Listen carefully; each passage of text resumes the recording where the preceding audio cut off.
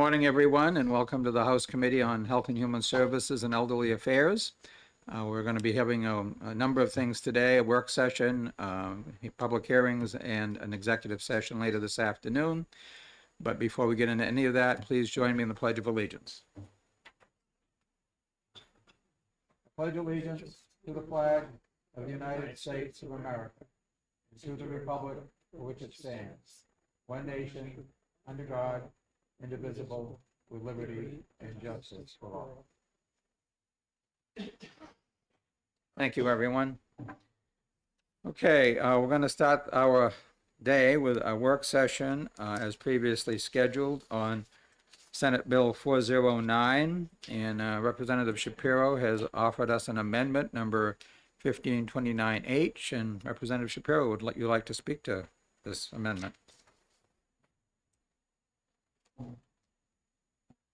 Thank you, Mr. Chair. This amendment, 1529H, which I have yet to read, I just picked it up, simply adds an appropriation to the original bill for $1 million, which was the estimated amount for the state share of increased Medicaid reimbursements. In addition, it says that the appropriation will not take effect until the application for a state Medicaid plan amendment is accepted by CMS. It does not address any of the other questions that were brought up when we originally discussed this bill about the particular categories that would qualify services for reimbursement. I assume that those will be discussed here today. Okay, yeah, Representative Weber. And I thought of putting in an amendment that addresses items A through F on lines 12 through 22, but I really thought that it would be better for us to discuss as a committee and see what direction the committee wanted to go in before doing that. But I would like to address that at the appropriate time, and if the appropriate time is now, I'll go ahead, but if not, Sure. I've got other things. Why not? So the concern that I have in the drafting are now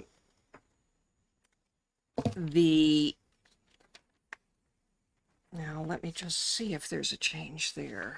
I do remember during the hearing you Okay, expressed concern. there is a slight change in the drafting with Representative Shapiro's amendment, because the bill as it came to us said providers shall be eligible for Medicaid reimbursement under this paragraph only when all the following requirements are met. And in the amendment, it says providers shall be eligible for Medicaid reimbursement under this paragraph when each of the following requirements are met. And I think that that's really just a different way of saying the same thing.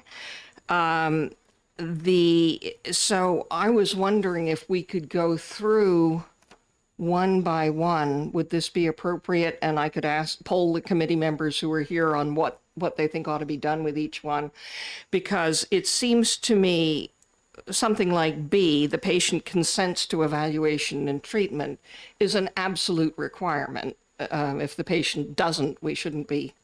I mean, they shouldn't be treating, but that's a whole nother thing. So that one would be okay. The first one, which is A, is the response originated through a 911 call. And my understanding is that there are other ways of having the call originate other than through 911. And I don't see why we would have that limitation. It didn't occur, it was not in the companion bill that we had from the House. So I would love to strike that one entirely. And this is just personal preference on my account. Number two, the patient consents to evaluation and treatment, and that has to be mandatory. And then C, D, E, and F seem to me to be one of those has to be present, but not all of them necessarily have to be present. But I'm more than willing, if other people have thoughts on how that ought to go, because and the bit about on line 17, this shall include when resuscitation efforts are terminated. I think that ought to be in a whole separate category, because I don't think it ought to be attached to one or another. But I do think, yes, reimbursement ought to happen if resuscitation is unsuccessful. Okay. Any other thoughts? Representative McKay? Your microphone isn't on.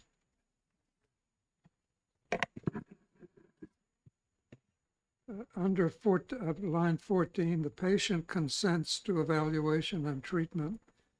Many patients are unable to make that decision. I don't like going back to my own experience, but I was in Concord Hospital for 3 days and don't even remember being there, never mind making any agreements. So that I don't know what you do instead of that, whether that is a family member consents to evaluation, but there are many people who are incapable of making that decision. Sure. Mr. Representative Weber. This bill does not cover that situation. That situation, when somebody is unresponsive, is completely different, because if somebody is unresponsive, they are going to be transported. It's only when they can knowingly consent to treatment and knowingly say, I do not want to be transported. So either, first of all, they have to have capacity to consent to evaluation and treatment, and they have to have the capacity to either agree there's no need for transportation, actively refuse transportation, deem that they're stable for referral to the physician, or and I think that E and F actually have to go together. The patient is stable for referral to the patient's physician and has the ability, including mental capacity and transportation resources, to obtain that assistance. So I think that those two actually go together. But if a patient is non-responsive or simply does not have the capacity to consent, this bill doesn't cover that situation, and nothing would change for those patients. Okay. Well said, Representative McKay. Yep. Representative Shapiro. Thank you, Mr. Chair. First of all, I don't know how all got changed to each. That wasn't requested, but somebody took that on to do that on their own. I essentially agree with Representative Weber's suggestion about making it one of the C through F. It does seem to me that in D, the patient does not request and actively refuses, that it should say the patient does not request or actively refuses. Yep. I'm sorry, which line was that, Representative? In the amendment, it's line 18.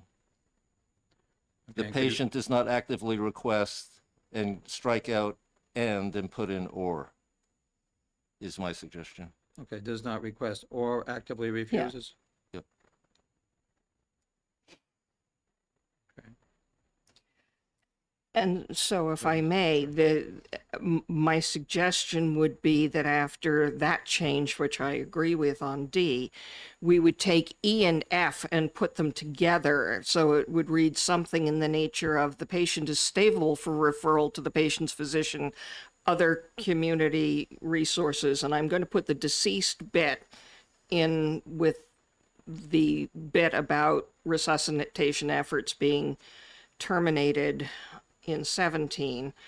And so E would be the patient is stable for referral to the physician, other community resources, and the patient has the ability, including mental capacity and transportation resources, to obtain assistance and medically indicated follow-up, so that it is clear that they are capable of seeking the treatment they need themselves. And I would put those two together, and then I would put resuscitation efforts are terminated or is deceased. I would have to sit quietly and find a sentence that works for that, but my point would be to make that a separate category, so for clarity. And which line is that? In line 17, it says this shall include Okay. when resuscitation efforts are terminated, and in line 21, it says or is deceased. So I think those could be one category. Yes, it's clear that if your resuscitation attempts are ineffective, yes, you still get reimbursed.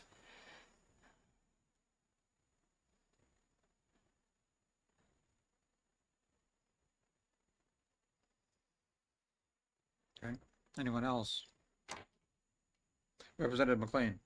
I have some questions, and I had to work last week, so I missed this, and so I apologize.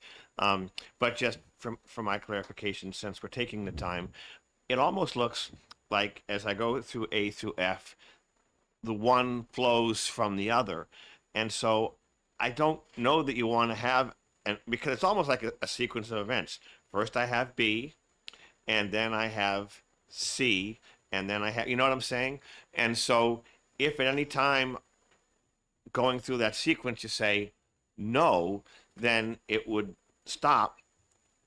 And so I would think I almost like the when each of the following requirements is met. So just if you could maybe talk a little bit as to why you think the or would be better. If I may? Representative Weber. Yeah, I started out with that thought. And the concern started with, first of all, if you include where resuscitation efforts are terminated, nobody's going to be consenting or not consenting to anything because they're going to be dead. So that was my first concern. So if we take that bit out, first of all, C is when the EMT and the patient agree that there's no need for transportation. And I don't see that as being the same thing as D, which is refusal of transportation, because there might be a need for transportation, but the patient might refuse it, which would be the patient's right. And the patient might refuse transportation, in which case the issues about being stable for referring to the physician, they might not be stable for referring to a physician, and they might not be able to get to a physician, but they might still be refusing to be transported. So I don't see you can say that all of those would necessarily be present in every case, although I would agree with you that a lot of them would be present in most cases. So what you're saying is, as I go through the chain of events, if I stop at B and I do not consent, then C, D, E, and F are not going to happen, That's right. but the ambulance provider should still be reimbursed. Yes. Right. So, okay. If they've rendered a reimbursable aid. Okay. So you've answered that. I'm on board. That makes sense. The assessment in F though of I'm like, I suppose you could assess mental capacity, but how is a person going to be assessing transportation resources? Is that something that needs to be in there? I just don't know how. I'm an EMT. I'm coming on site and I'm assessing whether or not you have adequate transportation resources. Is that so? If I Representative may, Weber, sure. I'm assuming you ask the patient and the patient either says yes or no. Okay. And again, I think at that point, the patient's will governs, because they may have already said, I just don't want to be transported. And that's again why I think it should be one or the other, not all of these. Because otherwise you might go down through all of the different steps and say, oh, but I don't have any transportation. Therefore, you may not get paid. And I'm not sure that those should be mutually exclusive. And I'd be, I think the point about the transportation is there for the protection of the patient, but I might be persuaded to agree with you that that shouldn't be a bar to payment, which is what this bill's about. I Yeah, mean, we want the patient to be getting the appropriate follow-up care. Representative Shapiro, did you have your hand up a second ago? Or? Oh, I'm sorry. Okay. And then I just had one last question on your comments, I promise, and I had some other questions for later, but just one last. We got on the lots of time. On the 911 call, I'm assuming that if you don't call 911, but let's say you call an ambulance directly or something, then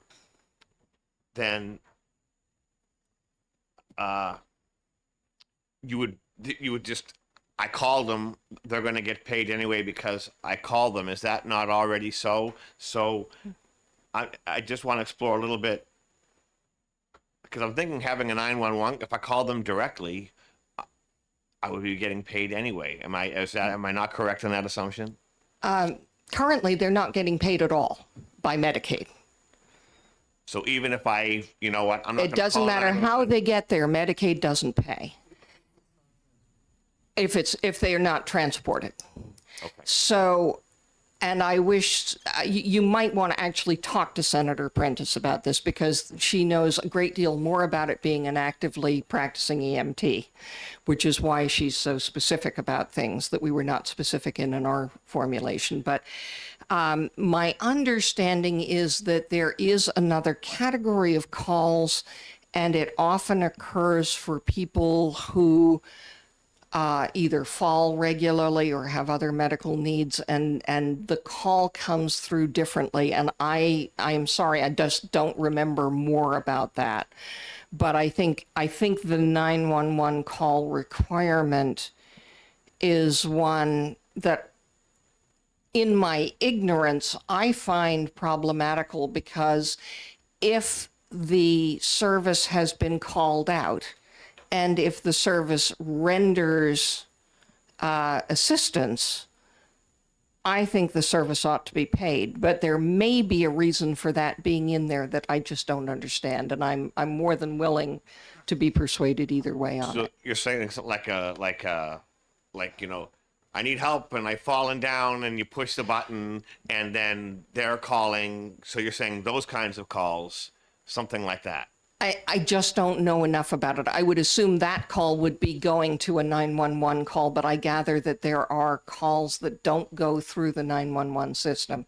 Okay. And there probably was a reason for putting it in, and I'd be glad if I drafted up. I'm seeing that Ms. Dyer has.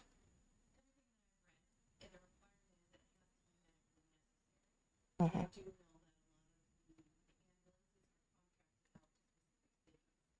And so they don't have, it's the triage. But if it's not medically necessary, Medicaid wouldn't pay for it. Right.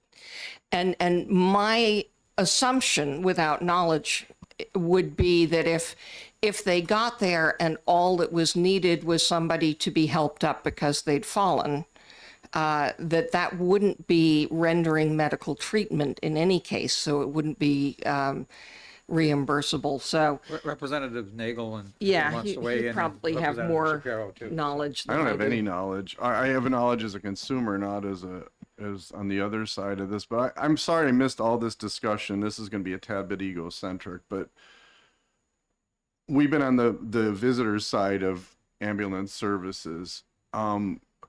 And all I know is my son got transported from one spot to another, and I got a $5,000 bill that nobody paid for except me. So I assume a bill's being sent. Am I wrong? And, you know, it may be that Medicaid doesn't cover it, but somebody's responsible for that bill. Representative Shapiro? Yeah, I think that for people who weren't at the initial discussion about this, that came up in our other discussion, but really This bill only talks to one issue, which is when an ambulance comes, provides some treatment, and does not transport the patient to the hospital for a variety of reasons. Currently, Medicaid does not reimburse for that service, even though they came out, they provided service, they might have used materials. And this bill simply says that Medicaid will in the future reimburse. It doesn't really, I know that it's a big issue about people getting expensive bills, either if they have private insurance or Medicaid, but this bill does not really speak to that issue. Yeah, I guess my question though is like, well, a bill's still being sent to somebody. Representative Weber. So why should Medicaid I've pay heard for two it? different responses to that. One was in our initial hearing, in which I think my understanding was that if a bill gets sent, because the person is on Medicaid, they can't pay it. And therefore, either the ambulance service, if it is private, or the town, if it is public, pays for everything that's unreimbursed. So yeah, it's getting reimbursed, but it's getting reimbursed either at the expense of other services, or it's being paid for by the taxpayers. I also did hear somebody say that it's not even sent, and I don't know whether that's because they're on Medicaid or not. I just don't know.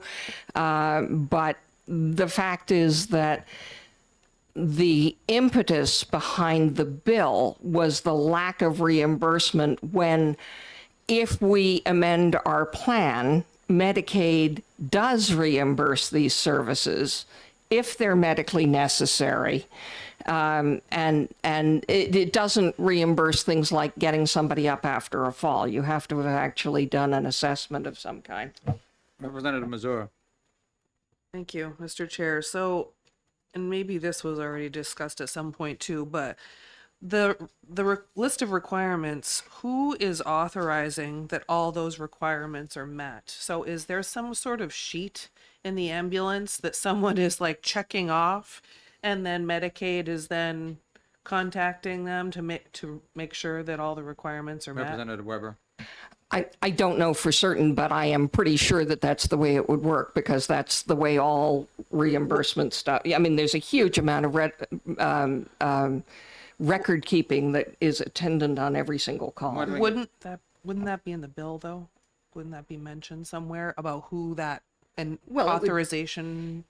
The person who is submitting the bill would be responsible for documenting all of those things. I mean, there isn't anybody else. There's the patient and there are the medical responders. So Attorney Barry, do you want to weigh in on any of this, or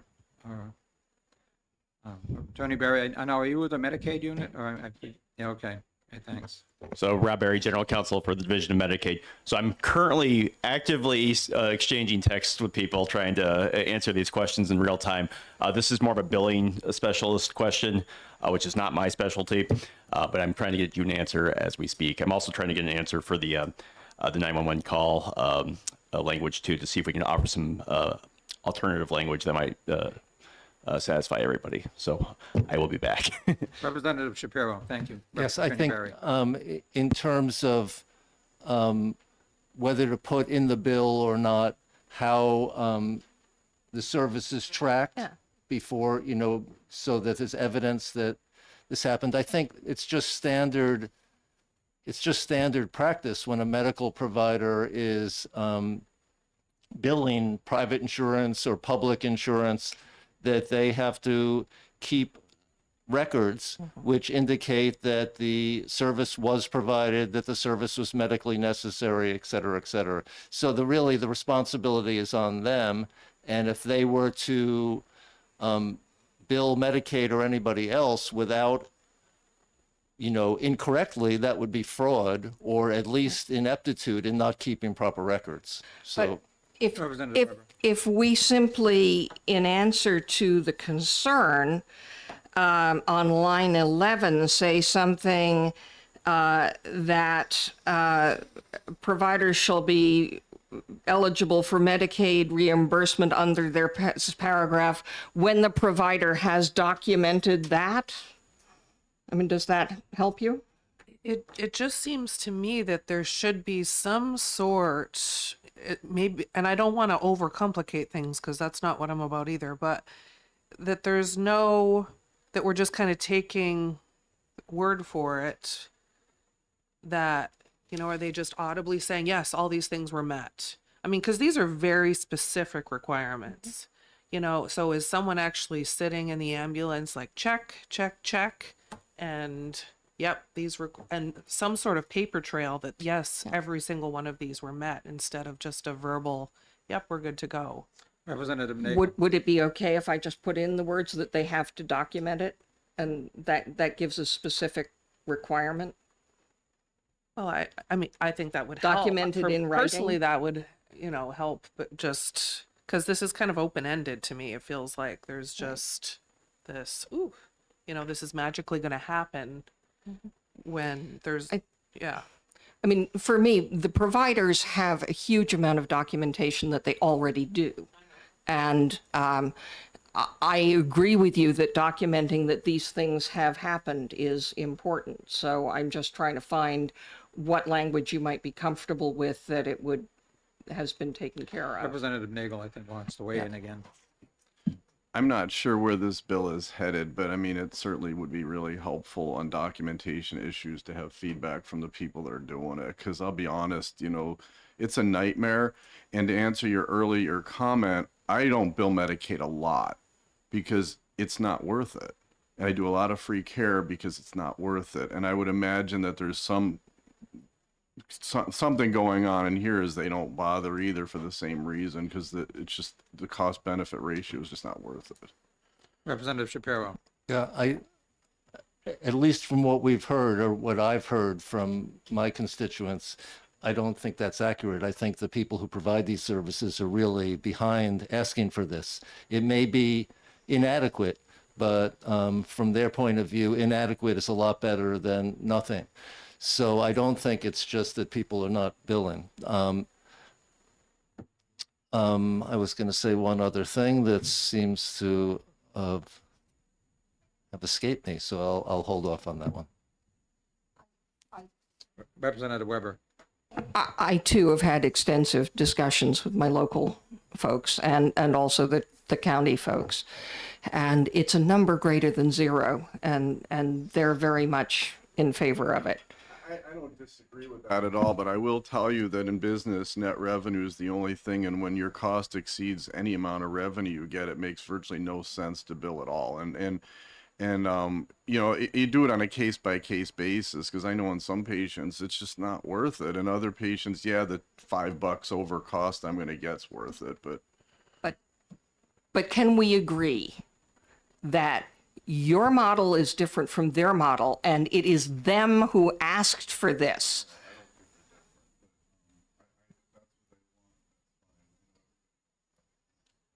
Representative Shapiro. Yeah, what I was going to say is that, you know, in my career, both when I worked at agencies, I wasn't involved in the billing, but in the end of my career, when I was in private practice, Medicaid was a low reimburser, but I felt it was my moral responsibility to take all insurances, and that, so I billed Medicaid a lot, and being a small practice, I did it all myself. And, you know, there is a bureaucratic burden, and it is a low reimburser, but it's helpful to the people who are providing services to get that reimbursement. Plus, Medicaid rates change all the time. We just increased Medicaid rates. And I think it's very clear when billing Medicaid or billing any insurance that there are standards for documentation that have to be met. Otherwise, you are opening yourself up to the liability of a lawsuit. And if you're really just billing for things that you didn't do, which we know happens, that's fraud, and that's really like a serious moral and legal liability. So I don't have any problem with putting something in about, adding something about proper documentation, but I think I don't know, someone who's been involved in that part of billing and providing services, I think there's many other reinforcers that we have to have proper documentation that services were provided and there was cause for those services to be provided, that they were medically necessary. I don't think any provider worth their salt, is that the expression, would function without doing that. Other comments? Representative McLean, then Representative McKay. Well, I think the fact that we have a House bill and a Senate bill, and that the people who are asking for the bill are actually the people that provide the services, shows that they want to at least have the option of, putting the bills in. Because obviously, I'm going to all these calls, I'm dedicating resources to these calls, I'm providing services, but they don't go to the hospital, and I've just committed a significant amount of labor. With respect to the documentation side, in my personal opinion, I think we should go with a light hand, because I think, it's not just the people who are providing the services that are going to read this bill, but also the people who are doing the reimbursement. And so okay, they got to do A, B, C, D. And if the provider isn't giving me documented proof of that, then they're just not going to do it. And so I don't know if I want to, on the front end, go to the providers and put that burden, because I think Medicaid in and of itself is going to, I'm more concerned, to be honest with you, that Medicaid might be over ambitious and put too many hurdles in place. So I don't know that I want to put additional hurdles up front. I think I'll leave it to them and we'll go from there. That's my opinion.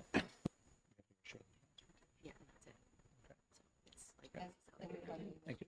Sure, Representative McKay was next, and then you go ahead. Thank you, Mr. Chairman. I'm still trying to get at the role of the patient in this process and whether there's any role at all. And maybe Representative Weber can help me with this, because it seems to me that the patient themselves should have some say in this process.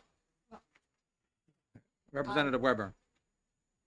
The bill is very clear that the patient has a lot to do with this.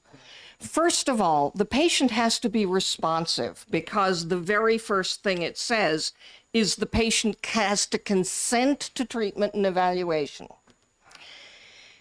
If the patient is incapable of consenting, this protocol doesn't apply. There are other protocols. There are lots of protocols, but this one doesn't apply. If the patient and the technician agree there's no need for transport, that's the patient's participation. If the patient actively refuses to be transported, that is the patient's participation. And the last piece is the provider's evaluation about the patient having the capacity and the ability to follow up if they need follow up with their own physician. So all of it is with the patient's permission and participation. The evaluation end of it appears to me to be the medical provider. And that gets me to Representative McLean's point, which is that's exactly why I liked the House formulation much better, because it was far less specific and simply provided a blanket authorization when the treatment was medically necessary. If this is the bill that will pass the Senate or get concurrence from the Senate, I am more than happy to work on this bill and get it to the point where that can happen.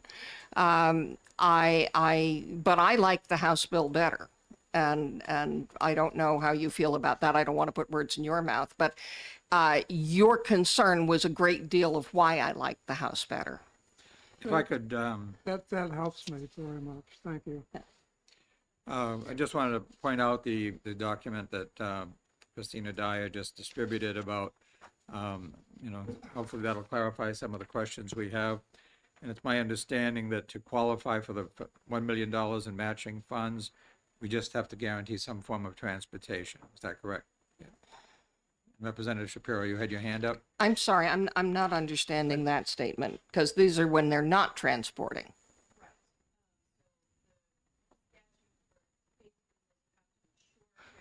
Oh, I see. Gotcha. Right. I gotcha. Thank you. Thank you. Representative Shapiro and then Representative Nagel. Yes, I have one, one question and one request. So my question is, I don't know whether this bill was supposed to go to finance after our committee initially. Think so. But it didn't have an appropriation, and if we pass this amendment, now it will have an appropriation. So I don't know how, was it already slated to go to I finance? think it's an early bill, right? Okay. So that was my first question. The second question is, we're spending a lot of time, which is good, talking about the details of this bill and making it, making the details work in a more logical manner and hammering out things like should documentation be in it. But I think obviously there's a whole other issue, which is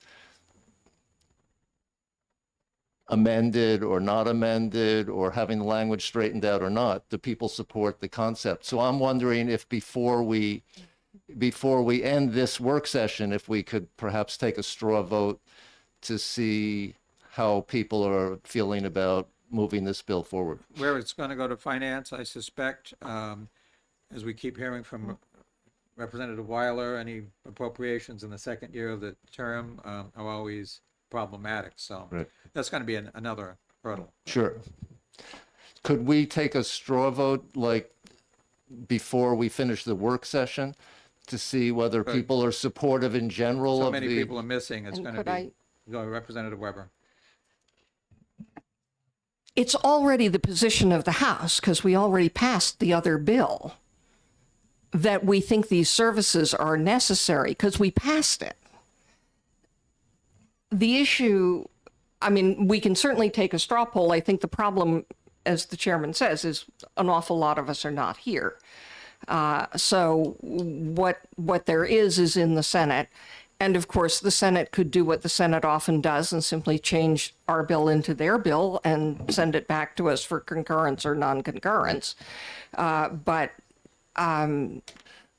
You know, my personal position is I will be working on drafting something that takes into account, as much as I have heard here, to the best of my ability, for presentation to the House in case this committee decides that it doesn't want to move this forward, because I would have that as a minority position.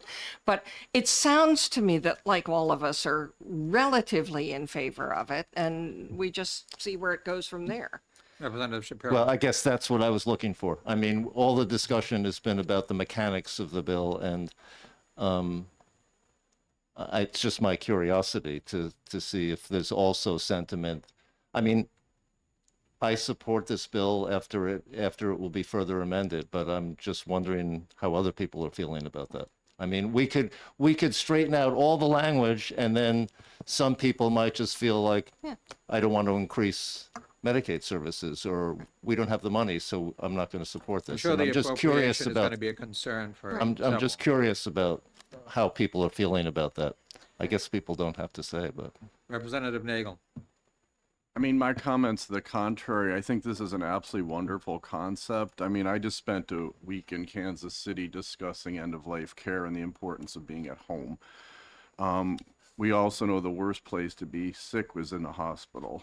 So anything that we can do to facilitate people remaining safely in their own environment is important. And changing the way we look at ambulance service from a transport service to somebody that allows you to stay safe in your home, I think is a great shift in paradigm.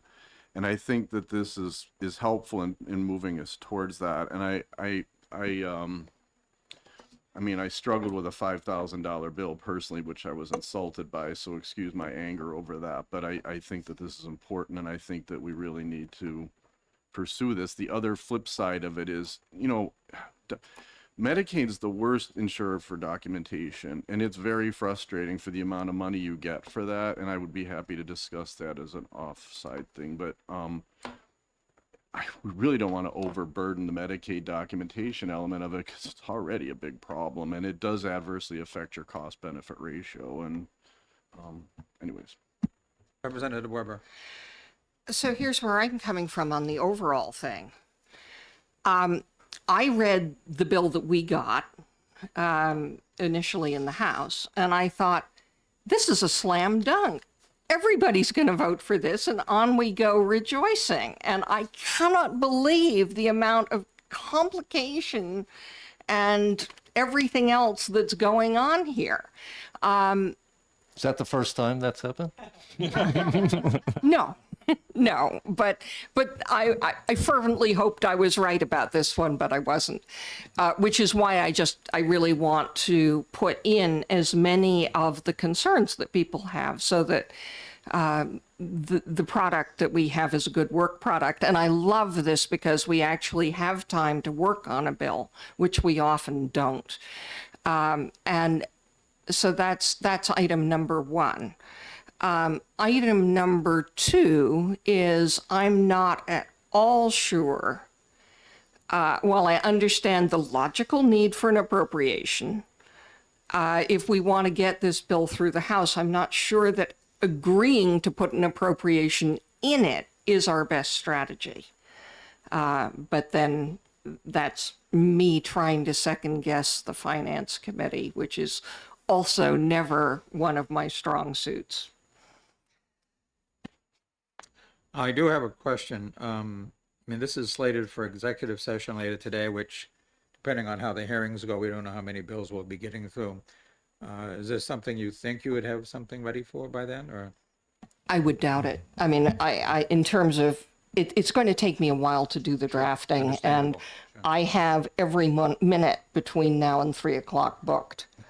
And I don't think that I can get an acceptable product to OLS and get it back by 3, but we have next week. So Right. I realize that the more that we clear today, the better off your life is going to be. But No, all of us, but especially me, yeah. yes, The clerk won't be haunting me. And Ms. Dyer won't be haunting me either, or Ms. Davis. Representative McLean. No, in light of some of the comments, of Representative Nagel, where we're trying to keep people at home, and obviously they're providing a service, and they want to get billed for it. So I think the general consensus is, yeah, this is a good thing, and I don't want people in ambulance service routinely showing up and showing up and showing up and showing up, providing a service, and not having the option to get paid. But then, in light of the discussion that Representative Mazur brought forward, now that I actually see the Senate bill, I'm kind of wondering, maybe there is too much complexity with the Senate bill. Maybe in hindsight, the House bill is a little bit better. And if there is some real will in the Senate to go forward with this, do we just put this one aside and let them deal with the House bill? And if they think the House bill is too broad, then they can certainly, like Representative Weber said, they can take the House bill and turn it back into this bill. And that way we don't, and I wish some of the other folks in the committee were here so that we could kind of flush it out. But now that we actually have the meat of the Senate bill in front of us, so that's my thought, maybe. Representative Weber, and then Representative Shapiro. and I would be glad to discuss that with Senator Prentice and hear her thoughts on that. I think based on a discussion I already had with her, because of her knowledge of the process, she's a lot more comfortable, I think, with this. But I'd be more than willing to discuss that with her and see if there is a strategy going forward. That having been said, I always think we're better off having a House position of any sort. But I agree that getting this through the Finance Committee is going to be a very heavy lift at this point. Representative Shapiro. Thank you, Mr. Chairman. you know, when I first started 6 years ago, I was very confused about why there would often be the same bill from the House and from the Senate. And this one wasn't identical, although it was on the same subject, but frequently they're identical. And I've never gotten a good answer for whether that's sloppiness, strategy, gives it two chances. But at this point, from my experience with the dental benefits bill, which was similar, there were two almost very similar bills, not identical. I think we have the best shot if we've already pursued the House bill, and if we pursue this one with our best efforts, and we'll see what happens in the long run. But I think we're better off if we move both of them forward. And only one will come and become law if it becomes law. So I don't think we should let this one go. I think we should do our best job at it and move it forward.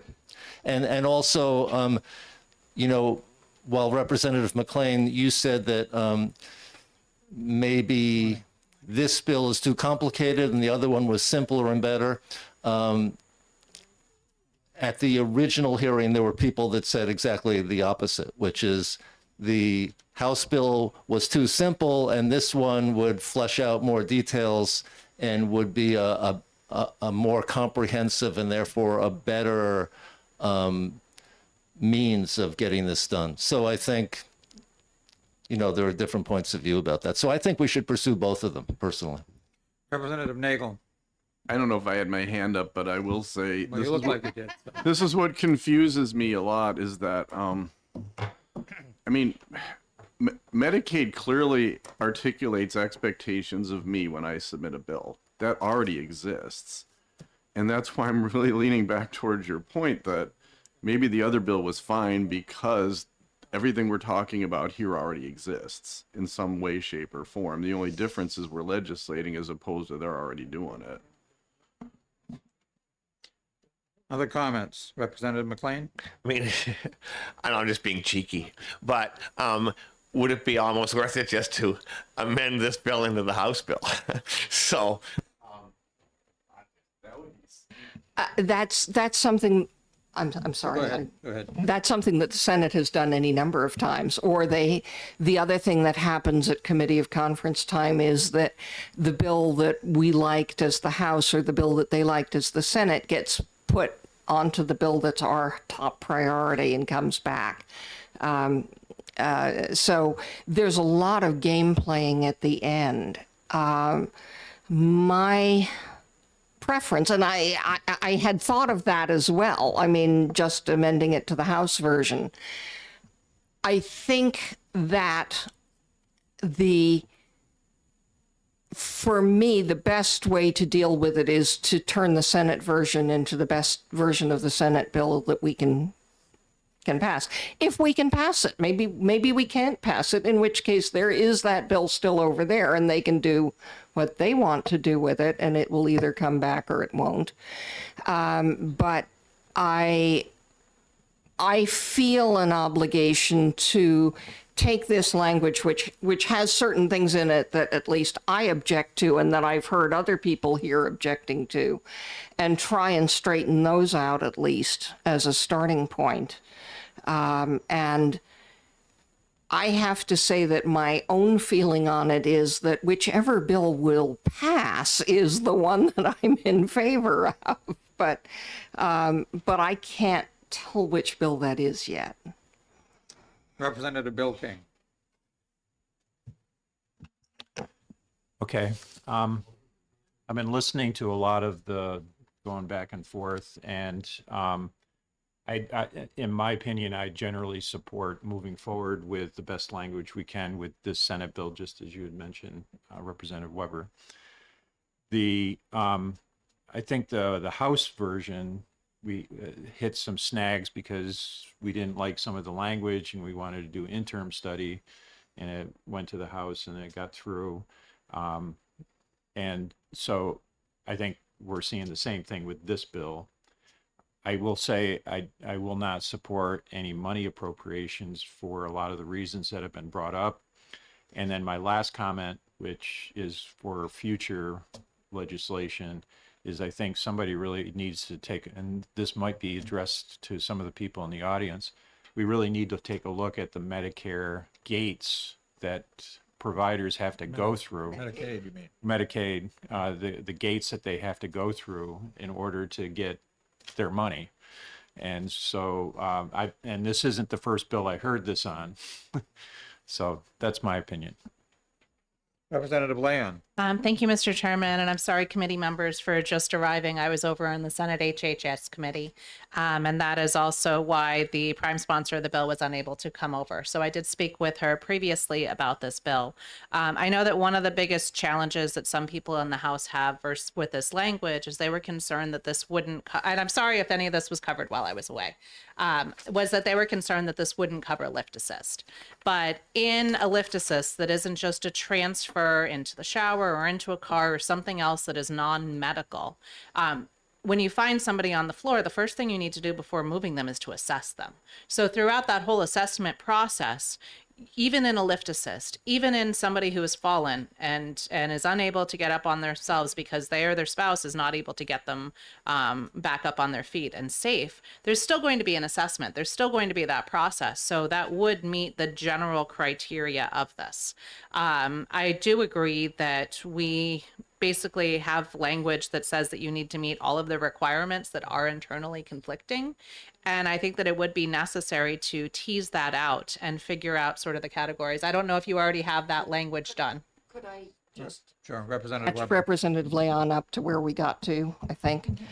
So just to deal with the comments that we've had to date, on line 11, there needs to be a little more specificity, and I haven't drafted it yet, but it says the providers shall be eligible for Medicaid and we're going to take out each of the following has been satisfied because they're mutually exclusive, but some language about when the provider has documented the following, which makes it clear that the provider has to do that, although we're pretty sure that they already have to, but let's put it in there anyway.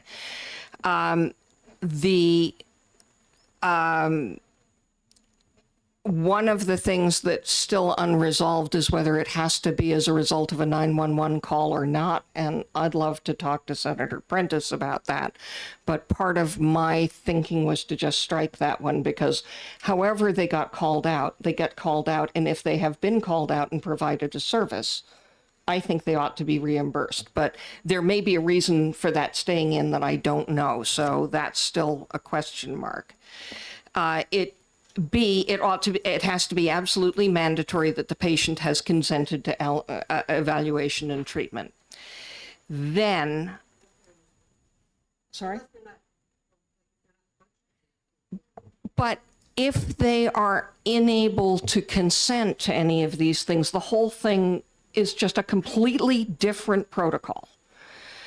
The next thing is, and then I would say, and one of the following exists. So either C would be after the evaluation, the paramedic and the patient agree there's not a need for transportation. I'm taking out this shall include when resuscitation efforts are terminated. I'm making that into a whole nother category because one of these things is not like the other.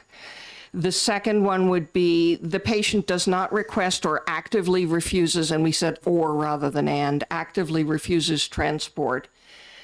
And then I put E and F together saying the patient is stable for referring to the physician or other community resource. I take out is deceased and say the patient has the ability, including mental capacity and transportation resources, to obtain the follow-up. And then I'd put one final one in that is resuscitation efforts were terminated because the patient is deceased. And that just sort of seems to untangle it a bit. That seems to untangle almost all of it, except that they may not be consenting to the evaluation and treatment if they're going to have unsuccessful resuscitation efforts. So Okay. so clarifying within that, the patient consents to evaluation and treatment, or Unless what the new It- F is the case. unless F is triggered. Right. Yes, Okay. except in the case of F. Representative Seth King. Thank you, Mr. Chair. In regards to the response originated through a 911 call, I might be amenable to the idea of changing that to an emergency call. So it opens up like if it was a lifeline button they pushed or something. But I would still like to keep that because it precludes the idea that the ambulance is on a Right. on a fishing expedition. So Well, and I think I'm seeing some head moving over there, and he may want to comment because he actually knows what he's talking about. I think the other thing that people were concerned about was making very clear that this is not in the context of just a routine transport. So I think perhaps something like the emergency call language might Attorney Barry, do you? put that guideline back in place. So I had a brief conversation with Director Lippman earlier while you guys were deliberating, and that's something we think we can do. We don't have to actually have the 911 language in there, but we would have to have some sort of emergency language in there as well. And I'm happy to, I've been writing down your comments, Representative Weber. I'm happy to put together some draft legislation to start with so you can take a look at. If that's something you're amenable to. Either that or I can do it and send it to you. if Okay. you want. I Representative Shapiro. While Attorney Berry is here, before I had the amendment to add the appropriation now, I did reach out to Mr. Lippman, and he seemed to say that it was important that we added the appropriation now in this committee. I'm not really sure why, to tell you the truth, and I don't know that you would have anything to add to that. But in regard to Representative Weber's comment before about whether to vote on this amendment now to add the appropriation or just vote on the policy and send it to finance for them to deal with the appropriation, I was wondering the same thing, and Mr. Lippman seemed to think that it was better to do it first. So I don't know if you have anything to add to that. Well, the department's position has been that we don't have the ability to implement this legislation without an appropriation, and that's the sooner we can get it in there, the better. Representative Weber. And I hate to do this because it puts it off, but one of the ways of fixing it without an appropriation is to change the effective date to the next budget cycle. Well, they could still do that, and They could still do that, and that's why I'd rather not do that here. But that's the other fix that gets the language here, puts the department on notice that it has to go into your budget as submitted to the governor, as submitted to the House. But Correct. Other comments, other discussion? No more other discussion? All right, well, thank you, Attorney Barry. All right, there's nothing else on HB 409, SB 409 FN. We'll close this work session. We're not scheduled to do anything else until 11 a.m., at which time we'll be hearing SB 357. So with that, we'll be in recess. What's amazing about New Hampshire? What? Medicaid participation rate is in the 80s. Really one of the top states. for that's a high on the Yeah, high end. well, yeah, the national rate's 44%. We're in the mid-80s. Oh, But really? a lot of, I mean, there's two reasons why. Number one, it was missed. I think there's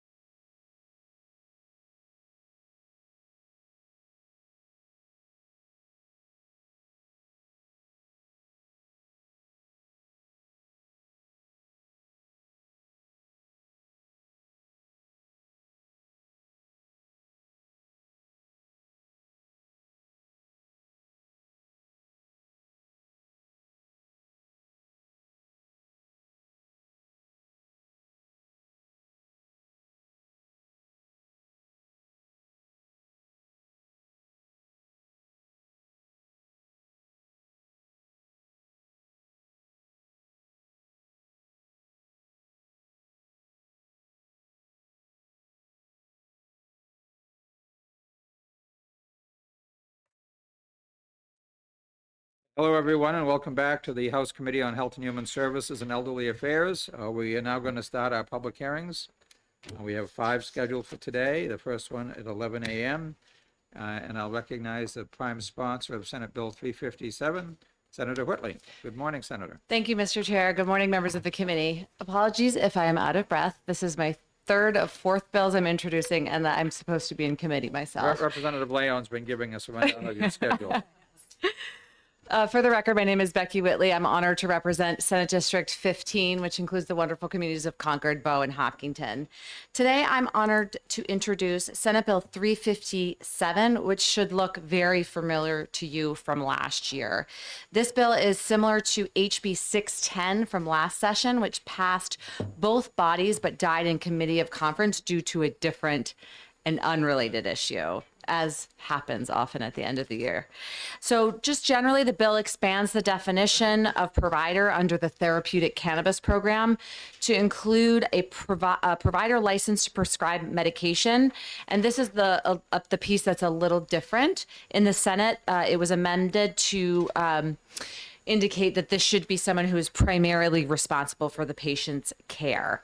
So the bill also requires for issuance of a registry identification card to a minor, certification from 2 providers, one of whom shall provide pediatric care. I want to note that this policy was recommended by the TCMOB, the legislatively created body which provides medical oversight over the therapeutic cannabis program. The Senate supported this bill. There was little to no controversy after we did that minor amendment, which I believe strengthens the bill. I do have an amendment that was requested by the PAs. I'm not sure if the committee received it. We did get an amendment. Okay, great. It is possible that there is a drafting error, so I would ask for the committee's patience as we sort out that potential drafting error. But there are folks behind me that can speak to that amendment and why it is necessary. So with that, I'm happy to take any questions. We'll, of course, defer technical questions to the folks behind me. Thank you very much for your consideration of Senate Bill 357. Okay, Representative Leon. Thank you, Mr. Chairman, and thank you, Senator, for bringing this back. I know pleasure. that we've also made good forward progress on bail reform, so it's good to see that all the good parts from that committee of conference have moved forward.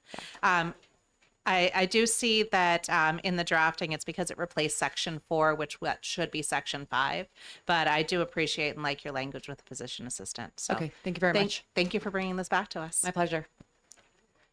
Other questions? Okay, seeing none. Thank you. Okay, and my apologies if I do have to run back to committee. I understand. Thank you. Oh, and sorry, Senator, could you fill out a pink card for us before She you already leave as did. well? You already did? Perfect. Thank you. Thank you. That was waiting for me when I came in this morning. Perfect.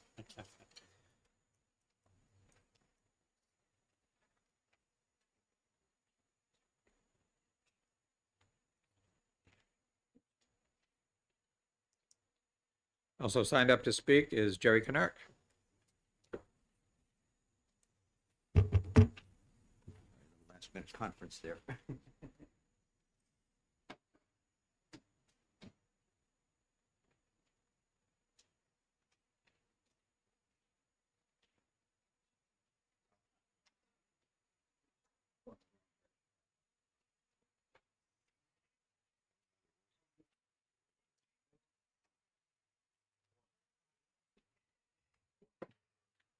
Okay, thank you very much. For the record, my name is Jerry Knirk, and I chair the Therapeutic Cannabis Medical Oversight Board. So the testimony is going around. You'll have that to take a look at. Now, yes, this is the same bill as 610 from 2023. It was a non-germane amendment that killed that. 610, and then this follow-up bill was a bill that was filed at the request of the TCMOB, which voted unanimously to support it. In case you're not familiar with TCMOB, it is the committee which is statutorily charged with medical oversight of the therapeutic cannabis program. So currently, the only providers who can certify patients to use therapeutic cannabis in New Hampshire are physicians, advanced practice, registered nurses, and physician assistants. TCMOB wishes to expand this list to include other providers who may be treating a patient, and that's what is done in Section 1 of the bill. When we first talked about this, we discussed, we kind of made a list of providers we thought that we should consider for expansion. People like naturopaths, dentists, podiatrists. And then we ultimately decided that rather than making a list, which can always run the risk of leaving somebody out, ultimately it would be easier and more straightforward to allow any provider who's licensed to practice and prescribe drugs to humans and possesses an active registration from the U.S. Drug Enforcement Administration to prescribe controlled substances to be allowed to certify a patient. The reason we chose that language is that's the language that's already in statute for each of the provider groups currently allowed to certify patients. Now, the amendment from the Senate adds the language in lines 13 and 14 that stipulate that that qualifying provider must be primarily responsible for the patient's care for that qualifying condition. That's certainly reasonable even if it's a physician. If you're seeing a physician who certifies you, wants to certify you a specialist, they obviously shouldn't be or certifying you outside of their specialty. And in this case, for example, a dentist can meet the criteria to certify a patient to treat dental pain if they're responsible for treating that, but not to qualify to treat a patient for treatment of, let's say, their foot pain, because they're not the provider for that. So the idea was to keep it in the proper wheelhouse. Section 2 is a revision to reflect the reality of medical care in New Hampshire. Because of the unique risks of therapeutic cannabis in children, guardrails exist in statute that a child being considered for certification has to be certified by 2 providers, and the current statutory language mandates that one of those providers must be a pediatrician. However, in many areas around the state, particularly in rural areas, there may not be a pediatrician. A child may have as their PCP a family practice provider who provides pediatric care. So we felt it would be best to have the child get their second certification by the PCP providing their pediatric care rather than have to travel to see a pediatrician who is not their provider to be certified. And the language in lines 14 to 18 allow that. Now, we do not expect that the passage of this bill will result in a large number of new providers to begin certifying patients, but rather what it will do is ease the burden on patients and reflect the realities of our healthcare system. So we'd like to ask you to please pass 357 as amended in the Senate in order to facilitate that certification. I only saw the new amendment today. And that's why I brought up to Senator Whitley that I think there is a drafting error, because what it in effect does, again, to understand, initially it was medical docs. Then it expanded to APRNs, and then physician's assistants were added a few years ago. The amendment as is currently drafted strikes through the language in 4, which is what allowed physician assistants to certify, and it folds them in to Section 3. But Section 3, which then is physician PA and APRN, that has to do with our adjacent states. That was put in to allow those who are certified under state licensing laws in Maine, Mass, and Vermont. And part of that is because of the fact that people may be cared for in an adjacent area. For example, I live in Conway. It's a border town. Some people may get their medical care over in Freiburg, which is, a stone's throw away, and their doc there might want to certify them, but they wouldn't be able to because they're not in the right state. So this was put in to allow those adjacent state providers to be able to certify. But the effect of this amendment as written will remove the ability of PAs in New Hampshire to be able to certify. So we do have to clean up the language on this. I'm not quite sure what the rationale was to put this in, except perhaps to insert physician assistant under 3, because that was not there before. It used to be only physicians and APRNs in the adjacent states could certify. It was an oversight when we expanded it to PAs a few years ago. That should have been put in there. So that's okay to add that. But the language in 4 should not be stricken, and it should stay as Section 5. So I think it is a drafting error, and Senator Whitley and I can work with you on that to make sure it's clear ultimately. Okay, Representative Bland. Thank you, Mr. Chairman, and thank you, our Honorable Knirk, for being here and bringing this insight. As I'm looking at it closer, I think I spoke a little too quickly saying that it shouldn't have struck that out. I guess the biggest thing is we seem to have an emerging change in physician assistants in their scope of practice. So I think the question becomes if physician assistants need to be practicing under a supervising physician still. Because if they do, then we need to have them we may need to have them with the language in 4, unless we wanted to open that up to them anyways. And if we wanted to move the language ahead and simply allow a physician assistant, or APRN to license to prescribe drugs, then that clarifies it. But I'm starting to wonder if we're still leaving too many segments in here. If we're looking at a physician assistant, advanced practice registered nurse, or an other New Hampshire provider licensed to prescribe drugs to humans and who possesses. I'm wondering if it all can actually consolidate into simply one paragraph that takes into effect all of this. And I'm curious if you'd be willing to try and work on that. We actually kind of talked about that. I mean, this is just gradual creep. And again, it was initially written as medical providers, and then the APRNs were added, PAs were added. And so each time we just added a new section. And they are rather equivalent language in each one of them. That is, that they can treat humans and so on and so forth, except the PA language. I know there is a bill that is considering getting rid of the supervision issue. And if that passes, of course, then this would have to be updated anyway. But that's how come it has this cumbersome structure. And we did wonder about just going with the current language. Any New Hampshire provider licensed to provide drugs to humans and so on and so forth, that language that is currently in the beginning of the bill, or in lines 12 to 16 of the amendment. And I think that could work, because then that would cover all providers. And you'd still have to have this separate issue for the No, actually, sorry, back up. That would muddy the water just a wee bit, perhaps, because if you say it has to be the person primarily responsible for patient's care related to the qualifying medical condition, all right, so let's say your primary care doc wants to actually certify you to use therapeutic cannabis for back pain, and you're seeing a back specialist. Well, that back specialist is really primarily responsible for your back issue, but your PCP should still be the one who is allowed to do it. So you can see why we debated this, and we could never come up with a good solution. Decided just to add one more one more section, but I think it could conceivably be scaled down to being the language that let me get it up here. The language that currently exists, 1, 2, 3, could all be condensed into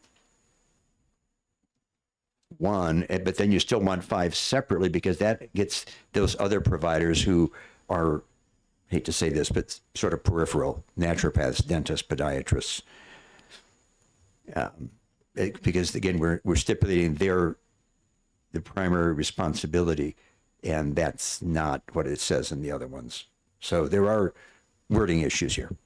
Follow-up, Representative Leon? And as a follow-up, I think I now see why you settled on the general language of the amendment from Senator Whitley. I think we should scan it for any other typos that are actual typos and not content, as I had misunderstood. Yeah, I mean, So it needs to be looked over a little more closely. And unfortunately, our administrator, Michael Holt, who's the administrator, is out on medical leave right now. And so I really can't even clarify this cleanly with him. But I can certainly speak with Senator Whitley about this issue a little bit more too. Again, I just got handed this an hour ago, so I was unaware. Representative Seth King. Thank you, Mr. Chair, and thank you, Doctor, for taking questions. The act is relative to expanding the definition of providers, and I'm glad you spoke more about subsection 5, because that last part there that you also touched on a little bit more recently, who is primarily responsible for the patient's care related to his or her qualifying medical condition. To me, that just seems like it's in contradiction to the rest of the objective of the bill of liberalizing things. That to me seems like it would make things much more conservative, and it would put roadblocks in the way of patients being able to get the care that they need, because, you know, yeah, you might have a general practitioner and you might even have a specialist for your back pain, but both of them might be extremely conservative and have very negative views of cannabis, and they might not be willing to give you something. So that's where going to like a holistic doctor might be the option for you to get access to cannabis. And to me, I'm concerned that this would this would negate that ability. And also, you know, I'm a firm believer that medicine, you can't just dissect the anatomy of the body and say, well, this is a hand problem, therefore only hand doctors can help you. The whole body is connected. You know, what goes on in your gut health can affect your heart health. It can affect, you know, your brain. I mean, it can do a lot. So I don't know, that section there, that part, I just feel like is very concerning to me. What are your thoughts on that? Thank you. Well, your comments are very correct. And indeed, that language was not initially in. It was added at the behest of one of the senators who wanted to have a little more restriction on it. And we sort of accepted it. I think, realize that the words primarily responsible is a little squishy in the sense that it doesn't say solely responsible, for example. And you could argue that if you've gone to a naturopath for treatment of a particular disorder because you're not pleased with how you're moving along with your standard medical provider, you are actually asking that naturopath to take responsibility for your care. So then that, as I understand, would be acceptable. There was, again, I wish Mike Holt were here because there was some conversation with OPLC about that at one point. And apparently they do view it as somewhat squishy as well. I hate to use the word squishy, but it's kind of true. But so I think it could be okay. And the idea was, again, that we were getting to the fact that we didn't want the dentist to certify for the foot pain. That just wouldn't make a whole lot of sense. Whereas your PCP, I mean, remember, the reason we have APRNs, PAs, and medical providers, they all could be your primary provider. My primary provider is an APRN. It's not a medical doctor. And so if she were going to certify me, the fact she's an APRN should not interfere with her ability because she's my primary doc. But if we're seeing somebody else about back pain, let's say, and they wanted to certify me, they should be able to do that. And if they're a orthopedic surgeon, they're going to fit, no problem. If they're a naturopath, they just have to say, yeah, I'm taking care of you for your back pain. And some naturopaths actually do care as primary providers for some people as well. I actually, when this all came up, I contacted one of our naturopaths in town to quickly check with her, and she was comfortable and also said that if somebody comes to see her for treatment, she's viewing that she's primarily responsible. She's not just a consult. She's actually responsible for that. Follow up. Follow up. You mentioned the possibility of, say, the dentist certifying for foot pain. Is that a problem we're actually seeing a lot of, or is this a solution in search of a problem that doesn't really exist? Thank you. No, we're not seeing it because they can't certify anyway. They don't fit the criteria for certifying. So we are not seeing something because it doesn't occur, but we're trying to preempt somebody treating outside of their specialty. You could, with all due respect, assume that if somebody started doing that, their board of registration might do disciplinary action for practicing outside the scope of their specialty. Other questions? Seeing none. Okay, thank you. Thank you.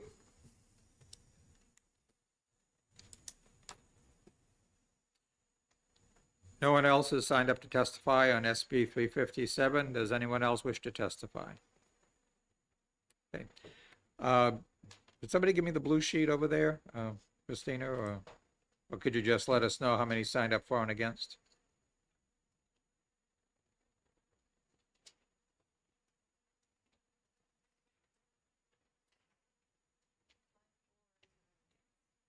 Five, 4, 0 against. Okay, and Representative Leon's looking up online. Well, thank you very much.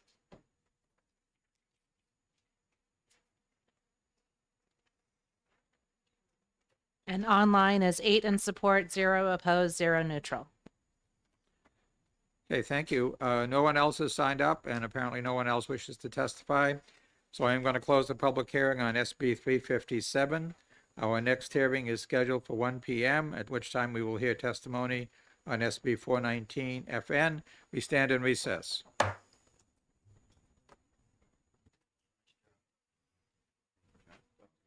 Yes, sir. Oh, excellent. Did I say it okay? So I was coming from one. How are you?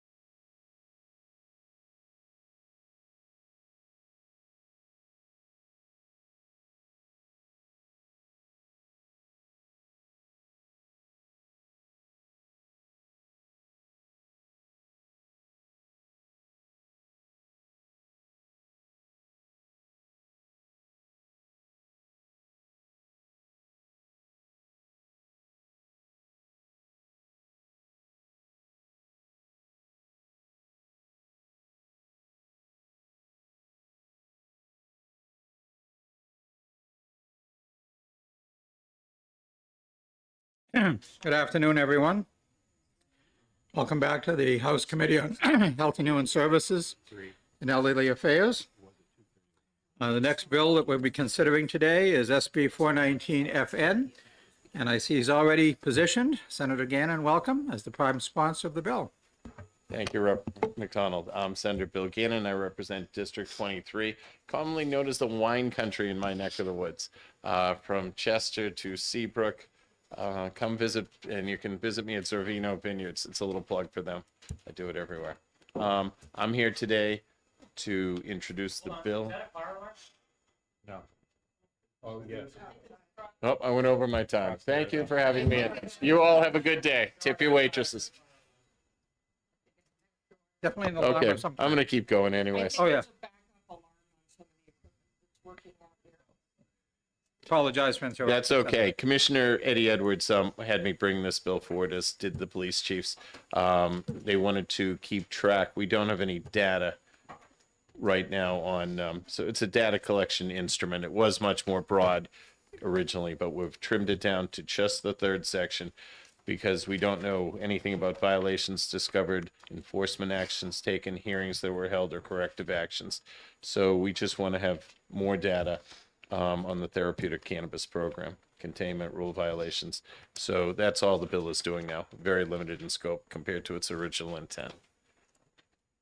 Okay. Any questions for Senator Gannon? Representative McLean. Thank you, Mr. Chair, and thank you for taking my question. So Sure. it looks like there's a lot of, you're adding a lot of, bear with me, I just had lunch, so sorry. That's okay. So you're going after a lot of information out of the ATCs. Was there a discrepancy or a concern or something that They drove just felt this? we had no data at all. Okay. So originally, I was much more ambitious with the police chiefs originally in this bill, and I'm very concerned with road use, THC road use, not being able to, measure it. So I had other plans. There are states that have limits, and I was going after another avenue with the majority of the bill. We decided it wasn't feasible, and this worked good for Commissioner Edwards to collect data that they feel is necessary on the dispensaries. Okay, other questions? Seeing no other questions. Thank you, Senator. Thank you very much for having me. Have a great day. Yeah, you too. You're my favorite House committee now. Oh, okay. You say that. Oh, I'm sorry. Senator, I'm sorry. Representative Nagel. I'm just joking. Oh. That dry sense of humor can be deadly. All right, I have no one else signed up to speak on SB 419 FN. I have one. Oh, there's one. Okay, Abby Rogers from the Department of Health and Human Services. Thank you, Representative Polazov.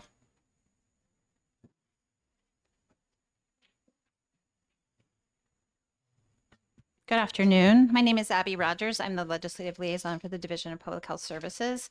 I am representing the Therapeutic Cannabis Program today, which serves 14,000 patients in the state. Mike Holt is generally the subject matter expert. He is out today, so I am taking his place to provide some information where I can on SB 419. Generally, we're not taking a position on the bill, but I wanted to share that the department certainly is supportive of data transparency. The information that is currently provided, or that is being proposed to be added to the annual report, is currently required by administrative rule, and it is posted conspicuously in each ATC dispensary location so that program registrants have easy current access to this important information. It is important to be transparent around the number of inspections conducted, complaints received, investigations conducted, statements of findings issued, plans of correction received, and enforcement actions taken, but it is not a standard practice to make public in an annual data report the substance of those documents. Our requirement for this type of information to be published in this manner would be inconsistent with other areas of the department where inspections are conducted, for example, food protection, health facility licensing, etc. And we feel like certainly all of the information would certainly be available through a right to know request. And this is consistent with other health facility licensing programs. I believe that Mr. Holt has provided some curative amendment language proposal to a member of the committee, I think Representative Leon, potentially on how we might be able to address this in this bill. I don't see her here, so I can let her fill you in on that. But certainly we want to be as transparent as possible, and I think that the curative language would just clarify the bottom half of the bill to be consistent with, instead of saying the statements of to require actual statements and findings, it would be limited to like the number of statements of findings. But I'm sure she can fill you in. Here she is now. Perfect. So if you have any Talking about an questions, amendment that Michael Holt may have offered you? Yes, if it hasn't come in, then it's down with Karen, so I can go get that. Okay. So I was just finishing up with our last goals. great. So I'm happy to take any questions if you have any for me. Okay, any questions for Ms. Rogers? Representative McLean? Thank you, Mr. Chair, and thank you for taking my question. So, have you had any contact with the folks at the ATCs to get any feedback from them? Are they basically in support of the amended language that you're talking about, or just do you have any insight with what their response is to that from your discussions? I have mentioned that there was an amendment language that was provided to Representative Lang, but I believe there's a representative from the ATCs here who could probably speak to that better than me. You're welcome. Anyone else? Any other questions or comments? Seeing none. Thank you very much. Okay, once again, I don't have any other pink cards. No one else has signed up to testify. Does anyone else wish to test? Representative Weber? I was just going to say before you close, if there is something going around, we perhaps might need to say something about it Okay. before the end, and especially while the department is still here, it would be nice to know that this is the language that they wanted, because none of the rest of us have heard anything about it. So. Okay. No, I was just wanted to make sure if anyone else was here to testify, I called them forward. But, yeah, the amendment is coming around. I just didn't want you to close the hearing, because then we can't Sure. discuss it. Sure.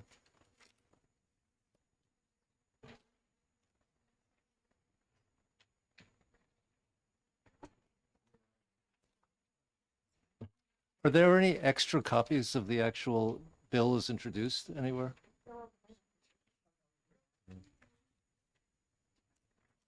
Ms. Dyer is getting one for you. Oh, there are? Oh,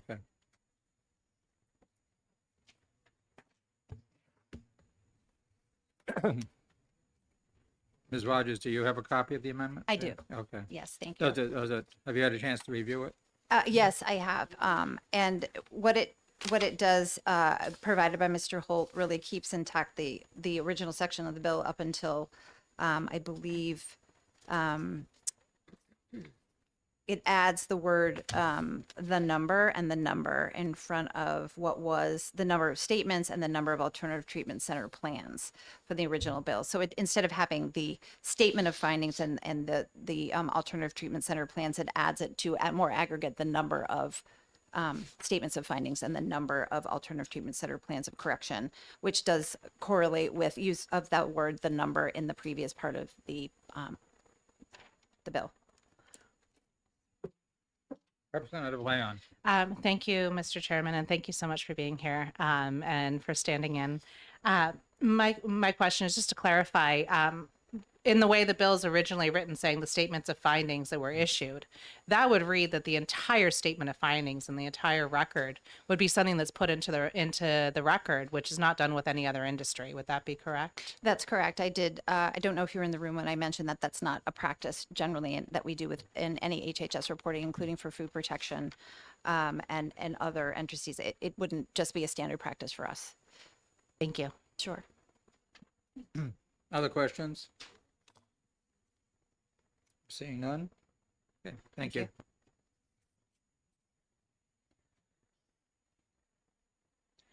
Also signed up to speak, and I can't quite make out the last name, but Matt from Greenleaf Cannabis. Matt Simon. Oh, okay. I'm not sure how you get Simon out of that, but I've seen him a few times before, so I Okay. know it's Matt Simon. Thank you, Mr. Chairman. I apologize for my poor penmanship. Wasn't planning to testify on this one, just an but observation, not a criticism. If you've seen my penmanship, have no room to. Understood. So for the record, Matt Simon, I work for Granite Leaf Cannabis. We don't have a position on this bill. I haven't seen the amendment.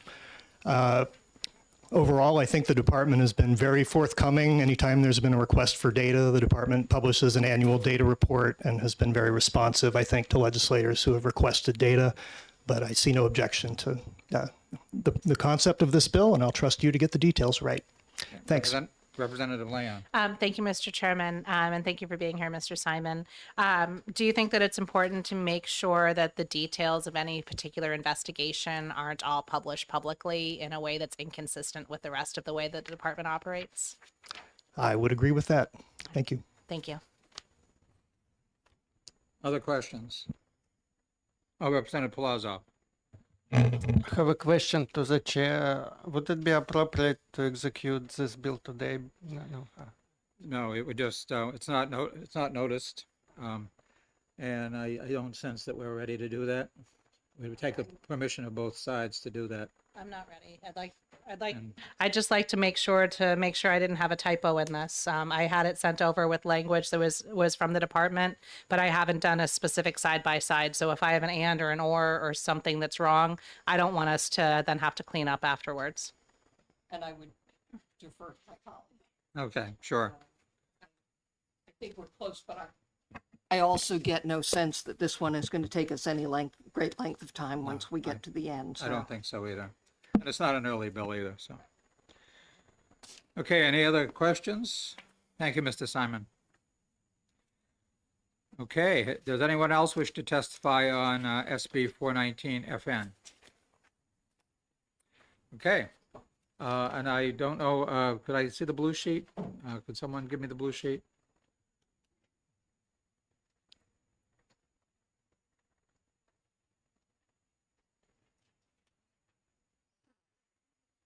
Sorry to keep doing that to you.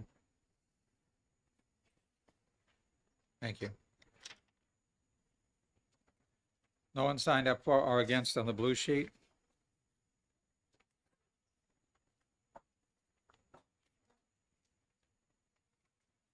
And I'm looking, I forgot that Senate bills and House bills are just by number. 1 in support, 0 opposed, 0 neutral. Okay, with that, I am closing the public hearing on SB 419 FN. The next bill to be heard is SB 505, and that is not until 1:30. So we will be in recess for about 13 minutes.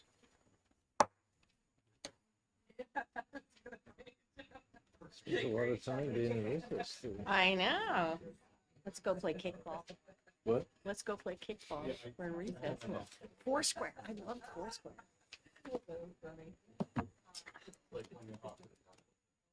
Yeah.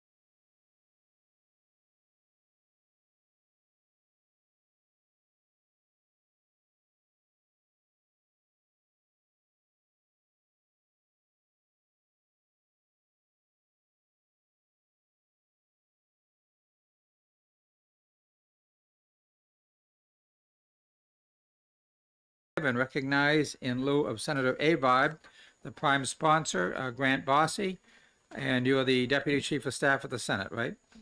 That is correct. Okay. Welcome, Mr. Bossy. Mr. Chairman and members of the committee, glad to be back before HHS. I am Grant Bossy for the New Hampshire Senate, introducing Senate Bill 505 on behalf of Senator Kevin Avard, the bill's prime sponsor. Last year, the legislature passed HB 611, which clarified that New Hampshire law did not authorize hemp-derived products with a THC concentration greater than 0.3% on a dry weight basis. This was necessary to fix a gap in the 2018 federal farm bill, which legalized hemp but was not intended to legalize THC. Products like Delta 8 THC had stepped through this loophole, which HB 611 closed. But that bill contains a prospective repeal, which would take effect in October. Senate Bill 505 would repeal the repeal and keep the clarification of high concentration THC products in New Hampshire statute. Once again, this bill has no change in current New Hampshire law. It keeps the current law on the books past the current sunset of October 2024. If you have any questions, I'll be sure to get them to Senator Avard and make sure he gets you an answer. Senator Avard thanks you for your consideration and support of Senate Bill 505. Thank you. Okay, thank you. Representative Leon. Thank you, Mr. Chairman, and thank you very much for coming to introduce the bill. House Bill 611 had been a bill on a different topic, and this ban had been amended in the Senate.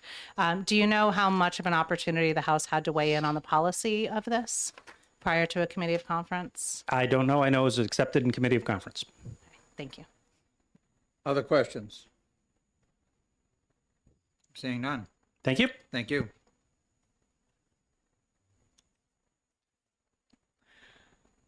Just as a reminder, I've heard others may want to testify, but I don't have all, I've only got two pink cards.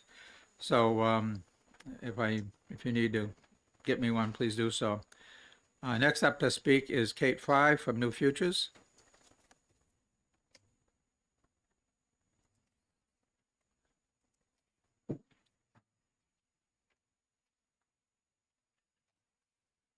Good afternoon, members of the committee. I'm the Vice President of Advocacy at New Futures. My name's Kate Fry.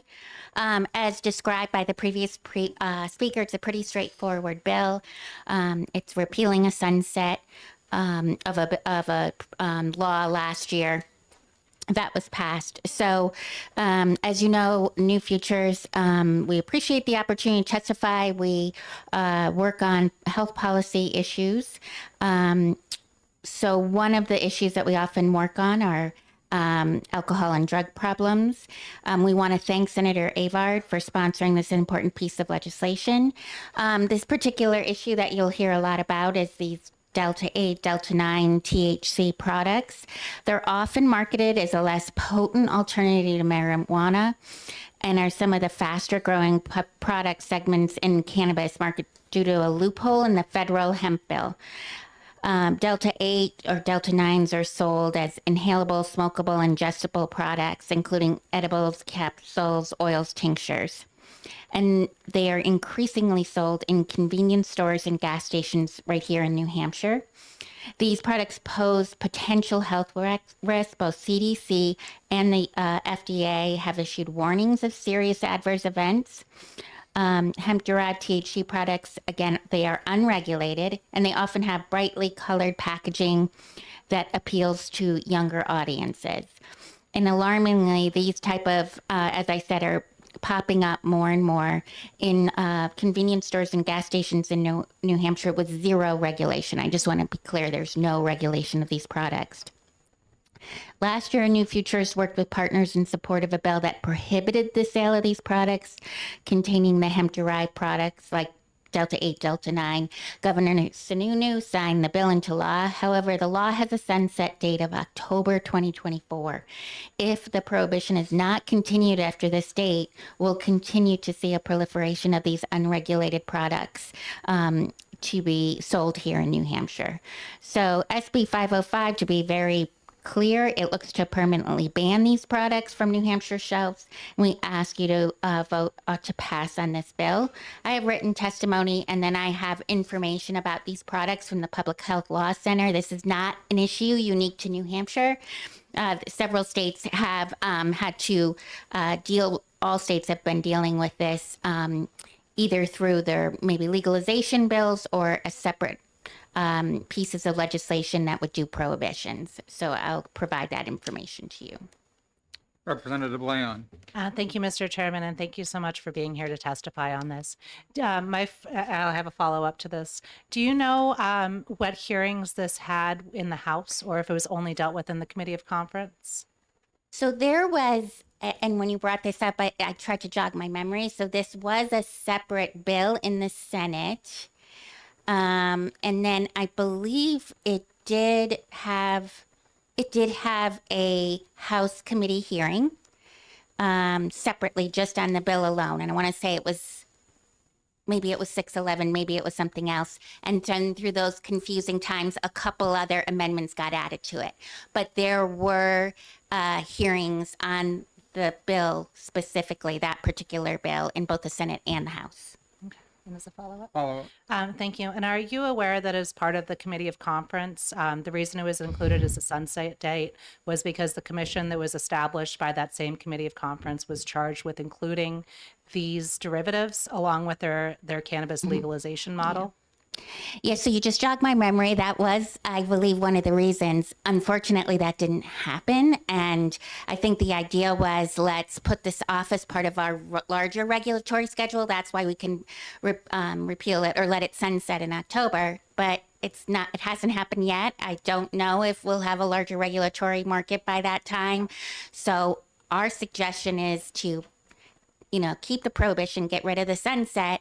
And when we are ready to address it in a larger regulatory manner, then that can be in that bill alone. But I just feel it's unsafe to say, okay, it sunsets, let's try to get another bill in. I mean, what if there's a gap? So I would just rather go with this, keeping the prohibition on the books. Thank you. Representative Palazzo. Thank you, Mr. Chair, and thank you for taking my question. So, my understanding from testimonies is that those derivatives are being widely sold. It means that it creates revenue, it creates workplaces, it creates jobs. So what negatives are we seeing from those derivatives that require us to kill those jobs? People are getting very ill from these products. They're not regulated by the FDA, and kids are getting their hands on them. So that is what the outcome is. I can't speak to how much revenue these products bring in. Even the alternative treatment centers are very wary of these products, wouldn't want to sell them. So I don't think that certainly the revenue is enough, if anything's ever enough, to take that over somebody's life or well-being. Other questions? Seeing none, thank you.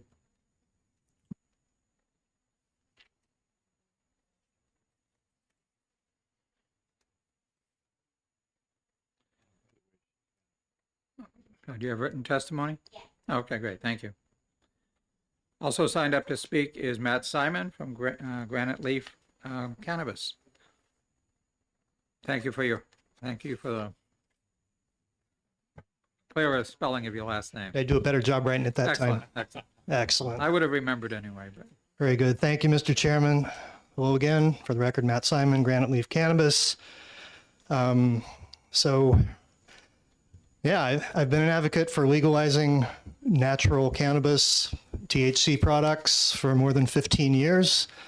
So it puts me in a little bit of a strange situation to be supporting a bill like this, but I do support it for reasons I'm happy to explain.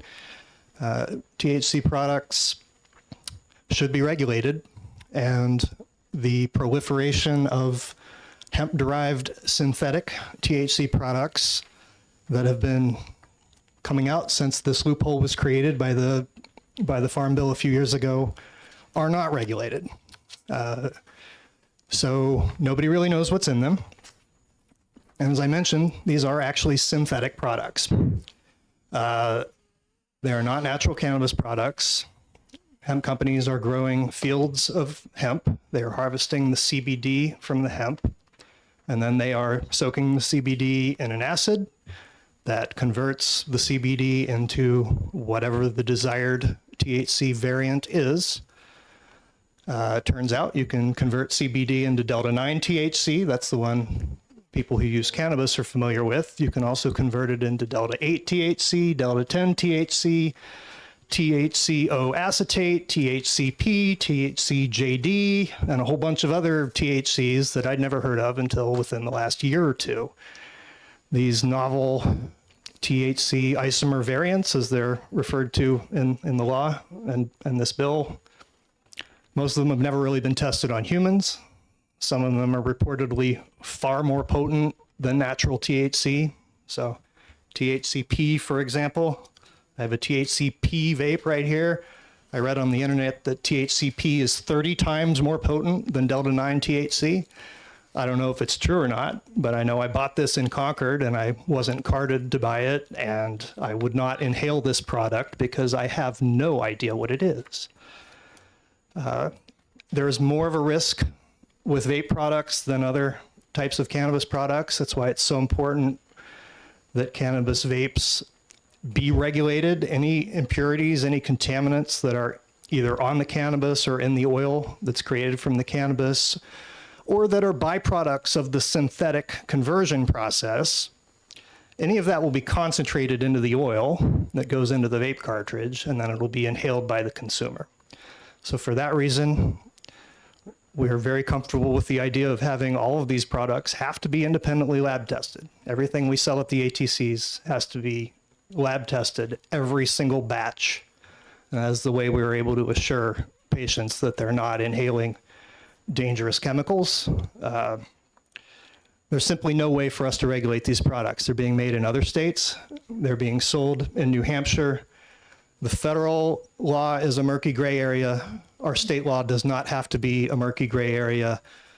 I think the law that passed last year is a very good start. I think it could be perhaps improved upon, but the goal is just to make sure these products are not being sold in gas stations, convenience stores, places where kids can easily access them. We can't stop people from getting these products or using them. I wouldn't want a criminal prohibition. I wouldn't want people to be arrested for this.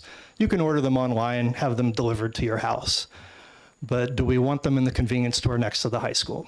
And my concern is that any negative impacts that come from these synthetic THC drugs will end up reflecting negatively on cannabis. So for example, when somebody vapes some THCP and has a negative incident, they'll call poison control or go to the emergency room, and then that'll end up being blamed on cannabis legalization, when in reality it's an incredibly irresponsible policy, federal policy, that allows these products to be produced and distributed. So again, we can't fix federal law, but I would urge you to pass this and repeal the repeal until such time as we're able to regulate these products.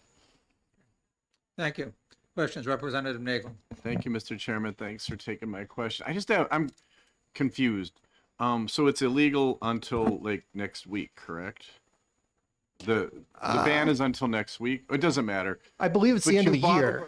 Oh, October. But you bought that Over a year ago. I've been carrying this around for a while. Oh, I'm sorry. But that I'm is confused. I mean, All right, thanks. I believe the Liquor Commission will tell you that there are still sales happening. That the businesses are getting terrible legal advice. Basically, their lawyers are telling them these products are federally legal. All the products have disclaimers on them. They say it's less than 0.3% THC. It's not. This one, for example, is 92% Delta-8 THC, but it claims to be fully compliant with the Farm Bill. So, don't believe everything you read on a label of a product you're planning to inhale would be my advice to anybody. Buy things that are produced in regulated systems, and cannabis advocacy organizations like NORML, for example. NORML is the organization that advocates for cannabis consumers' rights, and they oppose these products. They think any product with THC in it should be regulated for the safety of consumers. So I don't see this as a freedom issue. I don't even see it as a cannabis issue. I see it as more of an echo of the synthetic drug debates that we've had previously in this body. And this is just another synthetic workaround people want natural cannabis and they're settling for this stuff because natural cannabis isn't legal yet. Thanks. Other questions? Representative McLean. Thank you, Mr. Chair, and thank you for taking my question. So, I'm just trying to, so around us, other states, is this, are there similar bans in other states like Vermont, Massachusetts around us? And so, since the ban has gone in place, if that's the case, is there other places that people can go to? I understand that that is not a regulated product, but I'm assuming it's manufactured in a factory. So can you maybe talk to what is the fabric around us in terms of regulation, and also the safety of that relative to maybe some street Delta 8 THC? Did you have any feel for that? Thank you for the question. So this is a very emerging area of policy. States are scrambling to deal with it. They're dealing with it in different ways.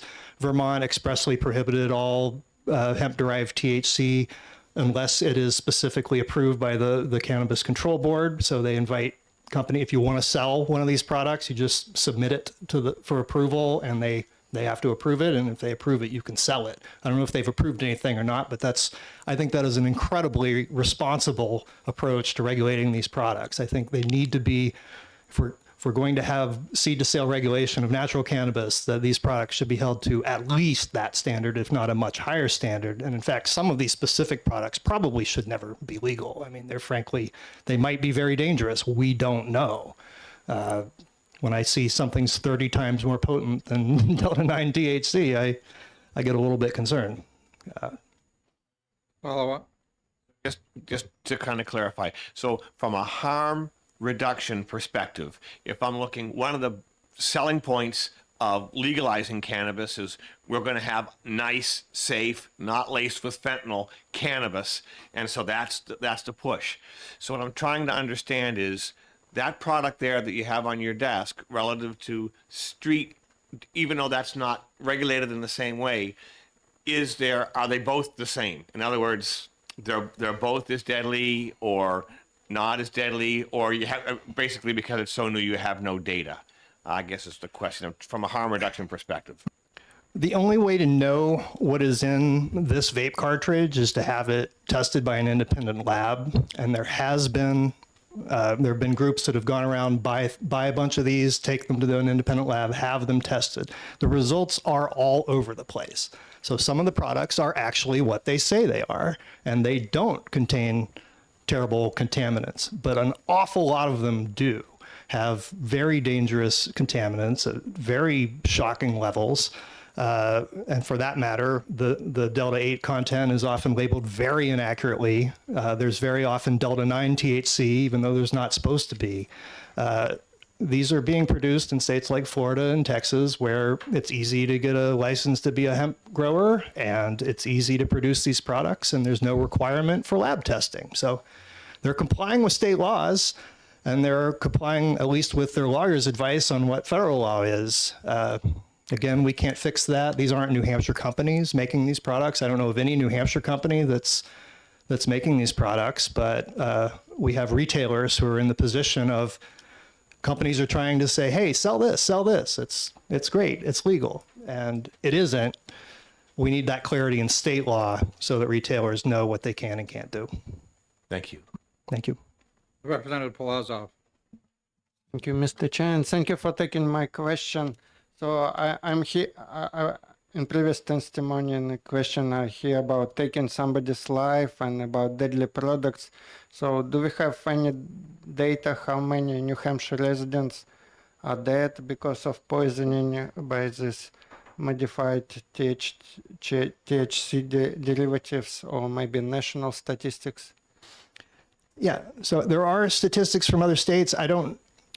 I think it's very hard for somebody in poison control or somebody in an emergency room to know whether the product that somebody consumed was a natural cannabis product or a synthetic THC product. A lot of people I talk to think these are natural products. They're using them every day and they think it's a natural cannabis product. It's not. So I think it just gets reported at the emergency room as this person used cannabis or marijuana.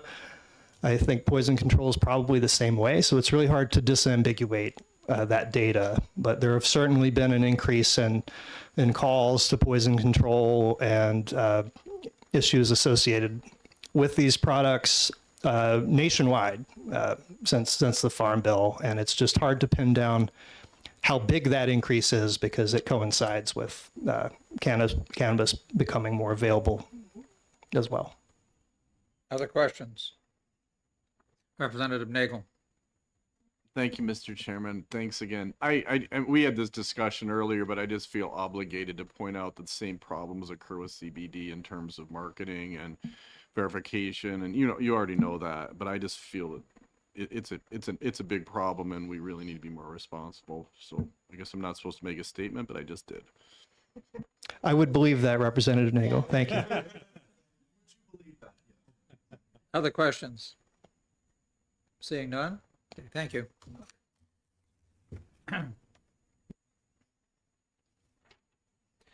The only other pink card I have is from Beth Sargent from the New Hampshire Association of Chiefs of Police.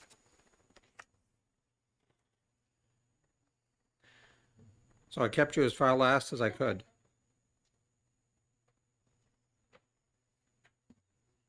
Good afternoon, Chairman McDonald, members of the committee. My name is Elizabeth Sargent. I work for Sheehan Finney Capital Group here in Concord. I'm here today representing the New Hampshire Association of Chiefs of Police in support of this bill. And I was totally cheating by asking to go last because I was hoping someone would be able to explain this more clearly. So we would agree with the testimony from New Futures and with Matt. I simply want to hand in our testimony in support of the bill. What I've presented is our testimony, also a couple of handouts based on what you've heard today, things to know about Delta 8.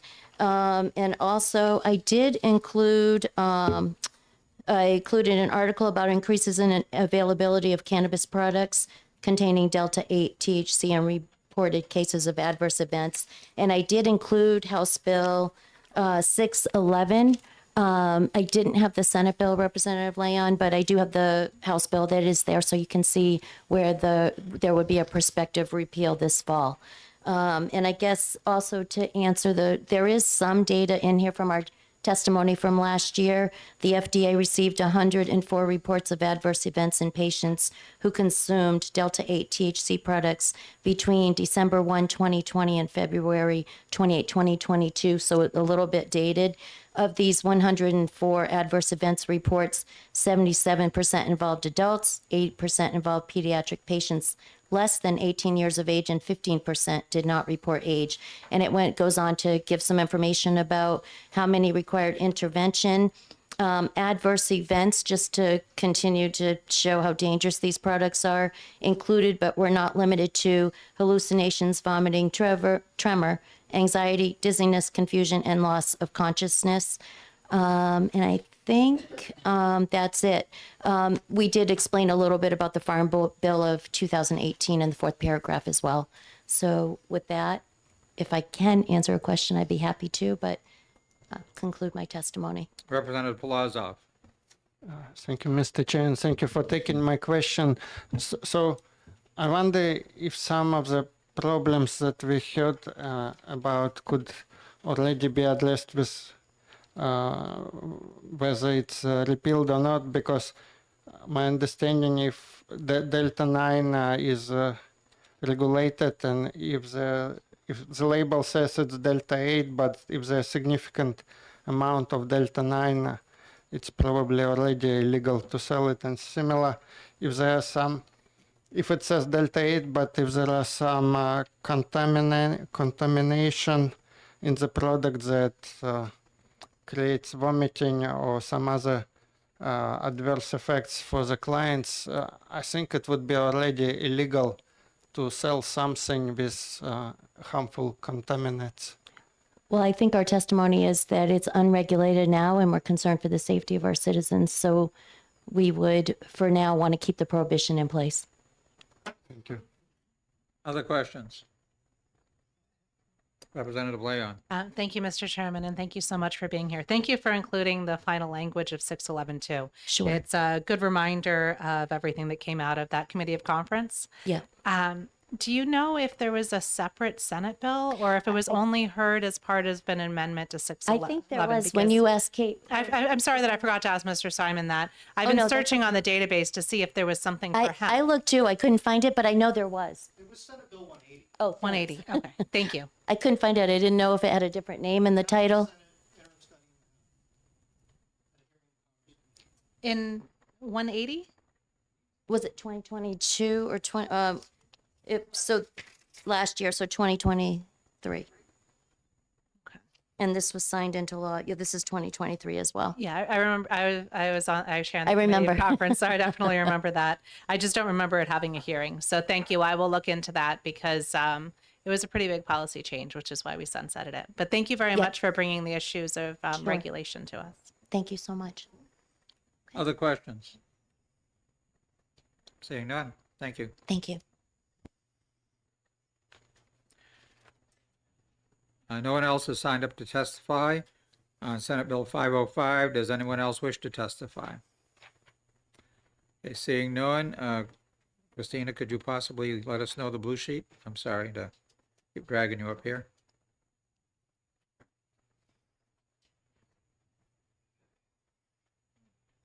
Could always make it into like a paper airplane and. Thank you. Oh, because it's in a study. Oh, thank you. Okay, on the blue sheet in the back, 4 people signed up, all in favor, no one signed up against. And online, we'll find out in a moment.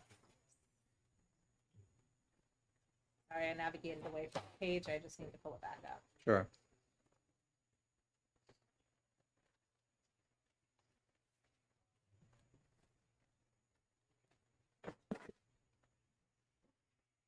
Online, there were 23 in support and 4 opposed.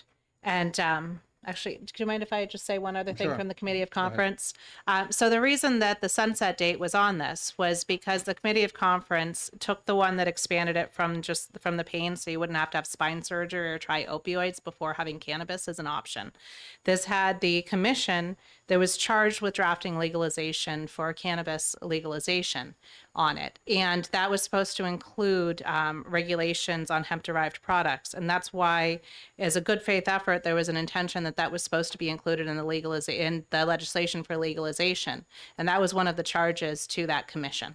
So the fact that it's come separate and there wasn't a bill filed, this really is, I think, intimately tied with cannabis legalization because these really only exist because people don't have access to cannabis in the state. So that's why there was a sunset. So thank you. Okay, with that, I am going to close the public hearing on SB 455 FN, SB 505, and open the public hearing on SB 455. 2 minutes. Well, it's 2:02 there, I thought. So it's like 1 minute? 1:58 by Apple time. Oh, okay. All right, we'll be in recess for 2 minutes. Grabbing one sip of water. We'll need to have facilities fix that clock. I once nipped up to fix the clock and leapt up on a chair and tried to pull it down so I could fix it and realized it was hardwired into the electric wire and I very nearly ripped the live wires out of the back of the clock. So I don't touch anything like that anymore. Sorry for my freak out earlier. I don't know. Was I the only one that heard that about fire alarm? You heard a fire? It was a fairly loud noise, and it was in fact coming. In my younger days, I used to go to conventions, and a standard part of the convention was that somebody would set up a fire alarm. So I learned to just sleep through those things. Unfortunately, they were all always bogus. If it had ever been real, I never would have made it out.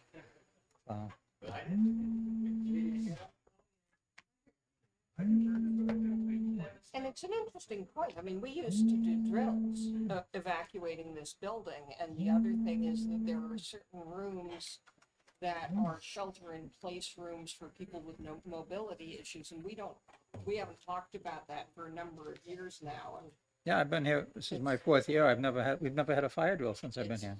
well, Representative Salloway is no longer on this committee because he would have insisted on one, but it was actually mentioned to the speaker recently as something that perhaps we ought to be going back to because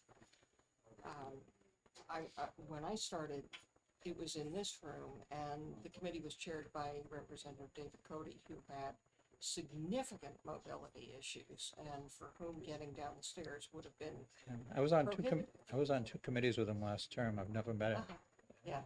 except on Zoom. And but there was a room, and it used to be prominently posted that said shelter in place. And that was the room that the Concord Fire Department knew to check that window first, because that's where people that needed help getting out would be. So, and we haven't talked about it at all since. The term after that, I was on ED&A, and I had 2 EMTs on the committee.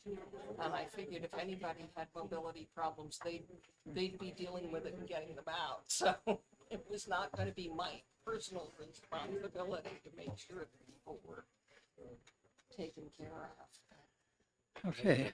This back staircase, does that open up to the? It comes out, it's comes out over the LOB parking garage, onto the deck of the parking garage. Okay. And the only thing you need to know is you're not coming back that way because it's not keyed or anything. Once it closes, and you have to come back in the door and start over again. But we can go on this side. We can go out, and I often do because I'm fortunate enough at the moment to be parked sort of right under where the table is there. Okay, I think I know it's over after 2 now, so. 201. Okay, let's reconvene. And the next bill up, it is after 2 p.m. Next up is Senate Bill 455 FN, and I'll recognize the prime sponsor, Senator Prentice. Welcome.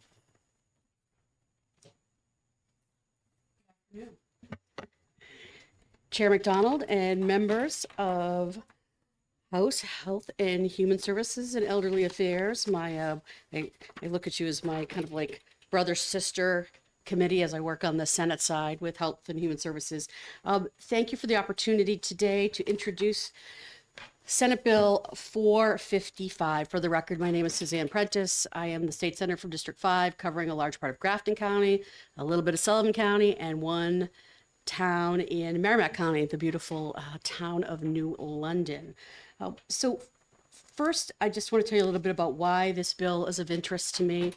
And some of you, I've spoken with you before, you know that I have a background as a paramedic, but in my full-time work with a not-for-profit for the last 5 years called the American Trauma Society, I've been working with the Trauma Survivors Network. That's one of our programs. And within that space, I have come to know the limb loss community quite well. And limb loss is not always because of trauma. Trauma is one of the reasons why.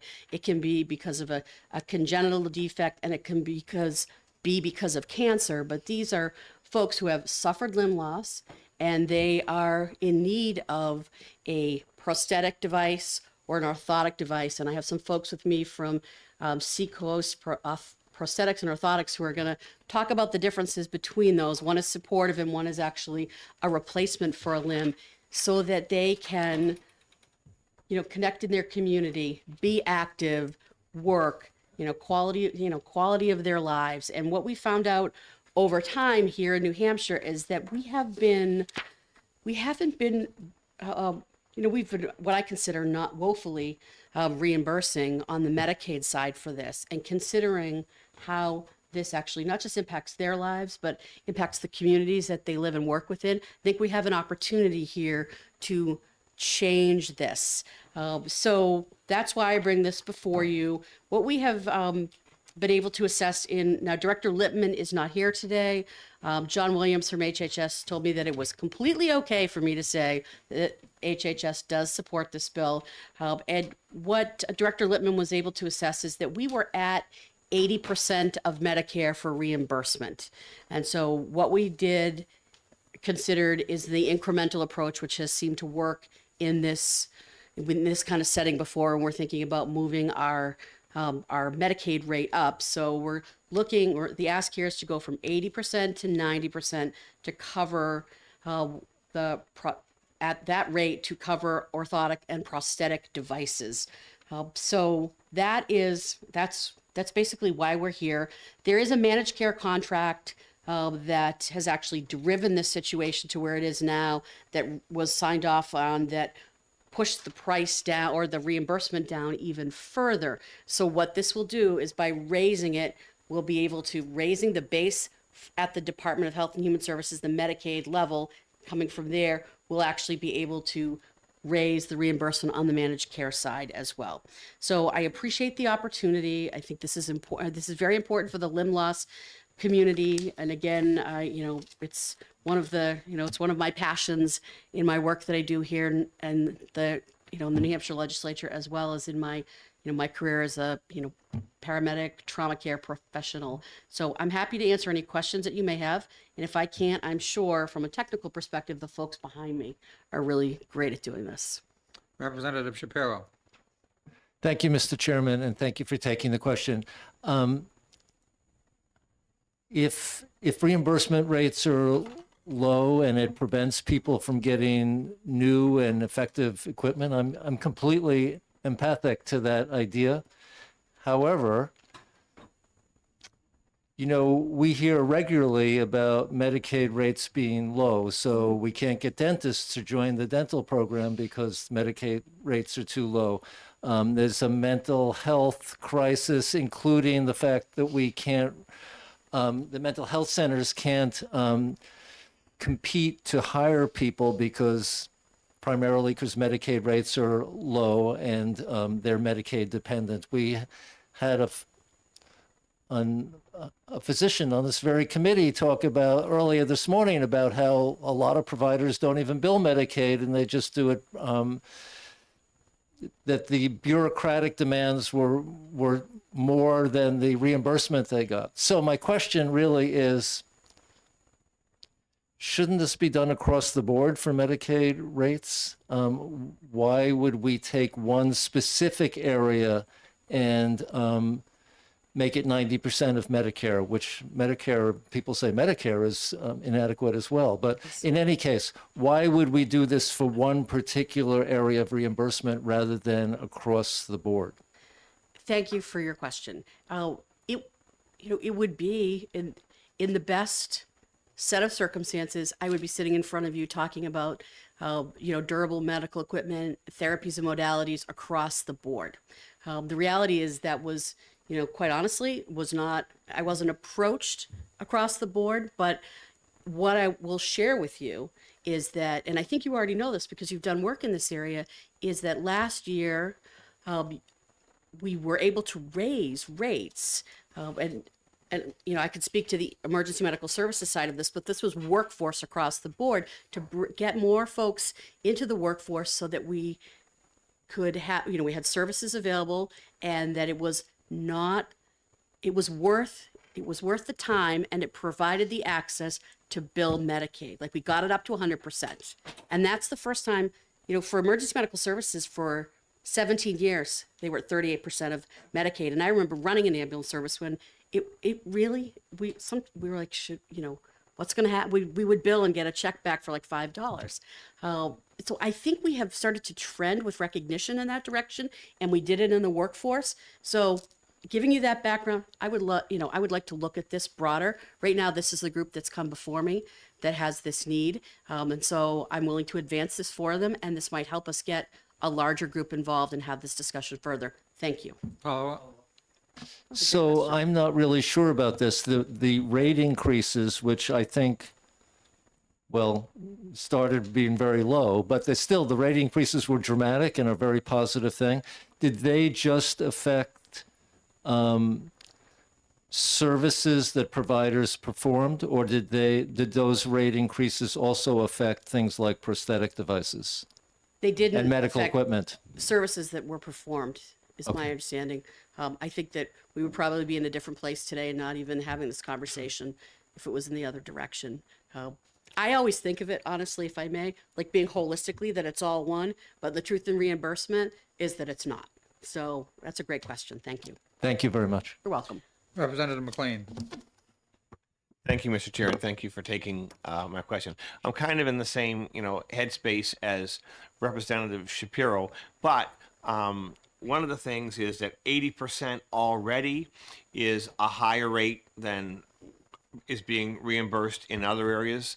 So maybe historically, you could just kind of tell us what are some of the things that have led to us being reimbursed at 80% as opposed to other areas, and why we already at a high rate there. And I'm just curious to know why that is. Thank you for your question, Representative McLean. So I think 100% is actually where we want to be in the end. But in respect to your question, I think the best thing for me to do is let the folks from the orthotic and prosthetic community, they can address the history, I think, which would be really drill down for you, okay? In fairness. Other questions? Sorry, I shouldn't be tapping my hands. It's been a long day. No, seeing no questions. No other questions. So, Okay. thank you. Thank you, Chairman Donovan. Thank you, everyone. It's always good to be here.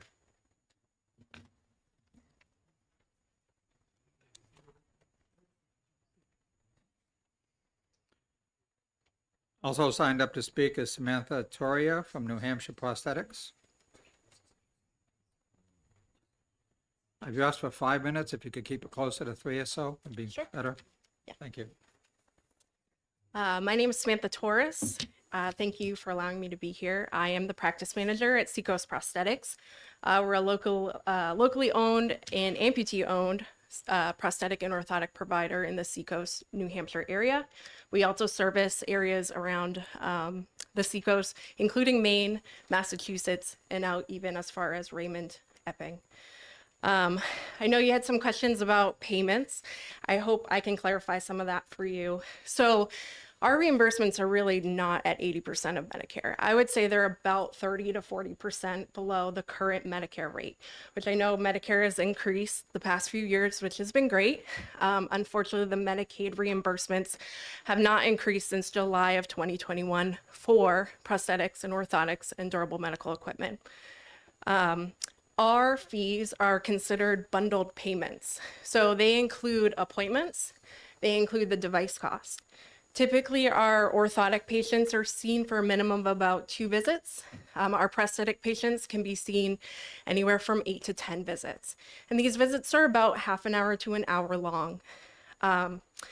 So I just want to also note that we have about 800 Medicaid patients as part of our database and patients that we see. To kind of just explain it plainly, one of our knee braces that we provide, that cost us $568. Medicare reimburses at $958. Again, this includes device cost and appointment fees. The New Hampshire Medicaid reimburses at $524. And that means the managed care organizations, who are about 20% below that, they reimburse at $419. So right there, when we see a Medicaid patient, we can't cover the cost of the device to see them, and we're not being paid for the services provided. So it's my hope that this committee will appreciate the value that we bring to our community in trying to get them back moving and on their feet. And I hope that you'll consider increasing the reimbursements for us. So thank you. Thank you. I can take any questions if you need. Representative Nagel. Thank you, Mr. Chairman. Thanks for taking my question.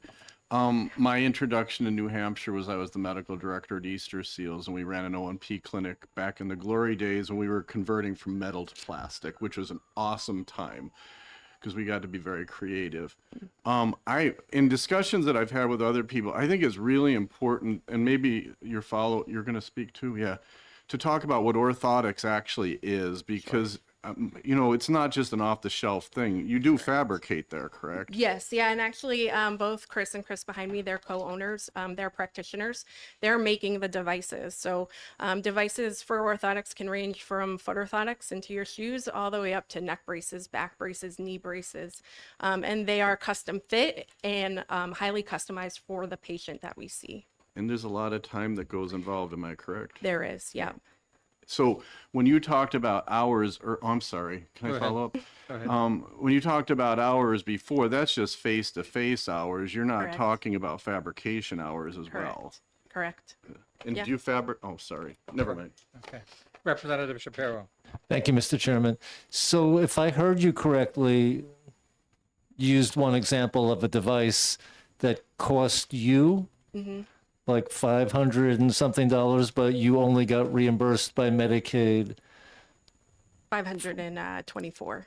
and then you got reimbursed by Medicaid for 400 and something. The managed care organization. And that did not, and you didn't get any further reimbursement for the hours you spent actually meeting with the people for whatever diagnosis or kind of developing the plan to. So I'm just curious how your business survives that. I mean, what do you do? Do you not provide the services to Medicaid patients? Do you do it and take a loss? We do it and we take a loss. And it's getting harder every year because the cost of goods is going up. Maybe 5 years ago, it wasn't as bad. Post-COVID world, our supply chain is crazy and the cost of goods has gone up quite a bit. And it is really hard. And that's why we reached out to Senator Prentice for that. Follow Follow-up. Does that result in any way in raising the costs for other people who maybe have private insurance or paying out of pocket because you have to survive? We're pretty set with the contracts that we have. We get reimbursed based on what we've agreed to with those separate commercial insurances. So we really don't have a chance to overbill anyone. Our coding structure is very strict about that. So Thank you. Representative Weber, did you have your hand up? No, my question, I did, but my question's been answered, so thank you. Okay, thank you. Representative Nagel. Thank you, Mr. Chairman. Thanks again for taking my another question. Does this also include like wheelchair seating, orthoses, and things like that as well? Or it doesn't. We're strictly prosthetics and orthotics. if this bill passed, can I ask a follow-up? If the Follow-up. bill passed, would that include that for other vendors? I'm not entirely sure how they bill. Our coding is set by HCPCS codes. I think I'd have to do a little bit more research. It's just not in my wheelhouse for that. Other questions? Representative McLean. Just super quick. So actually, your testimony answered a lot of my questions. Great. But just to kind of follow up on Representative Shapiro, do you know what the breakdown is in terms of, since you can't recover costs anyway because it's kind of fixed across the board? Actually, so I guess it's kind of irrelevant in terms of who is private insurance versus what's Medicaid. What is the breakup? I guess it's kind of irrelevant to you, anyways, isn't it? Yeah, it doesn't. So I withdraw my question. Other questions? Seeing none. Thank you. Thank you very much.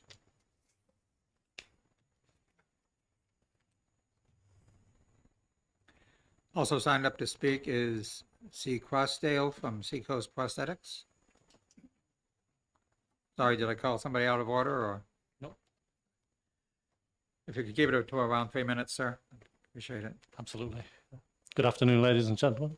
Mr. Chairman, as one of the co-owners of Seacoast Orthotics and Prosthetics, I think the thing that's become critically important for us is not just the decreasing reimbursement over the past few years, but the simple fact that as we get more and more Medicare patients, quite a lot of them have Medicaid as a secondary payer. And of course, traditionally Medicaid always paid that 20% copay for Med B devices. And of course, over the past few years, that's been literally zero. We've been getting nothing because obviously the Medicare 80% was 100% of Medicaid as it was then rated. So we have to just forego that 20%. And with increasing number of Medicare patients going forward, that's putting an extra strain on the whole business. If I could also answer one question I heard a little earlier was, how do we make up the deficit? We really have no options to make up the deficits. We have no way to sort of set what we charge. We have no way to also negotiate with our suppliers what we can pay for devices. We are a very small business, pretty much dealing with some fairly fine margins. The best thing we've been able to do over the past few years is to be extremely selective about what components we can afford to buy to provide to people. But there does come a point where you want to be very careful you're not fitting a substandard part to somebody, especially, in a medical environment. I think another thing I would like to do is just indulge you for a couple of minutes on just an anecdotal story. Just to give an example, I had a gentleman just this morning. He's classic example. He's one of many examples. He just happened to be my patient this morning. He had a very severe road accident many years ago, ended up losing his leg at the knee level on the left side. During his early years, he was able to be fitted with the prosthesis. He was able to go back to work. He was a single father bringing up 2 daughters. In later years, his mother got very, very seriously ill. She was obviously in her later years in life, and so he had to look after his mother. And so he eventually had to give up work and was relying on Medicaid pretty much for all his provisions during the time he was looking after his mother. During that time, obviously, he needed plenty of prosthetic attention, and he would come to us, and the reimbursement rates were very scarily low. We really weren't able to do much except just try to maintain what he was doing for as long as possible, just keep him on his feet so he could keep looking after his mum and his 2 daughters, in the hope that eventually he would go back to work. During that period of time, we obviously did have to take a loss because, prosthetics is expensive. And over the past, year and a half, we've seen cost of goods increase by approximately 8 to 9%, which has not been reflected in any reimbursements. Luckily, we were able to keep him going. His mother eventually did die. His daughters are grown up and have moved on now. And he's just a single guy living on his own. But because we're able to keep him on his feet, he did eventually go back to work. He works at a ski resort. He's not doing anything athletic. He's 71 now, but he would prefer to work. And so he now works in the administrative offices for the ski resort.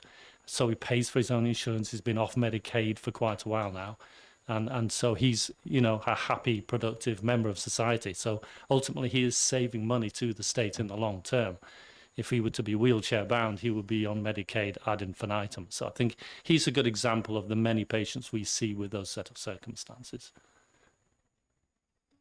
I think that's all I really want to add to this, if there's any questions. Okay, thank you. Any questions? Representative Nagel. Thank you, Mr. Chairman. Thanks again for taking my question. Whenever we watch TV and we see like the adapted games and things like that, we see some really cool leg types. I'm just wondering if in this in reimbursement environment, and I don't want to use the word cut corners, but I'm going to use it. Do you have to cut corners to use devices of lesser value for that particular age group merely because of the reimbursement that you get?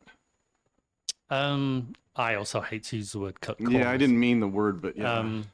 Basically, economize. Yeah, I mean, there is some compromise involved. I mean, basically for specific L code sets, which is how we bill for these things, there'll be a range of things like knees or feet or something like this. And we can usually pick the most suitable one out of that range of feet that's available. But with reimbursements levels the way they are now, the highest end of that range is not usually something we can offer. We can get something close and it would do them for a while, but it wouldn't be a great long-term solution. We just have to hope that we can keep them going long enough that we can sustain looking after them the best way we can over the next few years. I mean, the thing about, prosthetics is, that patient is with you for life. Either yours or theirs. So, in all honesty, you don't want to cut corners because sooner or later they're going to say, you didn't give me the best thing available, and they'll move on, which is fair. Yeah. So we always have to look after them the best we can. But it is a judgment as to exactly, how much quality componentry we can include, because there'll come a point where we just lose so much that as a business we would cease to exist. Yeah. Thanks. Other questions? Representative Seth King. Thank you, Mr. Chair, and thank you for taking questions. I'm really optimistic about charitable donations and things like that. There was this one lady a few months ago I saw on the news. She lost all 4 limbs in one day from like sepsis or something. And since then, she's raised like $300,000 through GoFundMe to pay for like everything. Do you have any system like that set up where you could either do charitable crowdfunding donations for individuals or just maybe your business in general? You put out something like that and you say, look, we're running about, I'm just making up numbers here, $100,000 shortfall every year. If we could get that, you might have about thousands of people donating $5 here and there. And next thing you know, you're covered. I mean, charity is so easy nowadays. What are your thoughts on that? Thanks. There are definitely a lot of organizations that do focus on just those things, but we as a business don't really try to get involved in the charitable side of things. I think it's kind of iffy road to go down because of, having to keep very tight control over where you allocate what money. We help the patients the best we can by, we have even ex-patients donating things that we can often recycle. But, we're limited by what we can do as a business as far as getting involved with the charities. And again, a lot of our patients probably aren't, the most exciting examples that charities want to get involved with. Some of them have other comorbidities. They're not going to lead exciting lives. Their goal is to get to the grocery store and back again without needing any assistance. And some of them do have, work that they want to maintain. It's not, we do know charities and we can put them in touch with charities, but then we cut off from there. We're not really getting involved with the charities. Representative Palazzo. Thank you, Mr. Chair, and thank you for taking my question. I don't know the system, so excuse me if it's a basic question. Two-part. Are you allowed to deny or delay a client? And are you allowed to ask for a copay?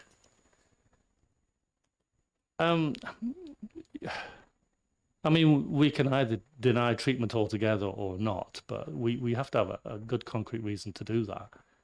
Generally, if someone comes to us with no insurance whatsoever, we're going to work pretty diligently to try and find them some kind of funding, whether it's maybe through Vote Rehab or some charity, something like this that we can refer them to.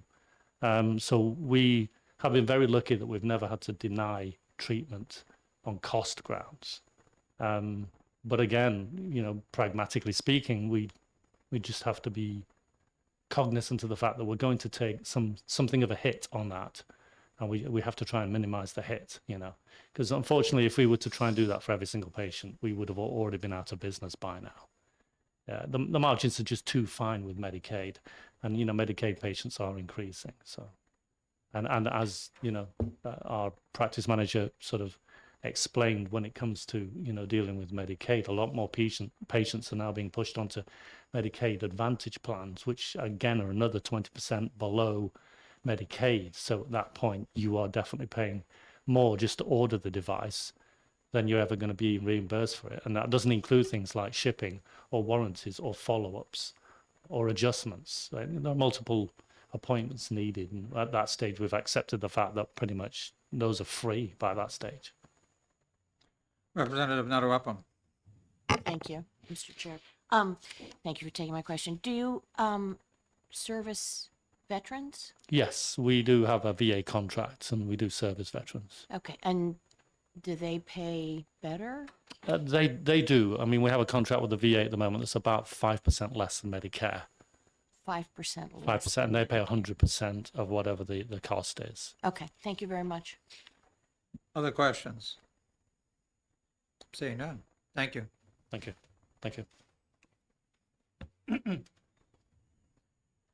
Also signed up to speak is Christopher Phillips. And so you've asked for 5 to 10 minutes. If you could keep it closer to 3, I'd really appreciate it. Sure. Yeah, thank you for having us here today. So I'm Chris Phillips. I'm the co-owner of Seacoast Prosthetics. I'm also a congenital amputee from birth. So I grew up, my parents were lucky to have good insurance, and I was, able to get great care growing up, and then went into the industry to really try to help people like myself. We do a lot of children's work through the Monarch School, which brings students from all over the state to Rochester. They're severely disabled. We do a lot of bracing for those kids. Most of them are on some type of managed Medicaid, at least either full Medicaid or secondary Medicaid to their parents' insurance to cover the excess costs such as high deductibles and things like that. So I've been doing this in New Hampshire for about 20 years now. And certainly I've co-owned this business for 10 years with Chris Crosdale. And it seems like in the last 5 to 6 years, every year we have a discussion about whether we're going to continue seeing Medicaid patients. And I have people from Monarch School. I have my pediatric physical therapist, every year asking me if we're going to keep going. And every year we look at the numbers and we realize that we're basically supplementing the Medicaid program, through our own personal funding, basically, to keep seeing these kids and seeing these people that really need our services. And I just feel like that there's going to be a year pretty soon where we're just not going to be able to do that. And I do think that if you look at the other O&P companies in the state, we're a pretty small group. There's only 5 or 6 of us in the state, and we're being taken over. The smaller companies are being taken over by larger corporations, and they're making decisions not to take Medicaid. So you'll see, and we've, honestly, we made the decision probably 4 or 5 years ago to not take WellSense, which was one of the managed Medicaids, because of the bureaucracy to get through pre-authorizations and and so we take New Hampshire Healthy Families and then straight Medicaid, and with this increase, which is still only 10%, because remember the managed cares are allowed to take a 20% cut off of that 10%. So right now they're taking 40+% off of Medicare, but if we could get the extra 10%, then it would only be a 30% decrease, which is still not great, but it is a little bit better. We had talked about trying to pick up a contract with WellSense again, because a lot of the children that we see, have WellSense instead of New Hampshire Healthy Families. So a goal would be to, continue to provide care for these kids and for these folks that, have these other Medicaids. It's not just kids. I see a lot of amputees that have Medicaid as well. But my concern is that, if this funding isn't increased, that, we're a small company, we have 6 employees, and at some point, which I think would be fairly soon, we're going to make that decision, to not take Medicaid again or going forward. So that's why we're here, and that's why we reached out to Senator Prentice, and thank you for that time. Thank you. Representative Nagel and then Representative Shapiro. Thank you, Mr. Chair. Thanks for taking my question. Thanks for all you do. I really appreciate that. So, if not you, then where will these people go? Right. So I do believe that there's our competitors on the Seacoast, there's only one so far. It's Hanger Prosthetics, and I don't believe they take Medicaid at this time. So they would most likely go to, if they were on the Seacoast, they would have to go to Concord. We have other patients where there's some services that we don't provide that go up to Littleton from the Seacoast to see, certain providers. So I do think, if there's only 5 or 6 of us in the state and we're all in different geographical locations, it's going to be a burden for those people to travel. Representative Shapiro. Thank you, Mr. Chair. So could you explain a little bit for me about the distinct, you said that you take at least maybe 2 of the 3 managed care companies and also straight Medicaid. Correct. So when someone's not on Medicaid, but they're not enrolled with one of the managed care companies.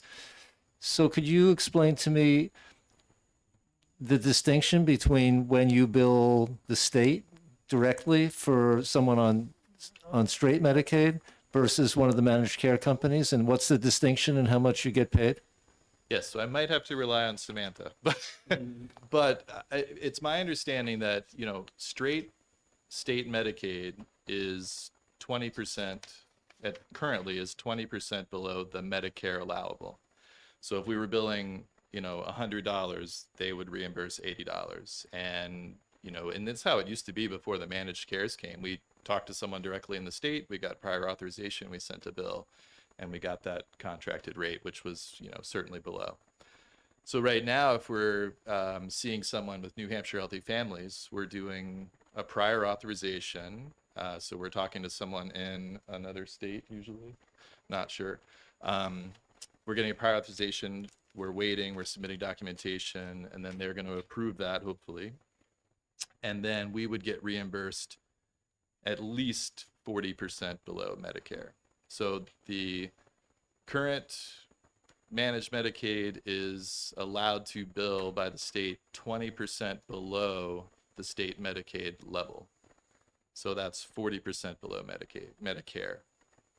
40%. That's where you get that knee brace situation where we're getting reimbursed $60 less than the actual cost of the device, I've seen that patient 2 to 3 times for 30 to 40 minutes each time to evaluate, to measure, to then fit the device. Or if it's a custom made device, then I'm seeing them to cast. I'm filling that with plaster or scanning that in 3D printing. And then I'm fabricating it by hand, and then I'm coming back and fitting it. And then we're seeing them usually for a follow-up as well. So Follow up? So I know that the idea of having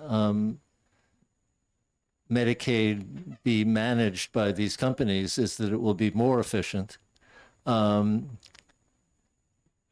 save money. But in your situation, you're taking you're having more of a deficit because they're there. So I know you're a small company and there's only a few of you, so this is maybe an unrealistic question, but has there been any attempt to kind of address this issue directly to DHHS, to the Department of Medicaid, or whatever they're called? Yes. And what kind of feedback have you gotten? yes, so Samantha and I had a meeting with DHHS maybe 2.5 years ago. Sorry. And we explained exactly that situation. We provided data. We had Excel spreadsheets showing all the different coding we build, all of the reimbursements, and all of the time that we estimated that each of those device fittings incorporated, from high level prosthetics all the way down to simple, foot orthotics that go into shoes. And it was basically all in a deficit. And we explained, the managed cares were taking the 20%, and they were very understanding and very sympathetic. And then we never heard from them again. So that's part of the reason that we have reached out, to Senator Prentice. Thank you. Representative Nagel again? Thank you, Mr. Chair. Thanks for taking my question. So when I was at Easter Seals, we had it was a small vendor that had a shop on site, and this is 30 years ago. So we lost money on Medicaid, period. The way we made money, though, was the wham bam, thank you, ma'am, quick off the shelf races. And what I've observed over the last 20 years is that a lot of non-orthotist, non-prosthetist people are actually selling those things, fitting those things. In my observation, taking money away from you. Correct. Is that a real thing that you're observing? Does that affect your bottom line and your ability to stay afloat? It's a good question, and it's a catch-22 because a lot of these things are being fit in orthopedic offices, which is and we've kind of accepted that as a profession, that wrist splints and air cast boots and things that you break. My son broke his toe yesterday, so he's going to be in an air cast boot tomorrow. I'll try to fit it, but he could easily get that in an orthopedic physician's office. And so we've really tried to differentiate ourselves as a profession to do more custom fabricated devices. So especially our office, and some O&P facilities blend like all this DME equipment as well, and they have kind of 2 separate entities in there under the one roof. But our practice, because I think Chris's background as a prosthetist, my background as an amputee, and wanting to do more custom fabricated devices, we haven't really been too concerned about a lot of that quick fit stuff. But it certainly, when you look at knee bracing and a little bit of the higher end things, it does take money out of the business. But Other questions? Representative Palazzo. Thank you, Mr. Chair. Thank you for taking my question. So sometimes we need to consider effectiveness of intervention, and I wonder how effective are your devices, because sometimes we spend money on things that are not very effective, like the state was still spending money to advertise COVID vaccine to stop the transmission of COVID virus, but it doesn't stop. So you mentioned that there are some alignments and follow-ups with prosthetics. So if there's alignments, it means that it was not effective. So, or was it effective? So, what the, yeah, could you speak to the quality? Sure, that's a great question. So when we see amputee, a lot of times they're walking for the first time. So basically we're fitting a device, custom-made device. So when you fit a socket to someone that's missing a limb, that limb is going to change. So it's not going to be the same 2 weeks later. So they might have a different thrust to the way they walk. And so part of, I don't want to go down the whole billing problem with O&P, but because you're paid on a lump sum for that device, all those follow-ups go with that visit. So for a brace, like Samantha said, it might be 2 or 3 visits for a follow-up. They might have a spot that it rubs because it's custom made. They might have some volume fluctuation or something like that. And you might need to heat or pad that device. And that's part of that original payment. We're not charging that again. So in a prosthesis, it's very common for someone to change the way they walk as they get used to something. And so you would need to realign it. And that's part of that follow-up. And with prosthetic patients, like Samantha mentioned, sometimes we see people 6, 7 times during that period of care, as they're getting used to that device. And that's part of that original payment. Okay. Representative McLean.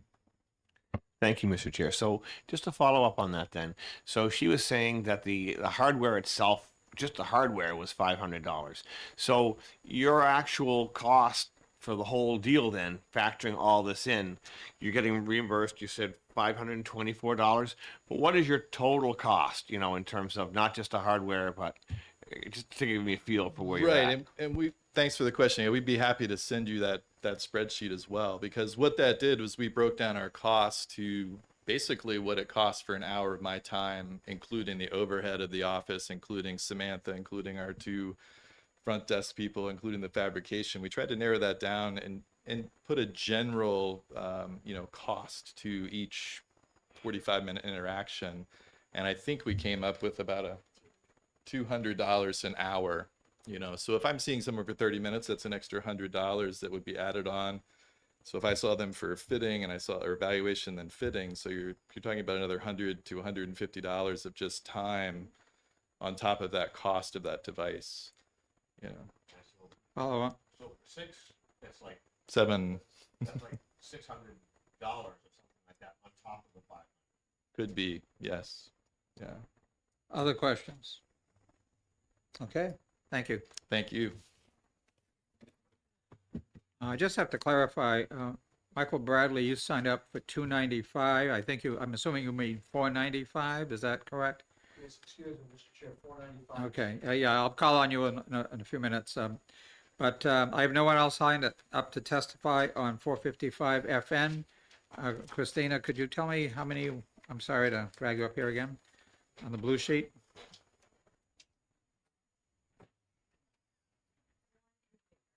One in favor. Okay, thank you. I don't know how many signed up online, but obviously that's available if anyone wants to find out. I'm going to close the public hearing on SB 455 FN at this time. Sorry, Representative Shapiro. Thank you, Mr. Chair. I would just like to ask that questions that are irrelevant to the bill that we're talking about, specifically the reference to COVID vaccines, be reined in. Not only are they not relevant to the bill we're talking about, but I think there's, I know there's difference of opinion, but many of us feel they're grossly He inaccurate. did kind of shift his question more to a more relevant stage, but I understand what you're saying. Okay, again, I'm closing the public hearing on SB 455 FN. It is after 2:30, so we're going to open the public hearing on SB 495 FN and recognize the prime sponsor, Senator Carson, who's not only the majority leader of the Senate, but my senator. So welcome, Senator Carson. Good afternoon, Mr. Chair. Good afternoon, Mr. Chairman, and good afternoon, members of the House Health and Human Services Committee. For the record, my name is Sharon Carson, and I have the pleasure to represent Senate District 14, comprising the towns of Auburn, Londonderry, and Hudson. And I have for your consideration this afternoon Senate Bill 495, which is relative to certification of alcohol and other drug use treatment facilities. I think we all know that our substance use treatment system has grown exponentially over the last decade.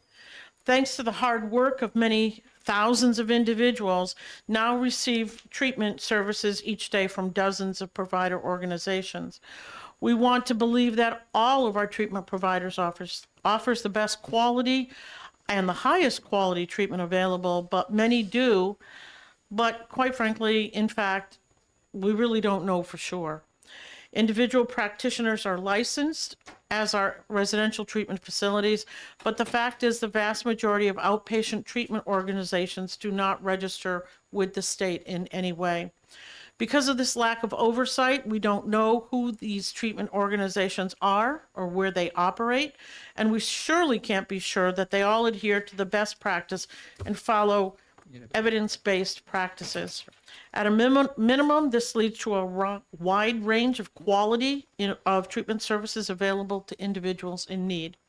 At worst, it can leave the door open to abuse and misconduct by some of our lesser treatment providers, which can weaken our entire treatment system and aggravate the challenges facing some of our most vulnerable friends, family, and neighbors. Senate Bill 495 looks to address this lack of oversight and strengthen patient protection in two ways. First, it would ask the Department of Health and Human Services to develop a certification system for our outpatient treatment providers so the state has a more comprehensive record of which organizations are providing treatment in our state and has a tool to ensure that they are sticking to best practice in providing patients with the services they need. Secondly, it would strengthen lines of reporting misconduct by establishing a new behavioral health specialist position within DHHS's Ombudsman's Office dedicated to specifically receiving, investigating, and addressing allegations of wrongdoing. Certainly, the current Ombudsman's Office within DHS does it all and can address allegation, but still a culture of silence exists within the substance treatment world. The behavioral health specialists will be specially trained and prepared to address the unique challenges facing individuals impacted by substance use disorder and mental illness. In the Senate, we worked closely with advocates and DHHS to amend the bill in a way that makes it impactful and workable for the department.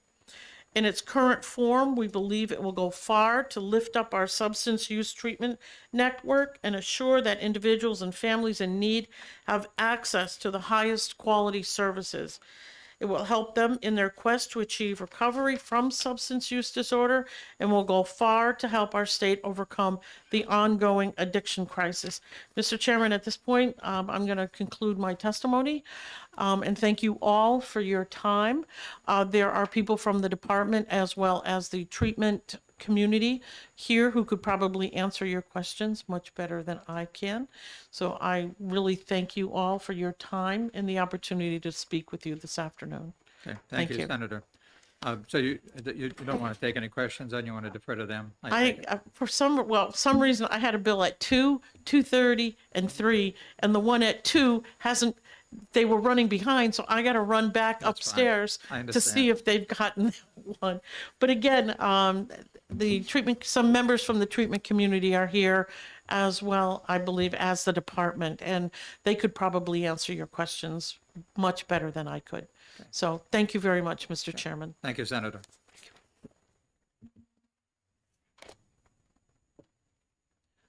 Also signed up to speak is Jenny O'Higgins from the Department of Health and Human Services.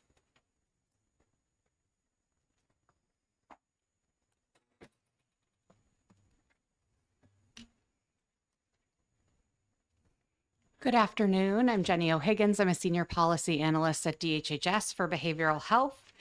Senator Carson was able to cover very much of my similar comments. As she mentioned, we have worked closely with the Senate committees in order to get the bill to a place where it needs to be. So in its initial iteration, there were a couple of specific technical challenges that we have worked out throughout that process and been able to make sure that the bill will be workable.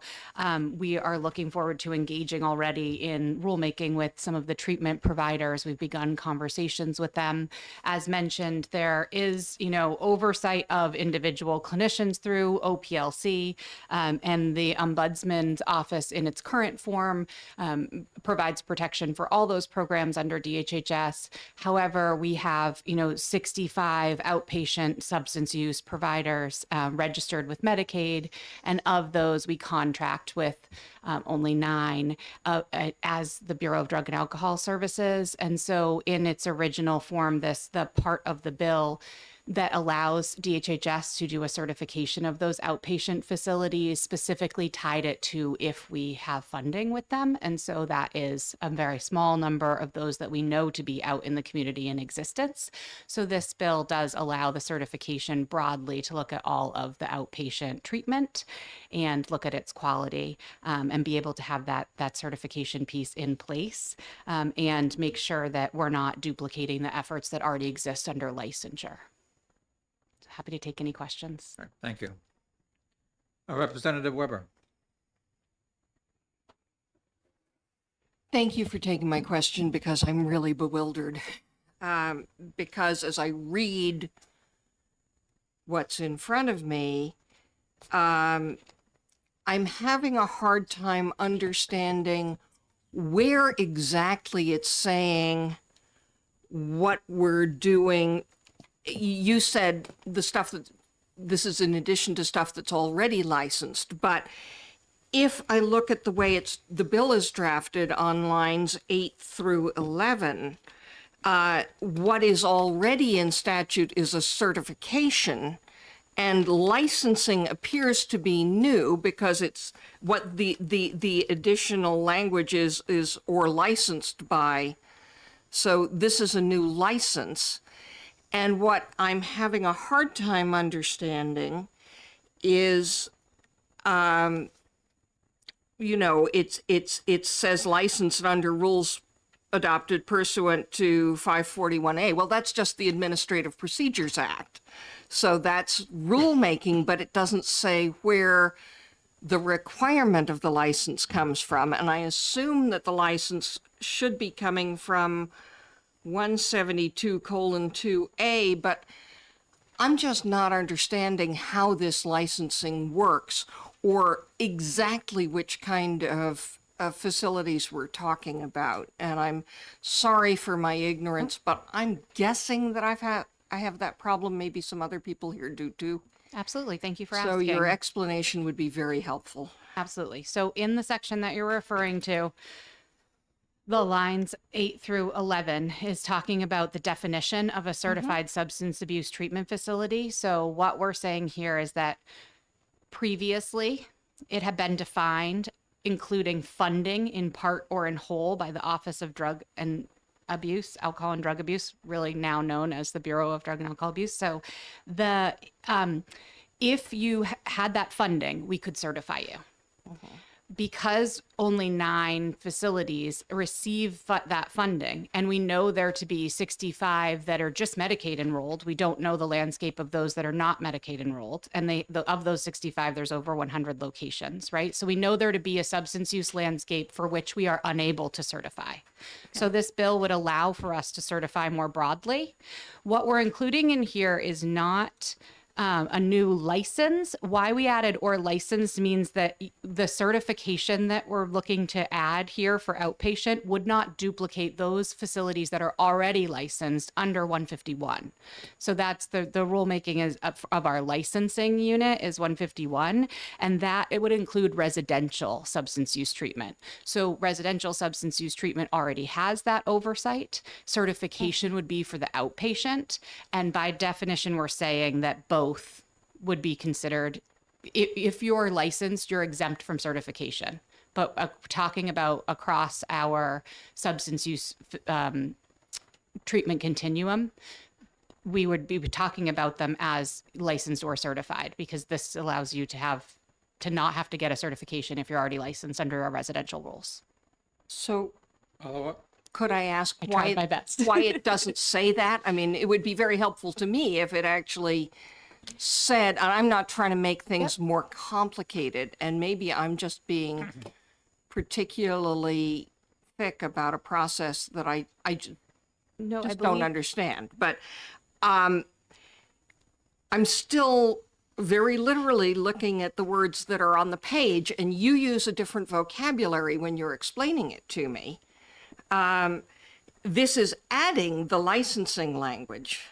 to just the definitional piece, but on page 2, line 2, you'll see that it says that those that you wouldn't need a certification includes facilities licensed under RSA 151. Okay, thank you.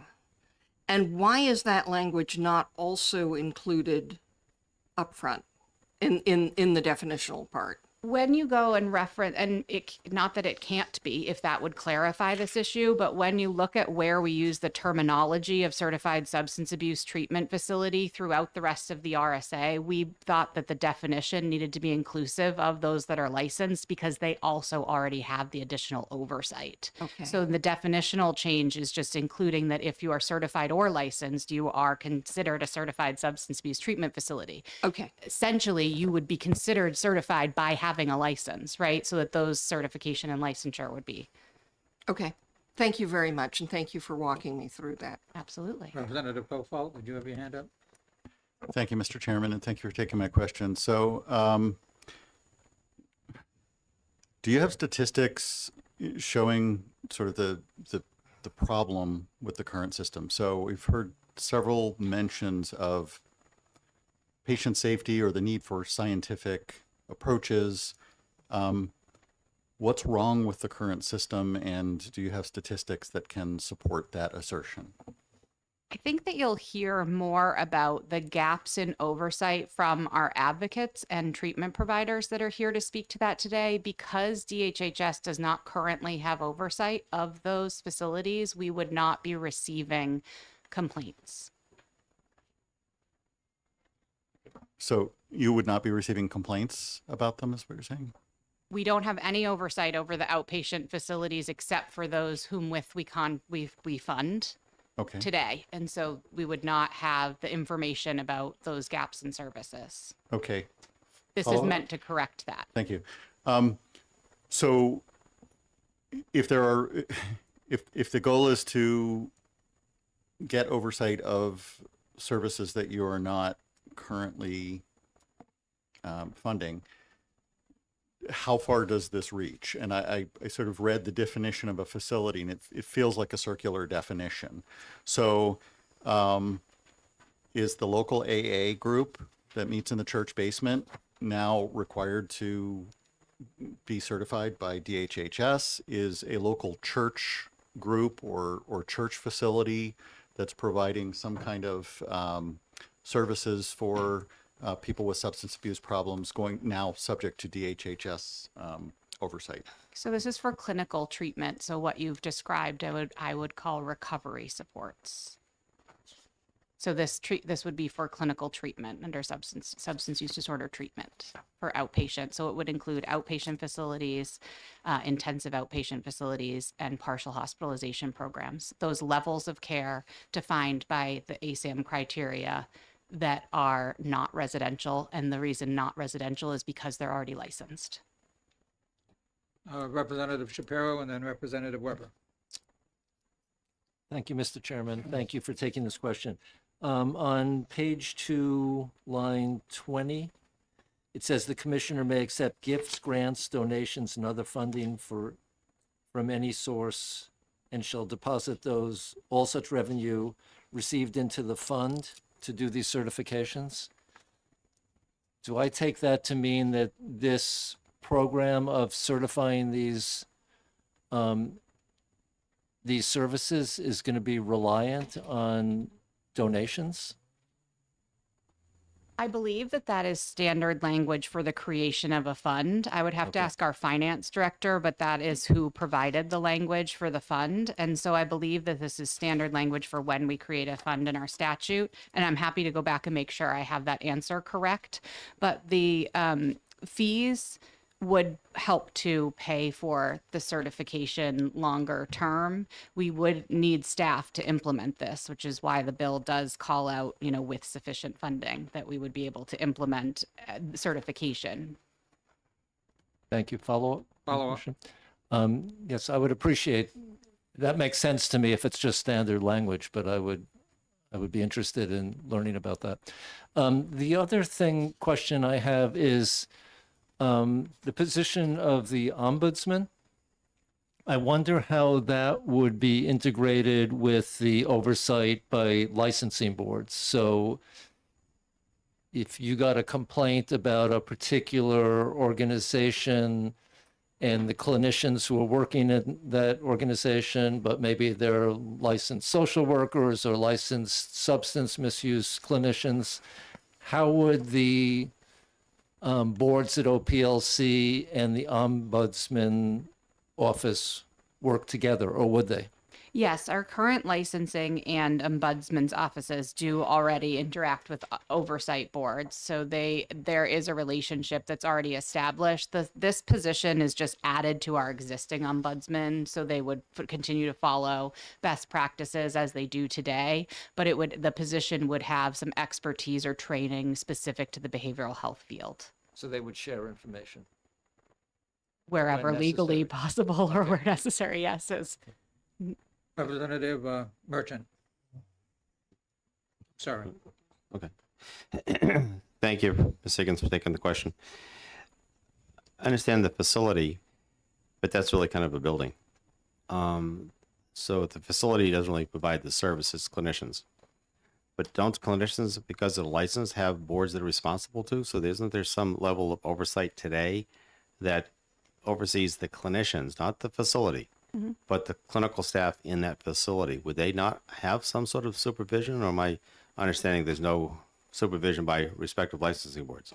Nope, they do. The existing state regulations through OPLC and through our licensing, units do help to protect individuals and to monitor that standard of care for the clinician. And then the piece that licensing, our current licensing would look at the facilities and safety and quality of services. And then the clinicians are still held to the standards from the OPLC. So we do have this in existing law, but we don't have the oversight for just outpatient. So we're looking to mimic some of the oversight that exists for residential.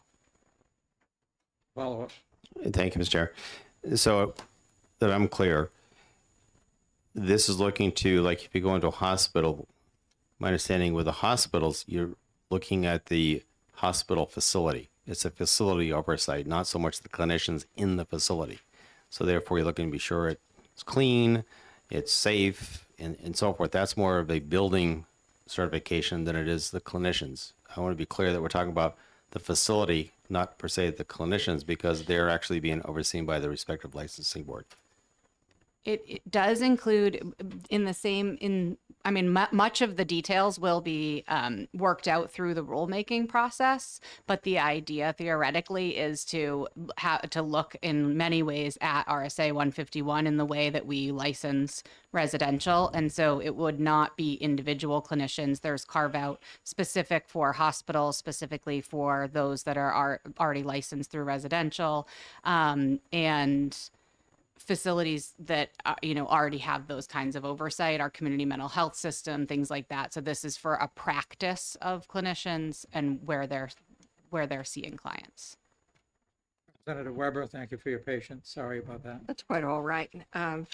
They're all good questions. So what I'm trying to understand, and my first question comes off of the question from Representative Shapiro. If I'm looking on the first page, line 26, and again, it's the subject to available funding, the commissioner shall establish pursuant to rules the rules that this is going to operate under. So if there's no funding, not only will there not, there won't be rules and there won't be certification unless there is funding forthcoming in some way that we have not yet defined.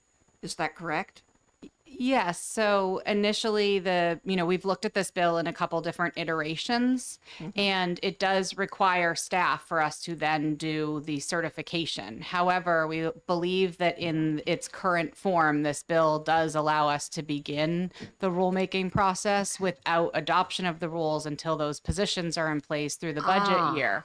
But it allows us to begin to work with stakeholders and with treatment providers to write the rules so that we can figure out some of the real detail work of what the certification should include, and work with OPLC and many of the licensing unit, many of the questions you're asking today. It's, can we get in the weeds to do that work that may take quite a while, and then look at how to budget for positions that could do the certification. Okay, that's making much more sense to me. Thank you very much for that. So the actual positions would then come in the next budget cycle, so that one would hope.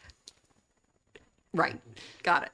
But you would have a leg up on being prepared and knowing the scope of what those positions are and what would be needed. So if I may have a second completely non-related, non-follow-up question. We were talking also about the licensing for the folks who actually provide the services, which you're doing through OPLC.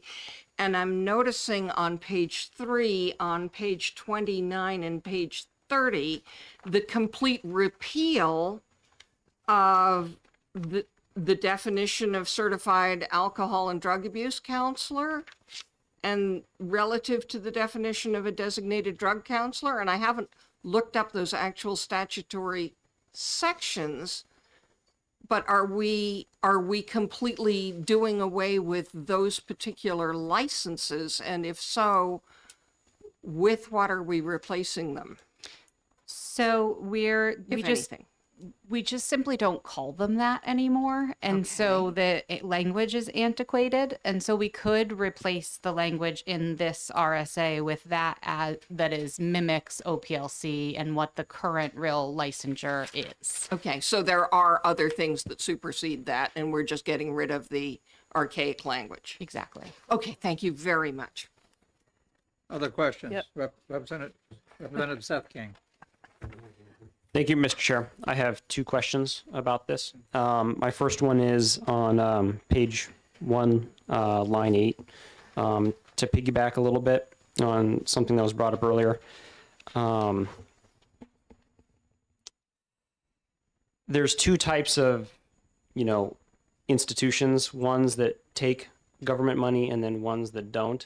And am I understanding this correctly, that this is going to allow those who don't want to take government money, just, private organizations, from now being labeled as certified substance abuse treatment facilities? This is going to have greater buy-in for them.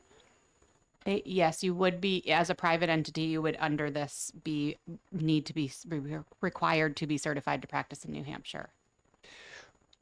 Right. Well, it's actually, I don't know, I feel like it's a little bit more than that, because now it's basically, it's striking out that part saying that it's funded in part by or in whole. So it's just allowing more facilities to be labeled. They can Right. operate today in New Hampshire Yes. with no oversight. So this allows the department to certify those agencies that do or do not receive state funding. Okay. And then my second question is on page 3, Roman numeral 2. It basically also sounds like it is a takeover, right? Because you're going to have two types of institutions, let's just say some that are orthodox and some that are unorthodox. Maybe the unorthodox ones are religious based or some other way I can't even think of right now, but there's different ways of skinning this cat, so to speak. And it sounds like in order to be able to even continue doing that, they're going to have to become orthodox. Do you see it that way? I do not, because this is clinical treatment, and so there is a practice that needs in order to have a high quality of care, they just like every other type of healthcare, should make sure that that quality is high. And so therefore, I think they would fall within the rules as written in terms of the way that we currently license facilities. And then our certification rules would mimic, criteria set forth by the federal accreditation and operations under that ASAM criteria. So I think it would be asking folks to come up to an appropriate clinical standard to make sure that people get the care that they deserve. I don't know. I guess I'm struggling to wrap my head around it, because if they're not taking any government money, and they currently exist and there's currently the system going, I don't know, it just seems weird to me that all of a sudden now they'd have to become more orthodox. I don't know. I'll have to think about it later. I think it's if you think about it in terms of physical health care, that there's not an orthodox and unorthodox like ways to practice medicine, right? So it's making sure that there is that there's a standard of quality. I'm not sure I agree with that, but thank you. Representative McKay. Your microphone's off. There you go. Thank you, Mr. Chairman. Do you have any information about people who have been badly treated or inappropriately treated or unscientifically treated? I take it that the purpose of this is to not have people be treated by inappropriate professions, clinicians. I was a licensed clinical social worker.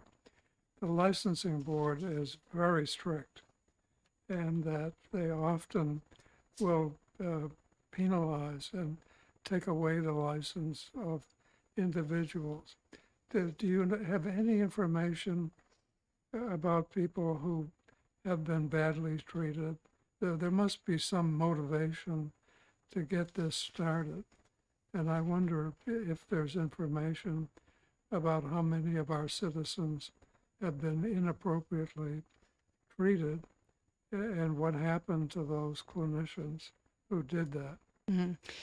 So this is an issue across the nation. It's not specific to New Hampshire, and it is specific to New Hampshire, right? But substance use treatment has had a long history of very little oversight, and so a very vulnerable population has been taken advantage of in a number of ways. I do think you'll again hear more of those examples from some of our treatment providers and advocacy agencies that are here today, but because the department is not currently overseeing that outpatient, I do not have those examples. Do you know, follow up? Do you know who would have that information? I think you'll have, Jake Berry testifying here today that could speak to why New Futures, was working to bring forward this bill. Thank you. Representative Mazur. Yep. Thank you, Mr. Chair.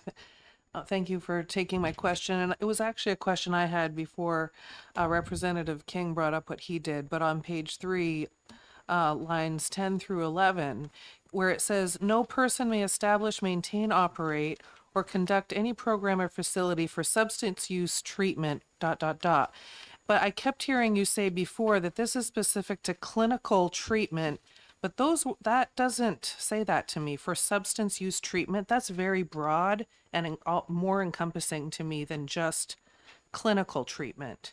So this is what I'm struggling with, similar to what Representative King said, that limits a whole area of people that help with substance abuse that are not clinically, they regulated.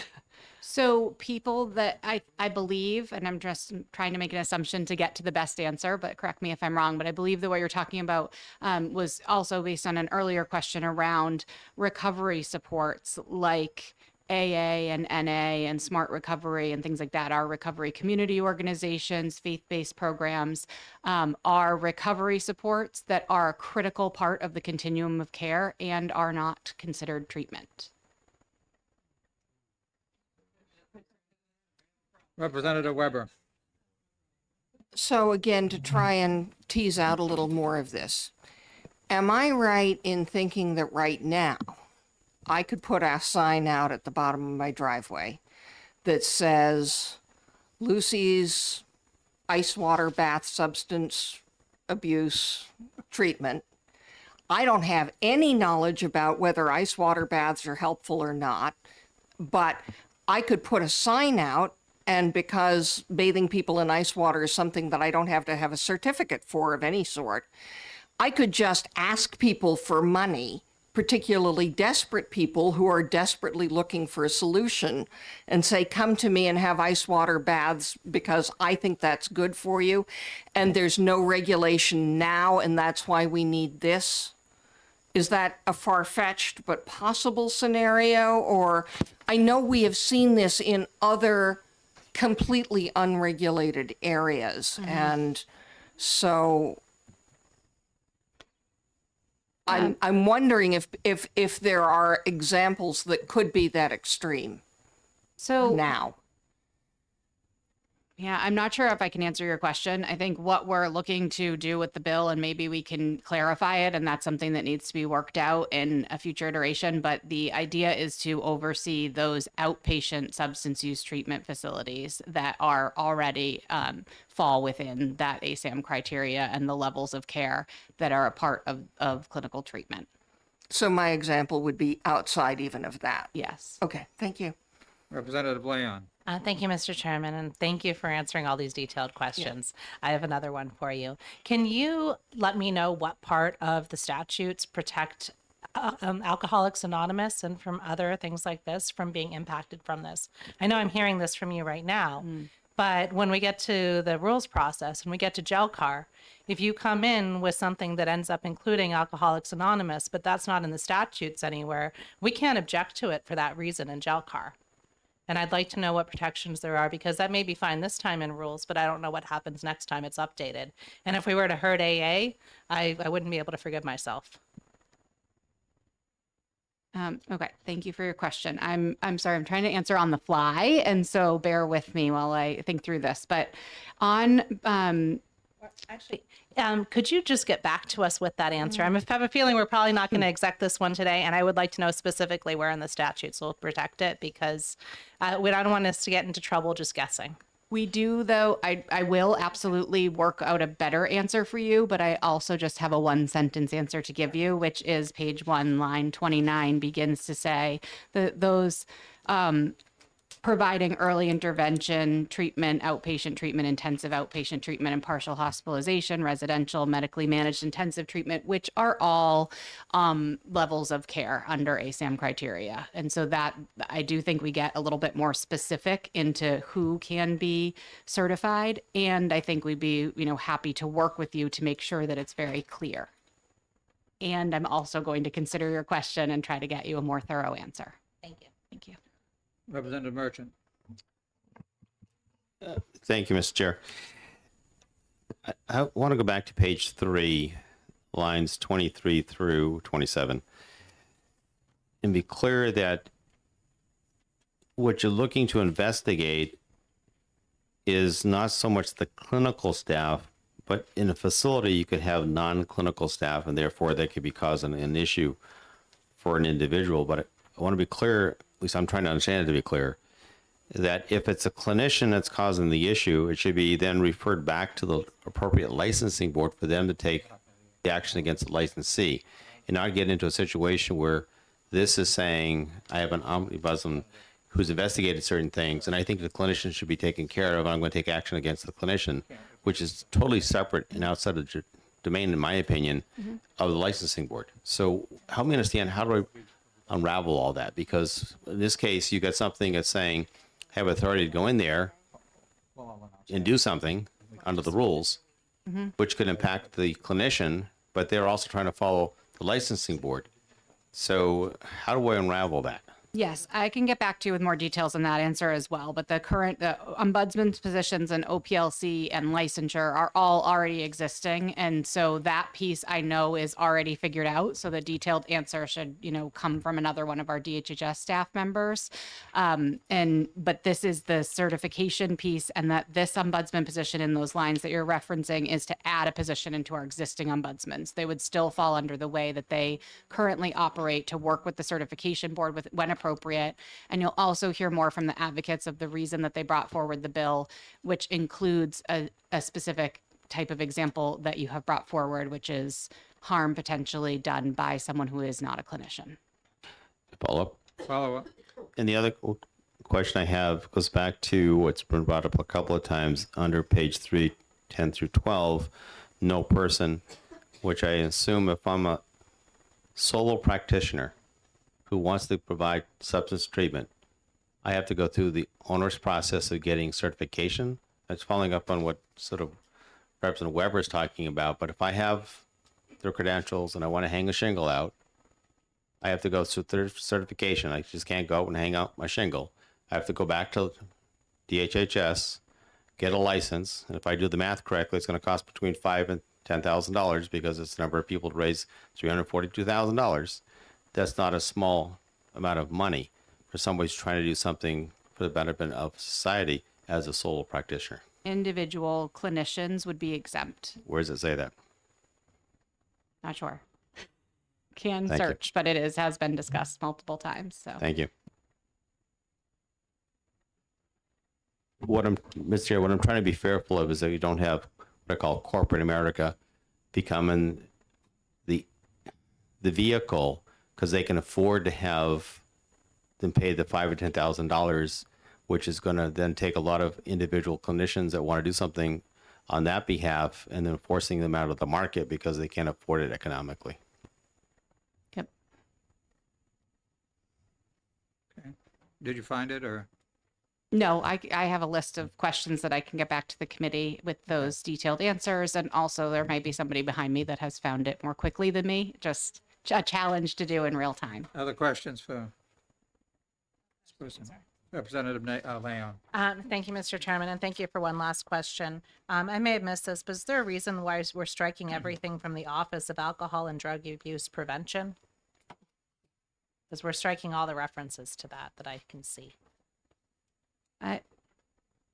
If you don't know, that's a valid answer. Yeah, and it doesn't exist. That's just not there is not an Office of Alcohol and Drug Abuse Prevention. So it may be that we need to replace it, but it's removing it because it doesn't exist is a great reason. Okay. So thank you.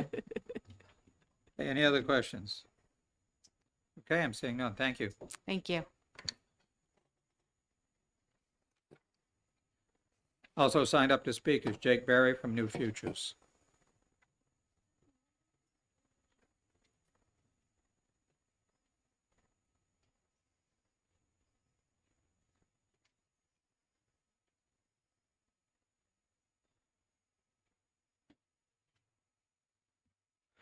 Okay, I'm stepping into the hot seat. Good afternoon. My name is Jake Berry. I'm the Vice President of Policy at New Futures. As many of you know, New Futures is a nonpartisan, nonprofit health policy and advocacy organization. We've been working for more than 25 years to help address substance use and addiction in our state. I don't want to repeat too much of what's been said this afternoon, but I do want to stress our strong support for this bill. In addition, though they're unable to be here this afternoon, because they're off supporting patients, I do want to mention the strong support that exists across the healthcare community of our state. In addition to my own written testimony, I've shared with you a joint letter of support from more than 30 substance use, mental health, healthcare, and other provider advocacy and funding organizations. In nearly 9 months of working on discussing this bill, I've not heard anyone speak against it. Conversely, everyone from the provider community, the recovery community elsewhere, has recognized the need to strengthen oversight and enhance patient protections within our substance use treatment system. A few matters that I want to touch on, the questions that were raised to Ms. O'Higgins. The need for this bill came around. So for years, anecdotally, we have heard reports of group counseling sessions that aren't abiding by proper patient-provider ratios. We hear anecdotally about providers who are in place who are not properly certified, who are not advanced enough in their own recovery. All of the, and most recently, we heard last spring from a podcast that I'm sure many of you saw from New Hampshire Public Radio called The 13th Step, which detailed a system of sexual assaults, a series of sexual assaults within one of our largest substance use treatment systems. There's a gap in our oversight here. As has been noted, individual practitioners are licensed, residential facilities are licensed. But when it comes to outpatient treatment providers, if there are folks who do not contract with the state, they are not registered with the state. We don't know where they are. In most cases, we don't know where they are. We don't know what kind of treatment they're providing. We certainly can't assure that they are operating following best practice, following evidence-based standards, and providing the highest level of care for these people in our community who need it most. This not only impacts the recovery of these individuals, but it weighs down, it depletes our entire substance use treatment system. This is a system that we have built to be very much interconnected. But when folks are not receiving the quality of treatment they need, they are individually harmed, but it impacts their ability to achieve and maintain recovery, which means that they may be at higher risk for relapse and may end up back in the system, back into treatment, having suffered more harm to have to be added on to their original exposure. This is a system that we have spent years to build, that we have spent millions and millions of dollars to construct, and we continue to fund through millions of dollars in state and federal funding.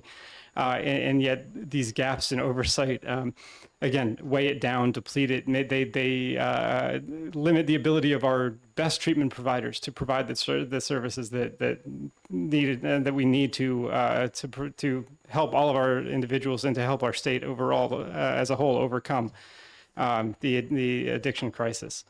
So this is intended to fill that gap, to ensure that all of our treatment providers, that there is just a more complete map of who is providing services in our state and what quality of services they're providing, and then to ensure for the ombudsman piece that there is a mechanism to really respond to and investigate incidents of misconduct when they're reported. This would add, again, a specialist position with the ombudsman's office that would be specially trained and equipped to address the very unique conditions that and concerns surrounding the vulnerable individuals who are looking to recover from substance use disorder. So I hope that gives a little bit of background. Again, we feel very strongly about this bill. All of the recovery centers, I know there's talk about the recovery community. All the recovery centers in the state support this. The New Hampshire Providers Association, which represents... Start wrapping up. You bet. There's broad support for this bill. There's a recognition of the urgent need to again, fill these gaps. And I'm happy to take questions. Thank you, Representative Seth King. Thank you, Mr. Chairman, and thank you for taking questions. In your own words, can you tell me what the difference is between certification and license? Honestly, in my view, the biggest difference is that licensure is not currently applied to, again, a segment of service providers in our state, of outpatient service providers. They are not subject to licensure requirements. So this, ultimately, I think these systems would be very similar, very parallel, but the biggest difference is that it only applies to a segment of the service provider organization. Follow up. Because in my mind, I see a certification as sort of like a stamp of approval, but you could still exist without that stamp of approval. Whereas with licensure, you can't do it at all unless you've got the license. And as was noted earlier, it says programs and facilities required to be certified shall include, for example, early intervention treatment. So you're going to be required to get this certification. And then later on, it says, no person may establish ... without the certification. So to me, that just seems like licensure. It's not, it's beyond certification at this point. If you're not even allowed to do anything without the certification, then it's a license.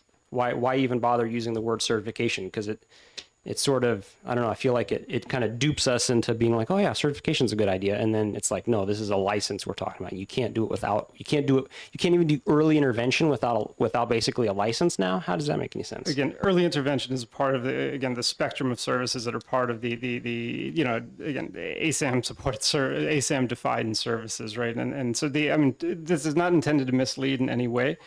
This is intended to, there are definitional issues if we call this licensure, because there is already an existing licensure requirement that applies, by the way, not only to residential treatment programs, but to residential healthcare programs across the spectrum.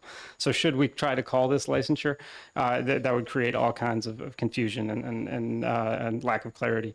This is intended, I think there will be many parallels between a certification and licensure requirements. This is intended to ensure that there is a minimum level of care that is being adhered to by all of our service providers. And again, these are substance use treatment is it's a medicine, it's a science. There are established minimum levels of care. We just want to make sure that they can be applied to all of our treatment providers across the board. Again, with exemptions for small independent practitioners, because they are already covered by individual licensure and other areas as needed.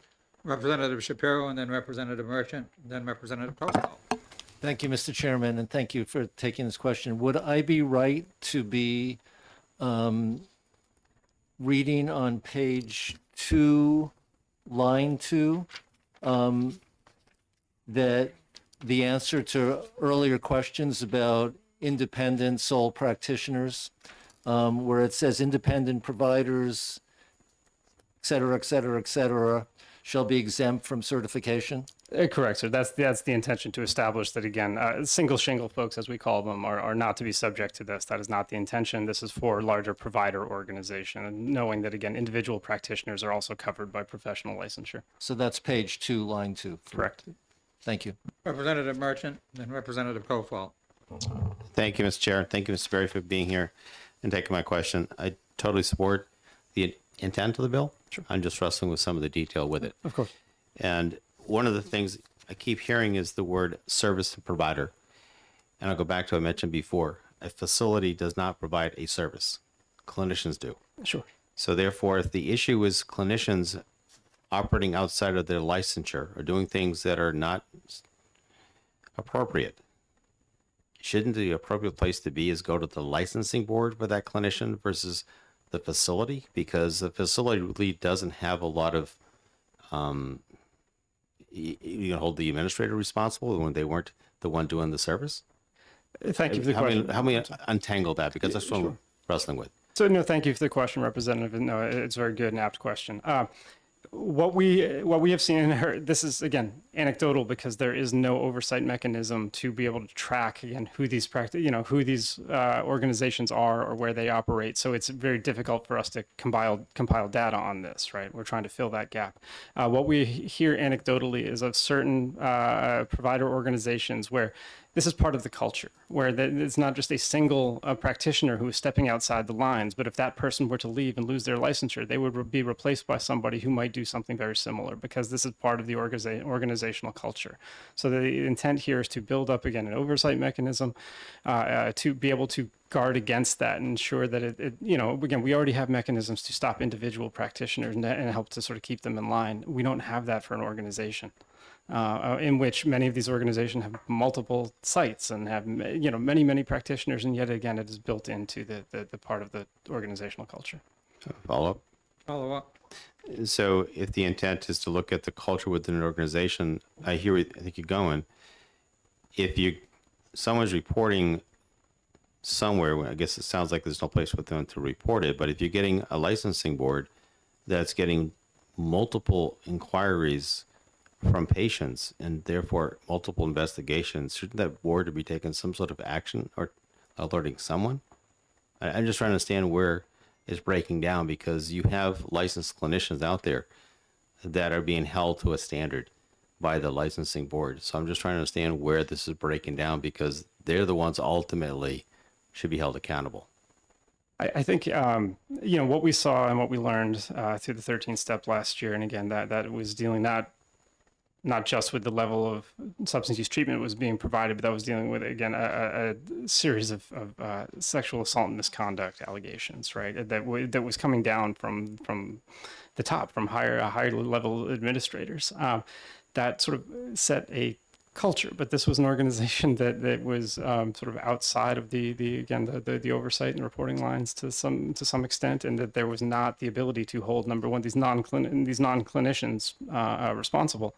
But again, I would argue that even at the clinical level, again, we hear that there are some of these organizations that are not as committed as we would like to providing the highest level of service. And when an individual clinician, these concerns, again, when you're talking about patient-provider ratios and so on, it's not just a single clinician. This is across the organization. Thank you. Representative Kofal. Thank you, Mr. Chairman. Thank you for taking my question. So, same question I asked the last person, because I've heard you use you've advocated for a science-based approach, an evidence-based approach, and yet you're making the case for this bill. You've used the word anecdotal or anecdotally at least 4 times, I think 5 times. Sure. And you're referencing a podcast. I don't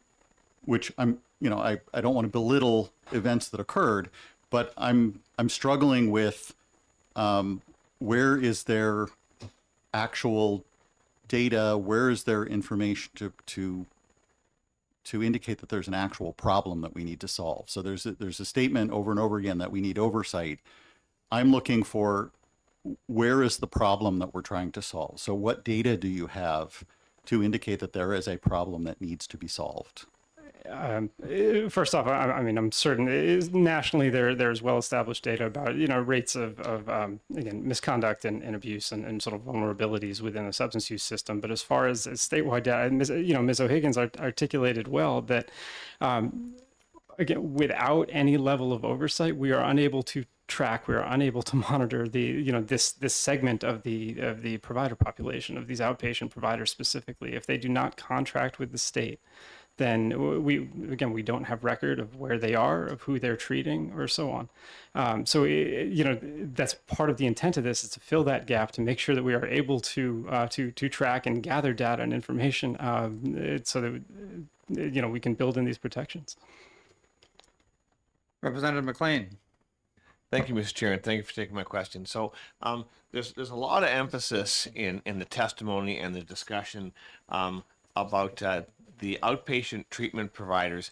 But when the prime sponsor brought forth the bill, she's talking about, we have a whole bunch of basically guerrilla providers that are kind of operating a little bit under the radar. It was my impression that those were mostly in the residential treatment category. So maybe that's a misunderstanding that I have. So could you maybe talk to that a little bit? Where are we seeing the bulk of the problem? Is it, on the residential treatment side? Is it on the outpatient side? Because this does seem kind of broad to me, and especially you're getting into a lot of the outpatient stuff. So I'd just like to maybe go back to where are we really seeing the problem, and, because this is very broad. Thanks. Sure. And first off, I want to reiterate that this bill is, restricted to clinical outpatient services, which cover a traditional outpatient, intensive outpatient, and partial hospitalization. Those are really the 3 classes of services that we're trying to capture here, because they're not captured elsewhere. I think Ms. O'Higgins mentioned that there are, and pardon me, I forget the number, 60, more than 60 providers, outpatient providers who are registered, who take Medicaid in the state. Of those, DHHS or the Bureau of Drug and Alcohol Services contracts with 9 of them. Of the rest, so that leaves, again, this gap in oversight with the remaining 50 some odd providers there. And those are only the ones who register with Medicaid. The ones who did not accept Medicaid, the state has no record of them. The state has, so again, if you want to ask how many of them there are, we don't know.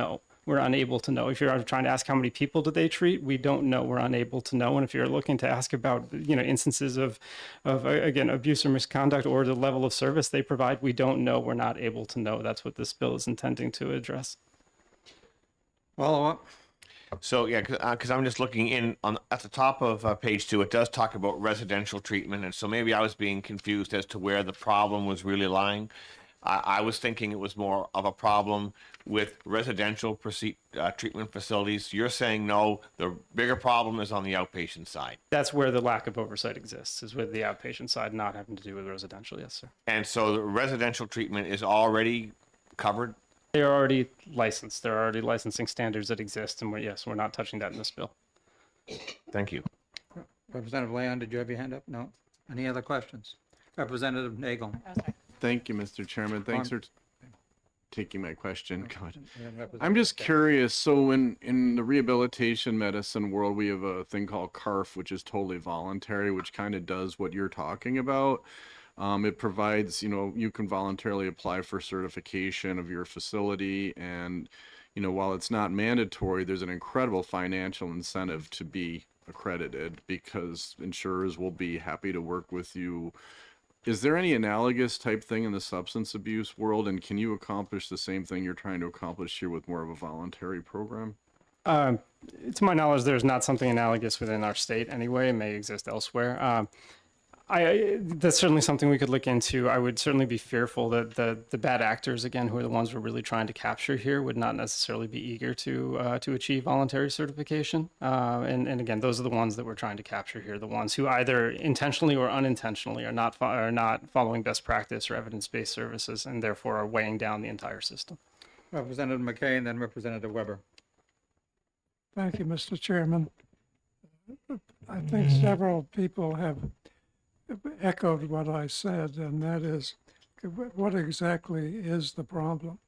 And I think now you've done a pretty good job of saying, from your point of view, what the problem is. And that is, it's not residential.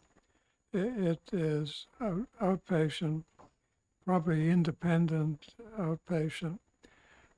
My concern is what happened in the past. That, and I think you made one reference to sexual misbehavior in some agency. It's that kind of information that would help me to understand what happened. I've been on a licensing board, and it's very strict, so that you're not criticizing license board or licensed practitioners. And those are not the ones that are creating the problem. So the question is, how do we get at those individuals who are practicing and perhaps legally under the present law? And is that the purpose of this legislation? So yes, certainly, as you said, we're not here in this legislation trying to address individual licensure. Right? We reckon, the licensing boards do a wonderful job to the extent that they're able to again provide supports and keep people doing what they're supposed to be doing. What we are concerned about is the places where there may be, again, an organizational culture with that whether it's allowing sexual misconduct to exist or again not following best practice or evidence-based standards when it comes to treatment. It expands beyond an individual clinician. If somebody loses their license and they're out the door, somebody else may come in who is facing additional pressures to, again, not follow these best standards.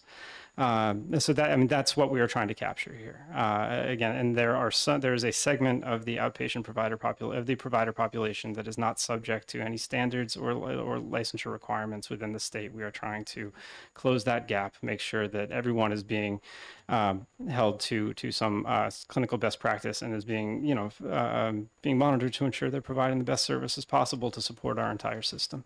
Follow up. Can you be more precise as to exactly what it is you're trying to do? Because you're not talking about changing licensing or certifications. And I agree, certifications, I get emails almost every week. Do you want to be certified in this, that, or the other thing? Sure. And those certifications are useless. Licensing is a very different situation, but it still seems as if there's a gap here because there are significant problems in terms of the number of professional mental health people we have in the state. And that's across the board. It's social workers, psychologists, nurses, psychiatrists, across the board. What is this doing about getting more people licensed? Because that's where the protection seems to come in.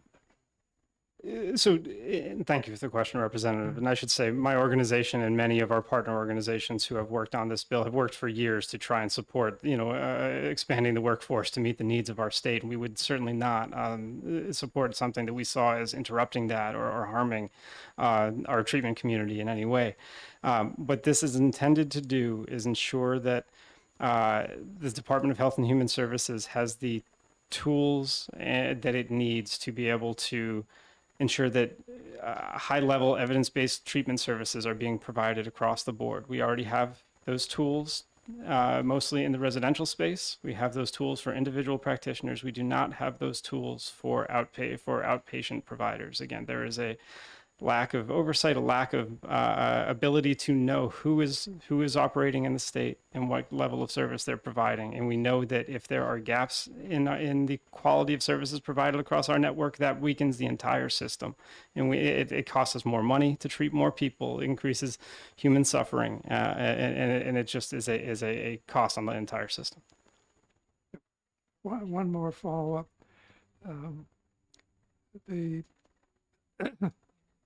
Can you tell me on page 2 where commissioners shall adopt the rules, and where in there is the rule that does the things that you want to happen? So the legislation was crafted, very intentionally to give the commissioner and DHHS the authority to craft the rules and the standards as they need. They in many ways are the experts. They are working with the treatment providers themselves to do this. So we did not want to dictate what those rules and those standards are. We wanted there to be a process of stakeholder engagement to make sure that we are engaging the provider community to establish those rules. So what this really does is kickstart a process that that kickstarts the development of rules and these standards, so that hopefully when we come back a year from now and try and get some of these positions funded in the budget, there are rules in place where they can go out into the field and begin to again fill that gap, map out our services, and ensure that the best practice is being enforced. I'd like to be able to support this, and I'm struggling. Representative Weber. I think perhaps I can help focus the inquiry that Please. my colleague is, who has a great deal more technical knowledge about licensing of professions than I do. Sure. But from all of our different levels of knowledge in this committee, what I'm hearing you say, and the people who spoke before you say, is, oh, this just applies to outpatient services. It doesn't apply to residential treatment. And if you read the bill on page 20, on line 28 of the first page, it says programs and facilities required to be certified shall include but not be limited to, which is why I think some of the people are anxious about what else it might cover. So it says include but not be limited to those providing early intervention treatment, outpatient treatment, intensive outpatient and partial hospitalization treatment, residential treatment, which we have been told repeatedly it doesn't cover, and medically managed intensive treatment, which is a lot of different treatments and which doesn't include everything because it says it specifically, it's not just limited to these.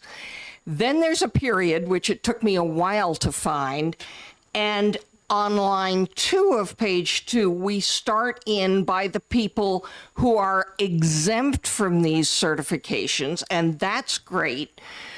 But I don't see, and maybe they're defined elsewhere, we've got 5 or 6 different categories of treatment, none of which appear to be defined anywhere, all of which require to be certified. And I think, I'm just speaking for myself, but when I listen, I hear that other people may be having the same kinds of concerns. How do we know exactly what those things are? Because it sounds incredibly broad, and I don't have any definitions here. First off, thank you, Representative, for the question. Certainly, I noted there is a typo. Residential treatment is listed here when it clearly should not be. That's certainly something that can be addressed. As far as I think that remains from an earlier iteration of the bill. We will be sure to address that. As far as the definitions, I would certainly defer to my friends at DHHS who know better than I do. But I'm certain that these categories of treatment are defined elsewhere in state statute or administrative rule, and so they were not specifically defined here because they are, I'm certain, defined elsewhere. But again, I would defer to my colleagues in the department. And to follow up to that, but this is a statute, and a statute can't be dependent on a definition found somewhere in an administrative rule, because administrative rules depend on the statute. And so if it's a statute and there is no definition elsewhere, we need to define it somewhere, or we need to specifically state that those definitions are going to be coming through the rulemaking process. And that may have been the intent. But I think that there is a lack of clarity in the drafting here, that the frustration I'm feeling is I know that people have put a great deal of effort into this. Sure. And it's very clear to me from the emails I'm receiving that people very much want the concept. Sure. But I'm having a really hard time matching up the words on the page in front of me to the specifics of a concept. I hear you, Representative. We would be very glad to help to sort of better define the scope of this in a way that's acceptable to the committee for certain. Again, this is intended to kickstart a process to, again, give the department the support it needs to develop rules around this and criteria and standards and so on. But in terms of sort of better defining the scope of what we're talking about, we're happy to do that work. Actually, I think maybe I don't need the follow-up because we're all clear that residential treatment is going to be taken out entirely, because I'm remembering stories about sober houses in which the only way you could address things that were going on there were through building codes rather than through something like this, which is a more appropriate place. Sure. So that's entirely outside of the scope of what we're trying to do here. Residential treatment, again, is not intended to be included in this bill. Were it included, I'm certain that the department would not be here speaking as favorably as they have been. And certainly sober housing, to the extent that we're talking about, is not covered by this. Okay, so if I may have one final follow-up, are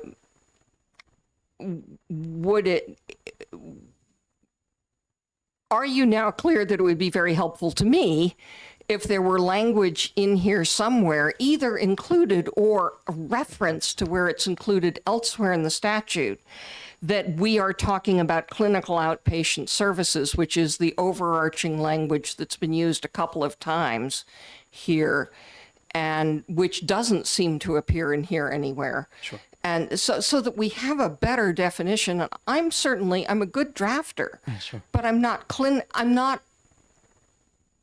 I don't have the professional terminology I understand. to be able to draft for what it is specifically that you're covering. Sure.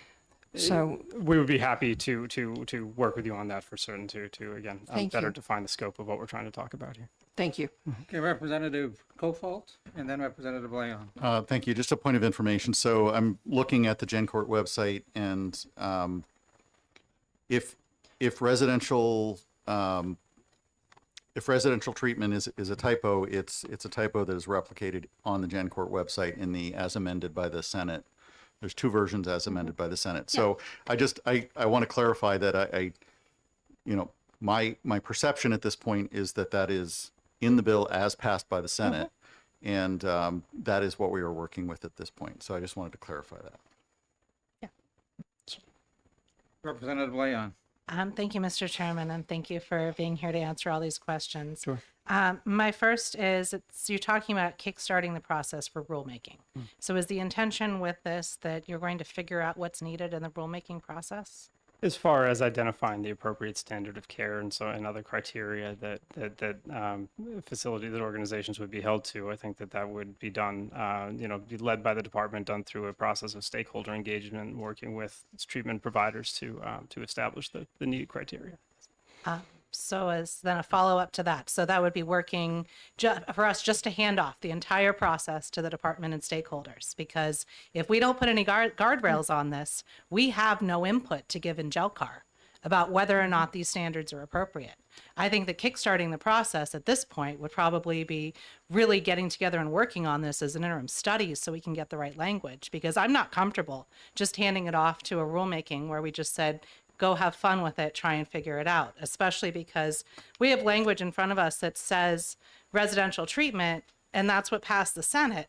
But you're telling me that residential treatment isn't part of this. I mean, do you understand that this probably isn't ready to move to the next step at this point? I understand. I think we can get it in that shape. I think again that certainly I say typo. There was an unintentional inclusion of residential treatment here. That's something that I think we can.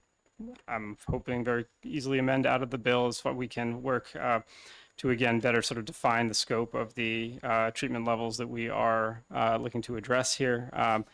I think the department feels like this is a level of support that they need in order to again begin a process and to be able to fill this gap and again ensure best practice all across our state. And as more follow-up. And it also was brought up about the sexual incidents with some of the sober houses.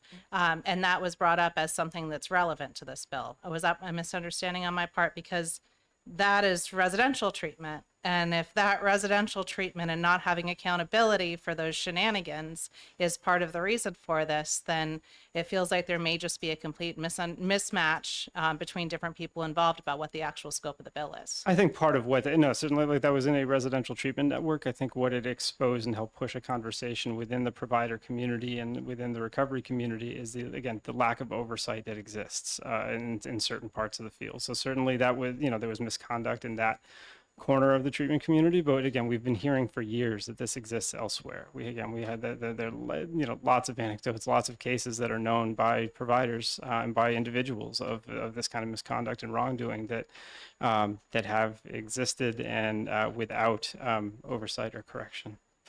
And as a follow-up, as that is licensed residential care, shouldn't that already be dealt with within the oversight? And if that oversight didn't do that, how does just a blank check of rulemaking in this area fix the other problems? I think that, I believe the residential licensing administrative rules are open for comment now. That's something that we are certainly working on, looking to ensure that these standards that are in, requirements that are in place there are appropriate and tight enough to prevent that kind of thing going forward. What this is intended to address is, again, the lack of oversight that reporting didn't just reveal, but reinforce that was already known all throughout the community that exists, again, within the specific segment of the outpatient treatment network. And that exists despite having licensing of some segments. Again, these outpatient treatments are not licensed. Treatment providers are not licensed. They are not certified. There is no level of oversight in place for that corner of our map, so to speak. Sorry, and I might be a little dense, but the people that made headlines are licensed. Those facilities were licensed, my understanding. Again, we are in a parallel way looking at the licensing regulations to ensure that they are where they need to be. Okay, thank you. Representative Polozov. Thank you, Mr. Chair, and thank you for taking my question. In your testimony, you were talking about funding provided by the state and about all treatment providers, and then you talked specifically about best treatment providers. So assuming it has something to do with efficiency, I don't know if you have number out of your head, some percentage point, what is the expected recovery rate, what is success rate for overall treatment providers or for the best treatment providers? I don't have it in front of me. There certainly is data available that shows, the impact and sort of I don't know if you want to call them success rates, but impact of substance use treatment, I'm happy to follow up and provide that for you. So that would be helpful. Thank you.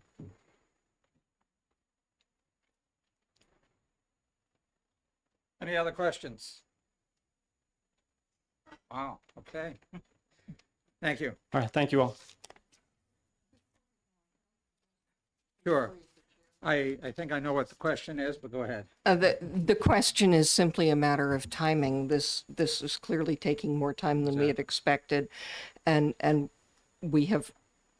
I have imposed on several people to become substitutes and things like that, and I don't know if we're planning to continue on to an exec session we are not. today. We're going to continue all of our executive Okay, thank session you very items much. until next week. That's helpful. This bill didn't come over to us until Friday. Yeah. If only it had not come over to us at all, we'd really be in great shape. Yep. But it is what it is, and obviously we want to We finish are the where hearing we are. today. But we are going to continue all of the items on executive session until next Wednesday morning. And I know Representative Shapiro, you have a deadline to get out of here too, so. There's several. Yeah. And I've informed Representative Lanza, who's been kind enough to sit through all of this, that she doesn't need to stay any longer. I mean, there's not Representative Hobson now. Christina Dyer, did you tell Representative Hobson?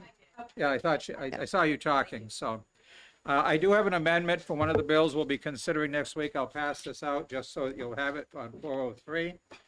But at this point, let me also recognize the next speaker on SB 495, Amanda Vashon from Riverbend Community Mental Health Center.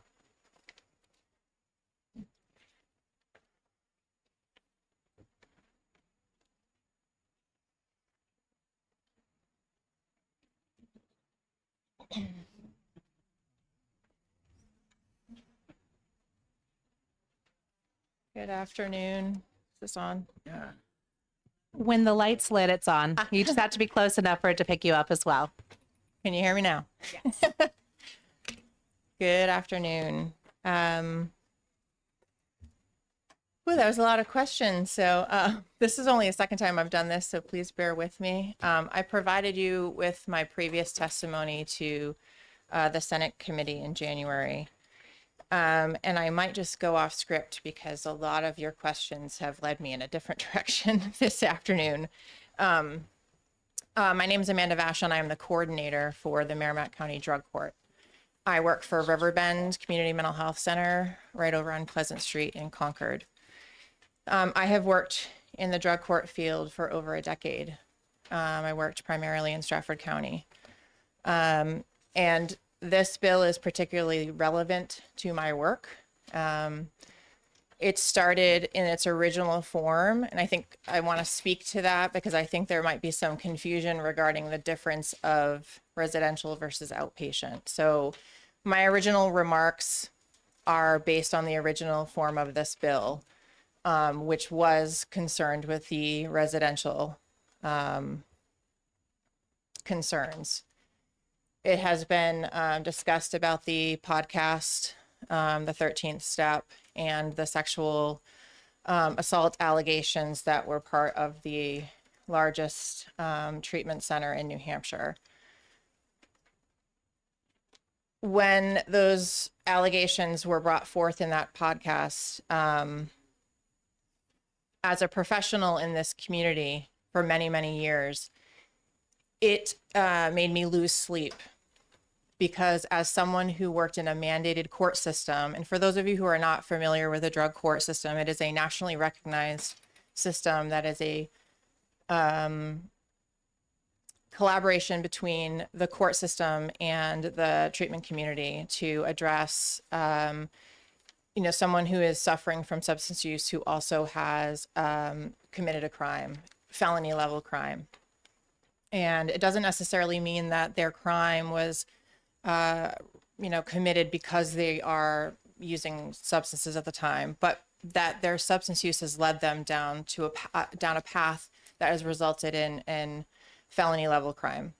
And to address that, the criminal justice system has decided that substance use treatment is the best course of action rather than putting them in prison, because prison does not make someone better.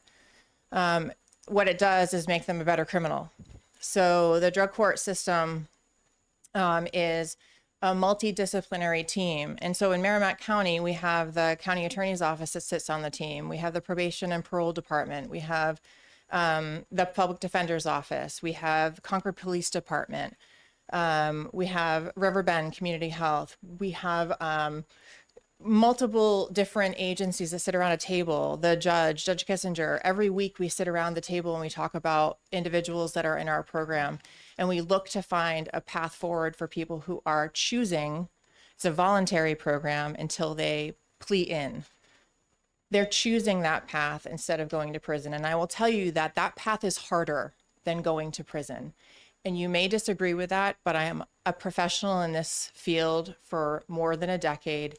And it is easier to sit behind the walls than it is to address the things that have happened to you that got you to this place where you're committing crimes and you would rather do drugs than deal with the trauma that has happened to you. This program often, because of the fact that you have to deal with your trauma, it's not easy, and therefore it sometimes doesn't follow a straight path. You can get into the program and you're supposed to be coming to Riverbend on Pleasant Street and doing outpatient services and getting frequently drug tested and going to probation and parole, but sometimes that level of care is not adequate. So our clinical therapists will send someone to a higher level of care, and sometimes that's inpatient. But that also might be PHP level of care, which is included in this form of the bill that's in front of you. When we mandate someone to go to an inpatient center or PHP level of care, we are sending them to a different agency that we have no control over. And the reason I say that that podcast and what it revealed, I lost sleep over it, is because I've been a part of decisions that have sent hundreds of people to those centers. And that means that I have sent potentially hundreds of people to situations where they've been re-victimized because they've been potentially assaulted in those centers. And as it stands right now, there is no mechanism in place for people to report those types of assaults. You could call the police, sure, but the reality of that is not an easy thing. Sexual assaults being reported to the police is so underreported because believing someone's story, you just have to watch the news, read a book to know the reality of that. If you're in a system where you are somebody with a criminal record, you've done a lot of things that you're not proud of, and you're at a point where you're in a treatment center, the likelihood that you're going to be believed about something like that is really low. And then if you complicate that by somebody in a position of power over you having done this to you, it's even lower. So right now, as the system currently is designed, whether it's outpatient or inpatient, there is no mechanism, there's no oversight, a path that's easy for someone to confidently report something like that happening to them. This bill, in its current form or in its previous form, allows for the state to have some oversight, to provide a mechanism for us to collect the data that Representative Cobalt is asking for us to be able to track how often is this happening to citizens in New Hampshire. Probably more than we'd like it to be happening. This would provide a mechanism for there to be change made in the state. This would provide some legitimacy to treatment across the state. It would provide a level of care, a standard of care across the state.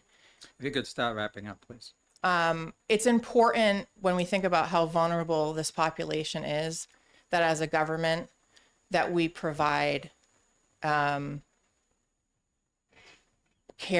that we care about these people, and that we put some standards in place to protect them. Thank you. Representative Weber and then Representative McKay. So it seems to me that the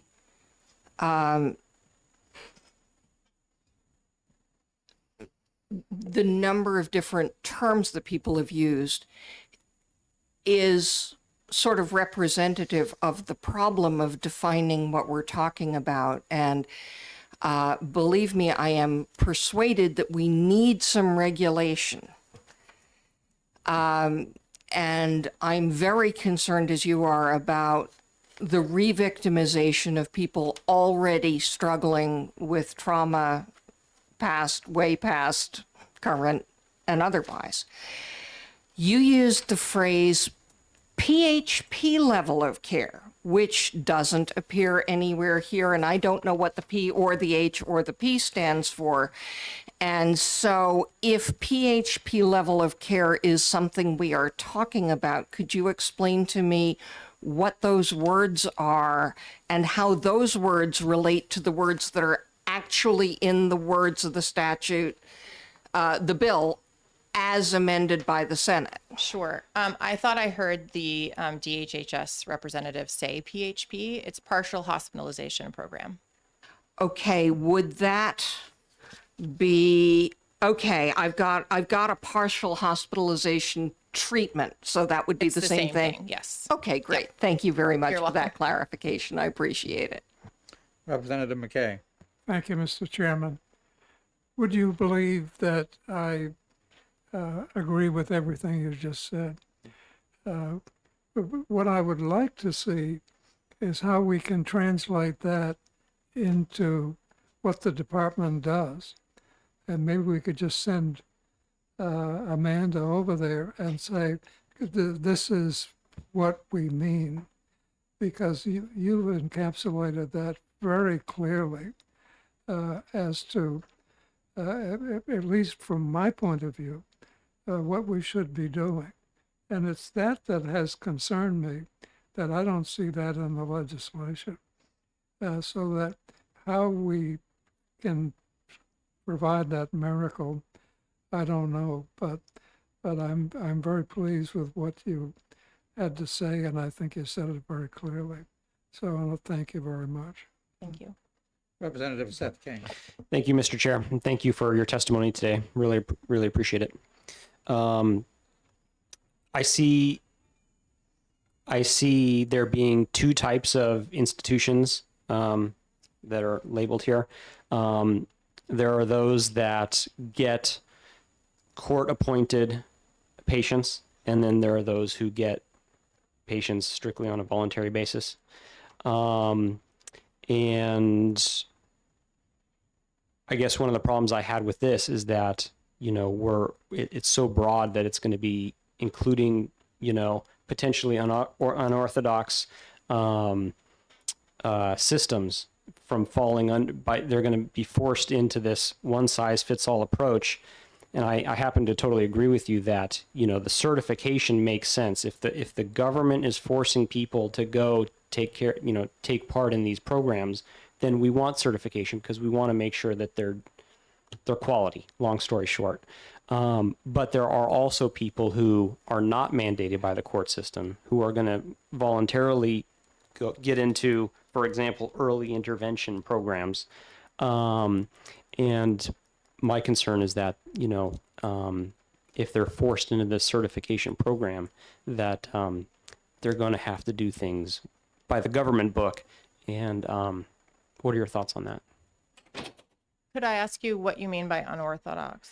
Well, I mean, there's faith-based interventions out there that, you know, obviously people that believe in a secular society aren't going to be in favor of mandating people go to or funding, but somebody who is, you know, voluntarily taking part in these programs, they might choose to go to a faith-based program, or New Age or whatever. I mean, you use your imagination.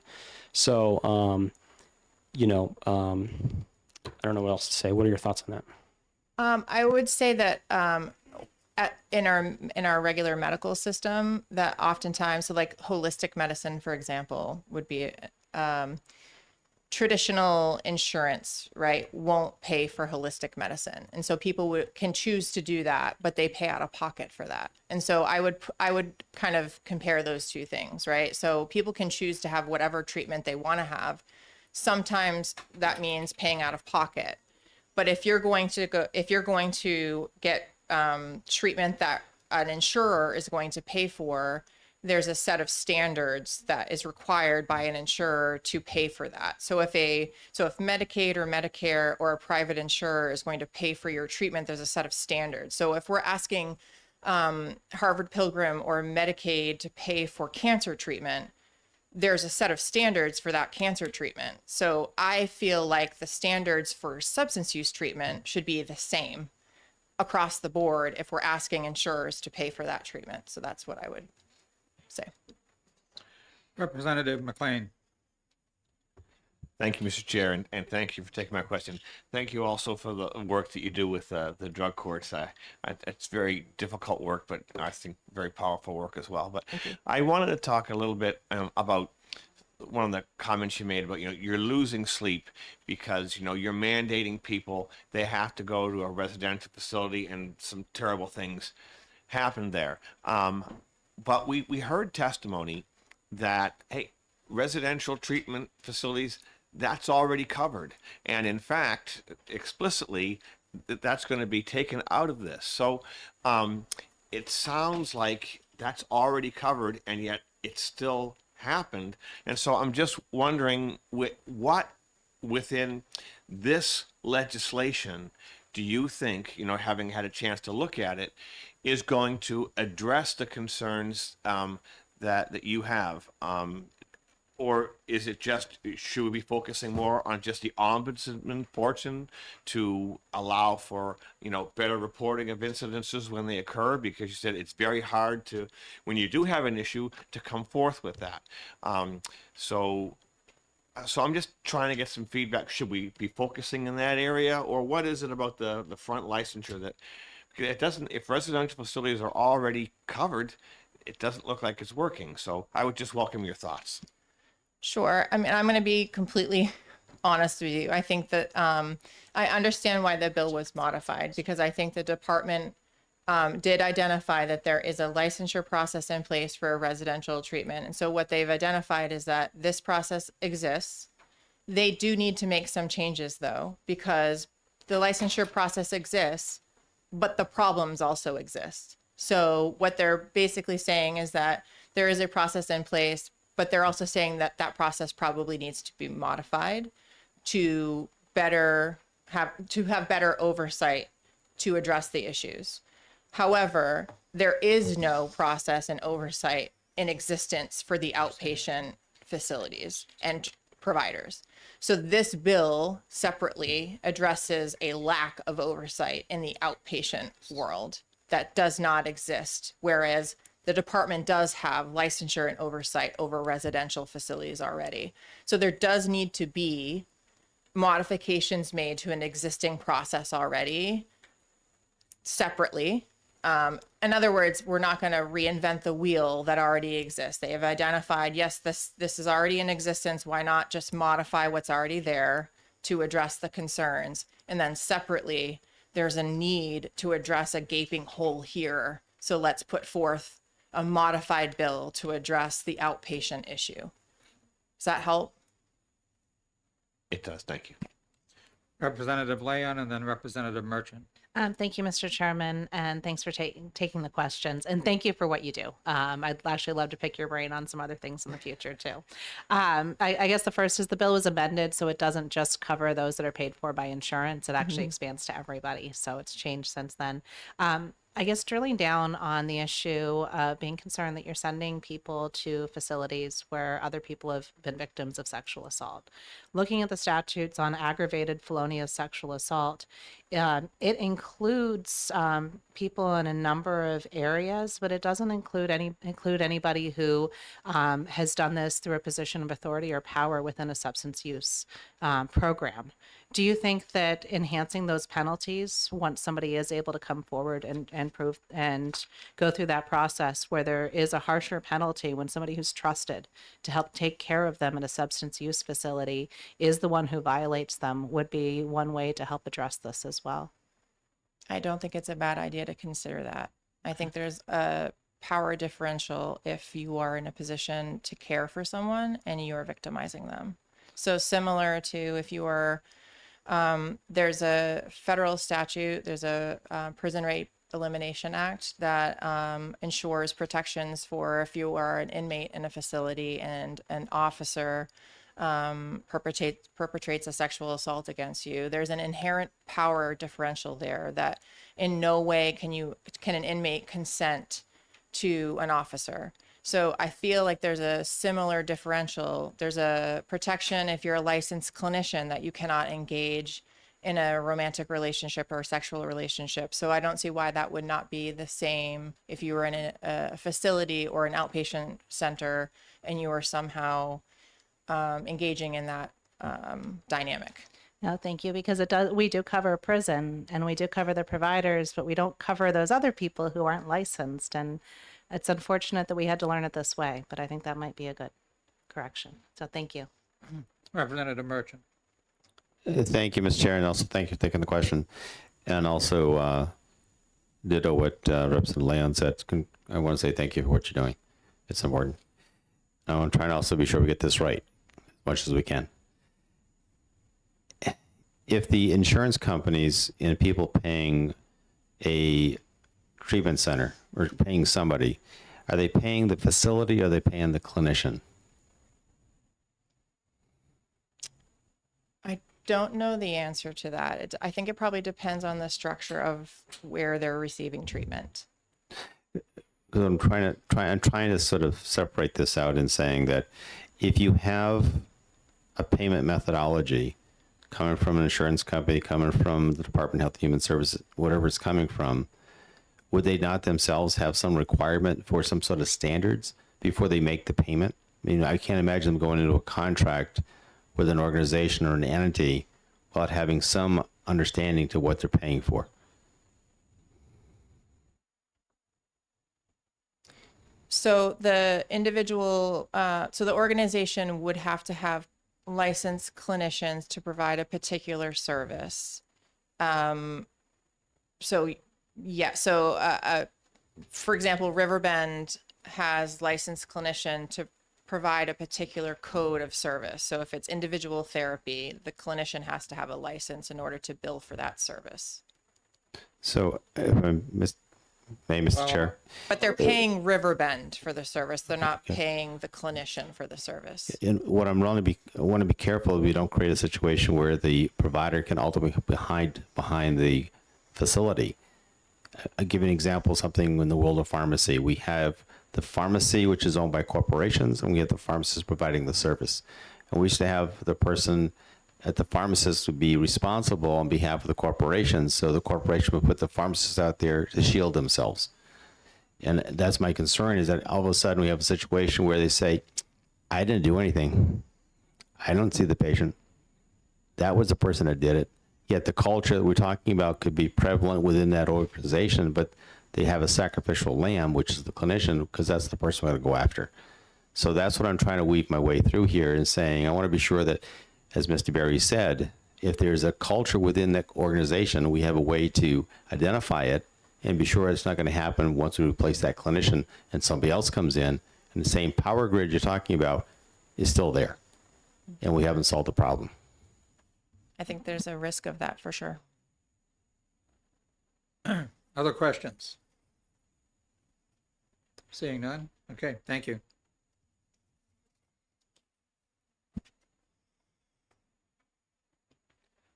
Also signed up to speak is Michael Bradley from Hopkinton.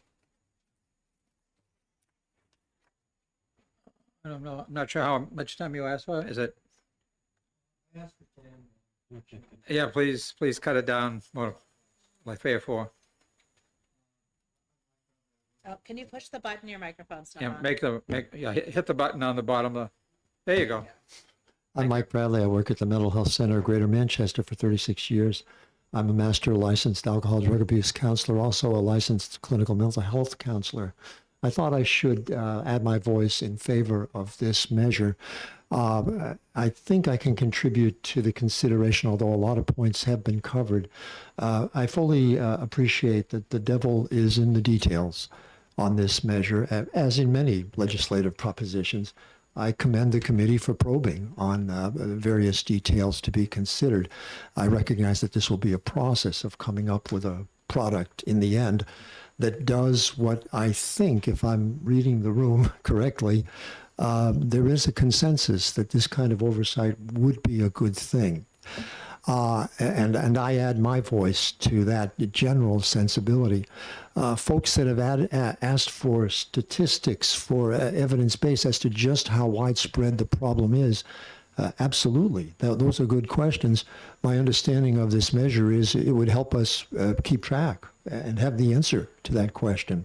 I can certainly say anecdotally in my years of practice, yes, I have come up against situations where people have experienced substandard care, have experienced frank abuse of a sexual or emotional nature. I would point out, as I think our previous speaker, but I would just emphasize, there are powerful forces which make it hard for an individual who has experienced that to report it, to pursue it. The power differential that was alluded to, certainly, and in general, and this is a generalization and I own that, folks that are in early recovery are not particularly strong in areas like self-esteem and self-advocacy. And so these make it difficult to follow through where such violations have occurred. Just in terms of details, I would say there probably is some confusion in that a lot of places that offer residential are also offering the services that are mentioned specifically in this bill, IOP, which is intensive outpatient, PHP, which is partial hospital. So that might be, I'll cop out. I won't say, how often that happens, but that might be another detail that needs to be investigated. And I also would point out that, where a person's recovery is sabotaged by substandard care or by frank abuse, the effects are long-lasting and pervasive. And to be crass, they're financial as well. Somebody that pursues recovery and is able to sustain it becomes a productive citizen, pays taxes, is a working person. The person that doesn't succeed in recovery, we end up paying. We pay for their imprisonment or we pay for their hospitalization. I don't have the stats on how many people are weeks at CMC for endocarditis because they've experienced, by injecting unclean syringes. Sure, there's a financial aspect to it. So in general, I think this increased oversight is well worth considering. Let's see, what else? I was scribbling notes as I was listening, but points have been very well raised. But I also, yes, licensed clinicians like myself are accountable to the appropriate board. But I think a good percentage, again, I don't have the stats, a good percentage of people that are providing adjunct services or even quasi-clinical services at some of these agencies are unlicensed. And so that would be another reason for advocating further oversight. So I'll do my best if you have questions. Thank you. Representative Weber. This is a question that I'm addressing to you because you're in the hot seat there, but I'm also addressing it to the people behind you. Do you understand the frustration it is to sit here? And you spoke about the devil being in the details, and that's what we do. Yeah. This bill, do you understand the problem of this bill having arrived to our chairman last week after the Senate? It is due out of our committee next week. Yeah.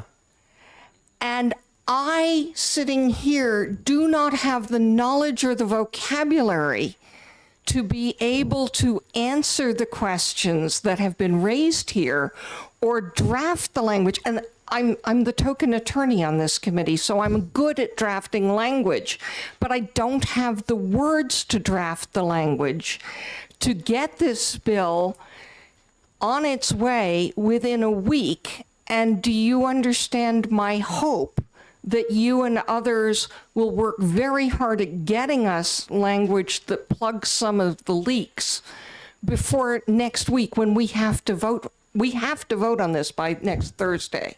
Yeah, I hope my answer is not a cop-out. I trust the individuals that are advocating this measure to work above and beyond what should be expected to iron out the devil that is in the details.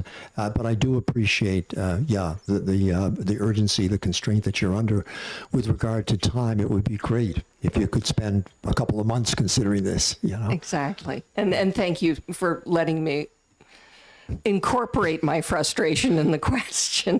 Yes, I we do. appreciate it. And thank you all for the work you're doing. Yes, we do take MasterCard if you wanted to consult. No, that's a joke. That's a joke. I'm sorry. Representative Merchant, Does it come with points? what about Visa? Absolutely, yes. Just yeah. I want to just reinforce what Representative Weber said. I think the intent we all sort of can concur with, but the devil's in the details. Given the fact that we have 7 days with a lot of work before us, I'm really more inclined to come down to interim study, because I think we need to have the time to really work it through and get it right than to try to push something through. I know we folks don't want to hear that, but it's better to have something that's done correctly and we can at that point in time move forward with it, versus something that passes through because we're on a time crunch and then we try to figure out how to make it work after the fact and clean up the mess. So that's where I'm coming down with right now. I know this is not an exec session, but I just want to share with you. I want to thank you for being here and providing it, but maybe the powers that be can work diligently over the next 7 days to figure out how to make this thing work. But right now, without that kind of enormous work put into it, I'm leaning more towards postponing it until the next year.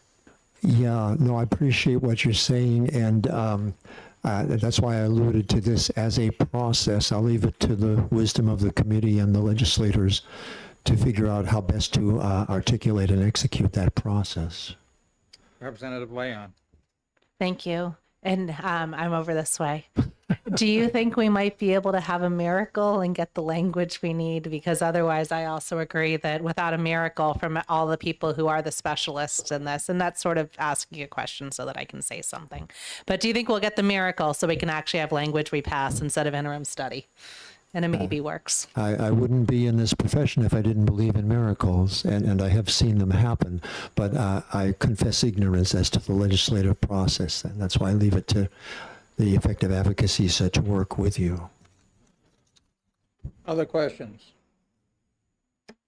Seeing none? Okay, thank you very much, sir. Thank you for your time. No one else has signed up for SB 495 FN. Does anyone else wish to testify at this point? Seeing none, one last time, Christina, can you tell us who signed up on the blue sheet?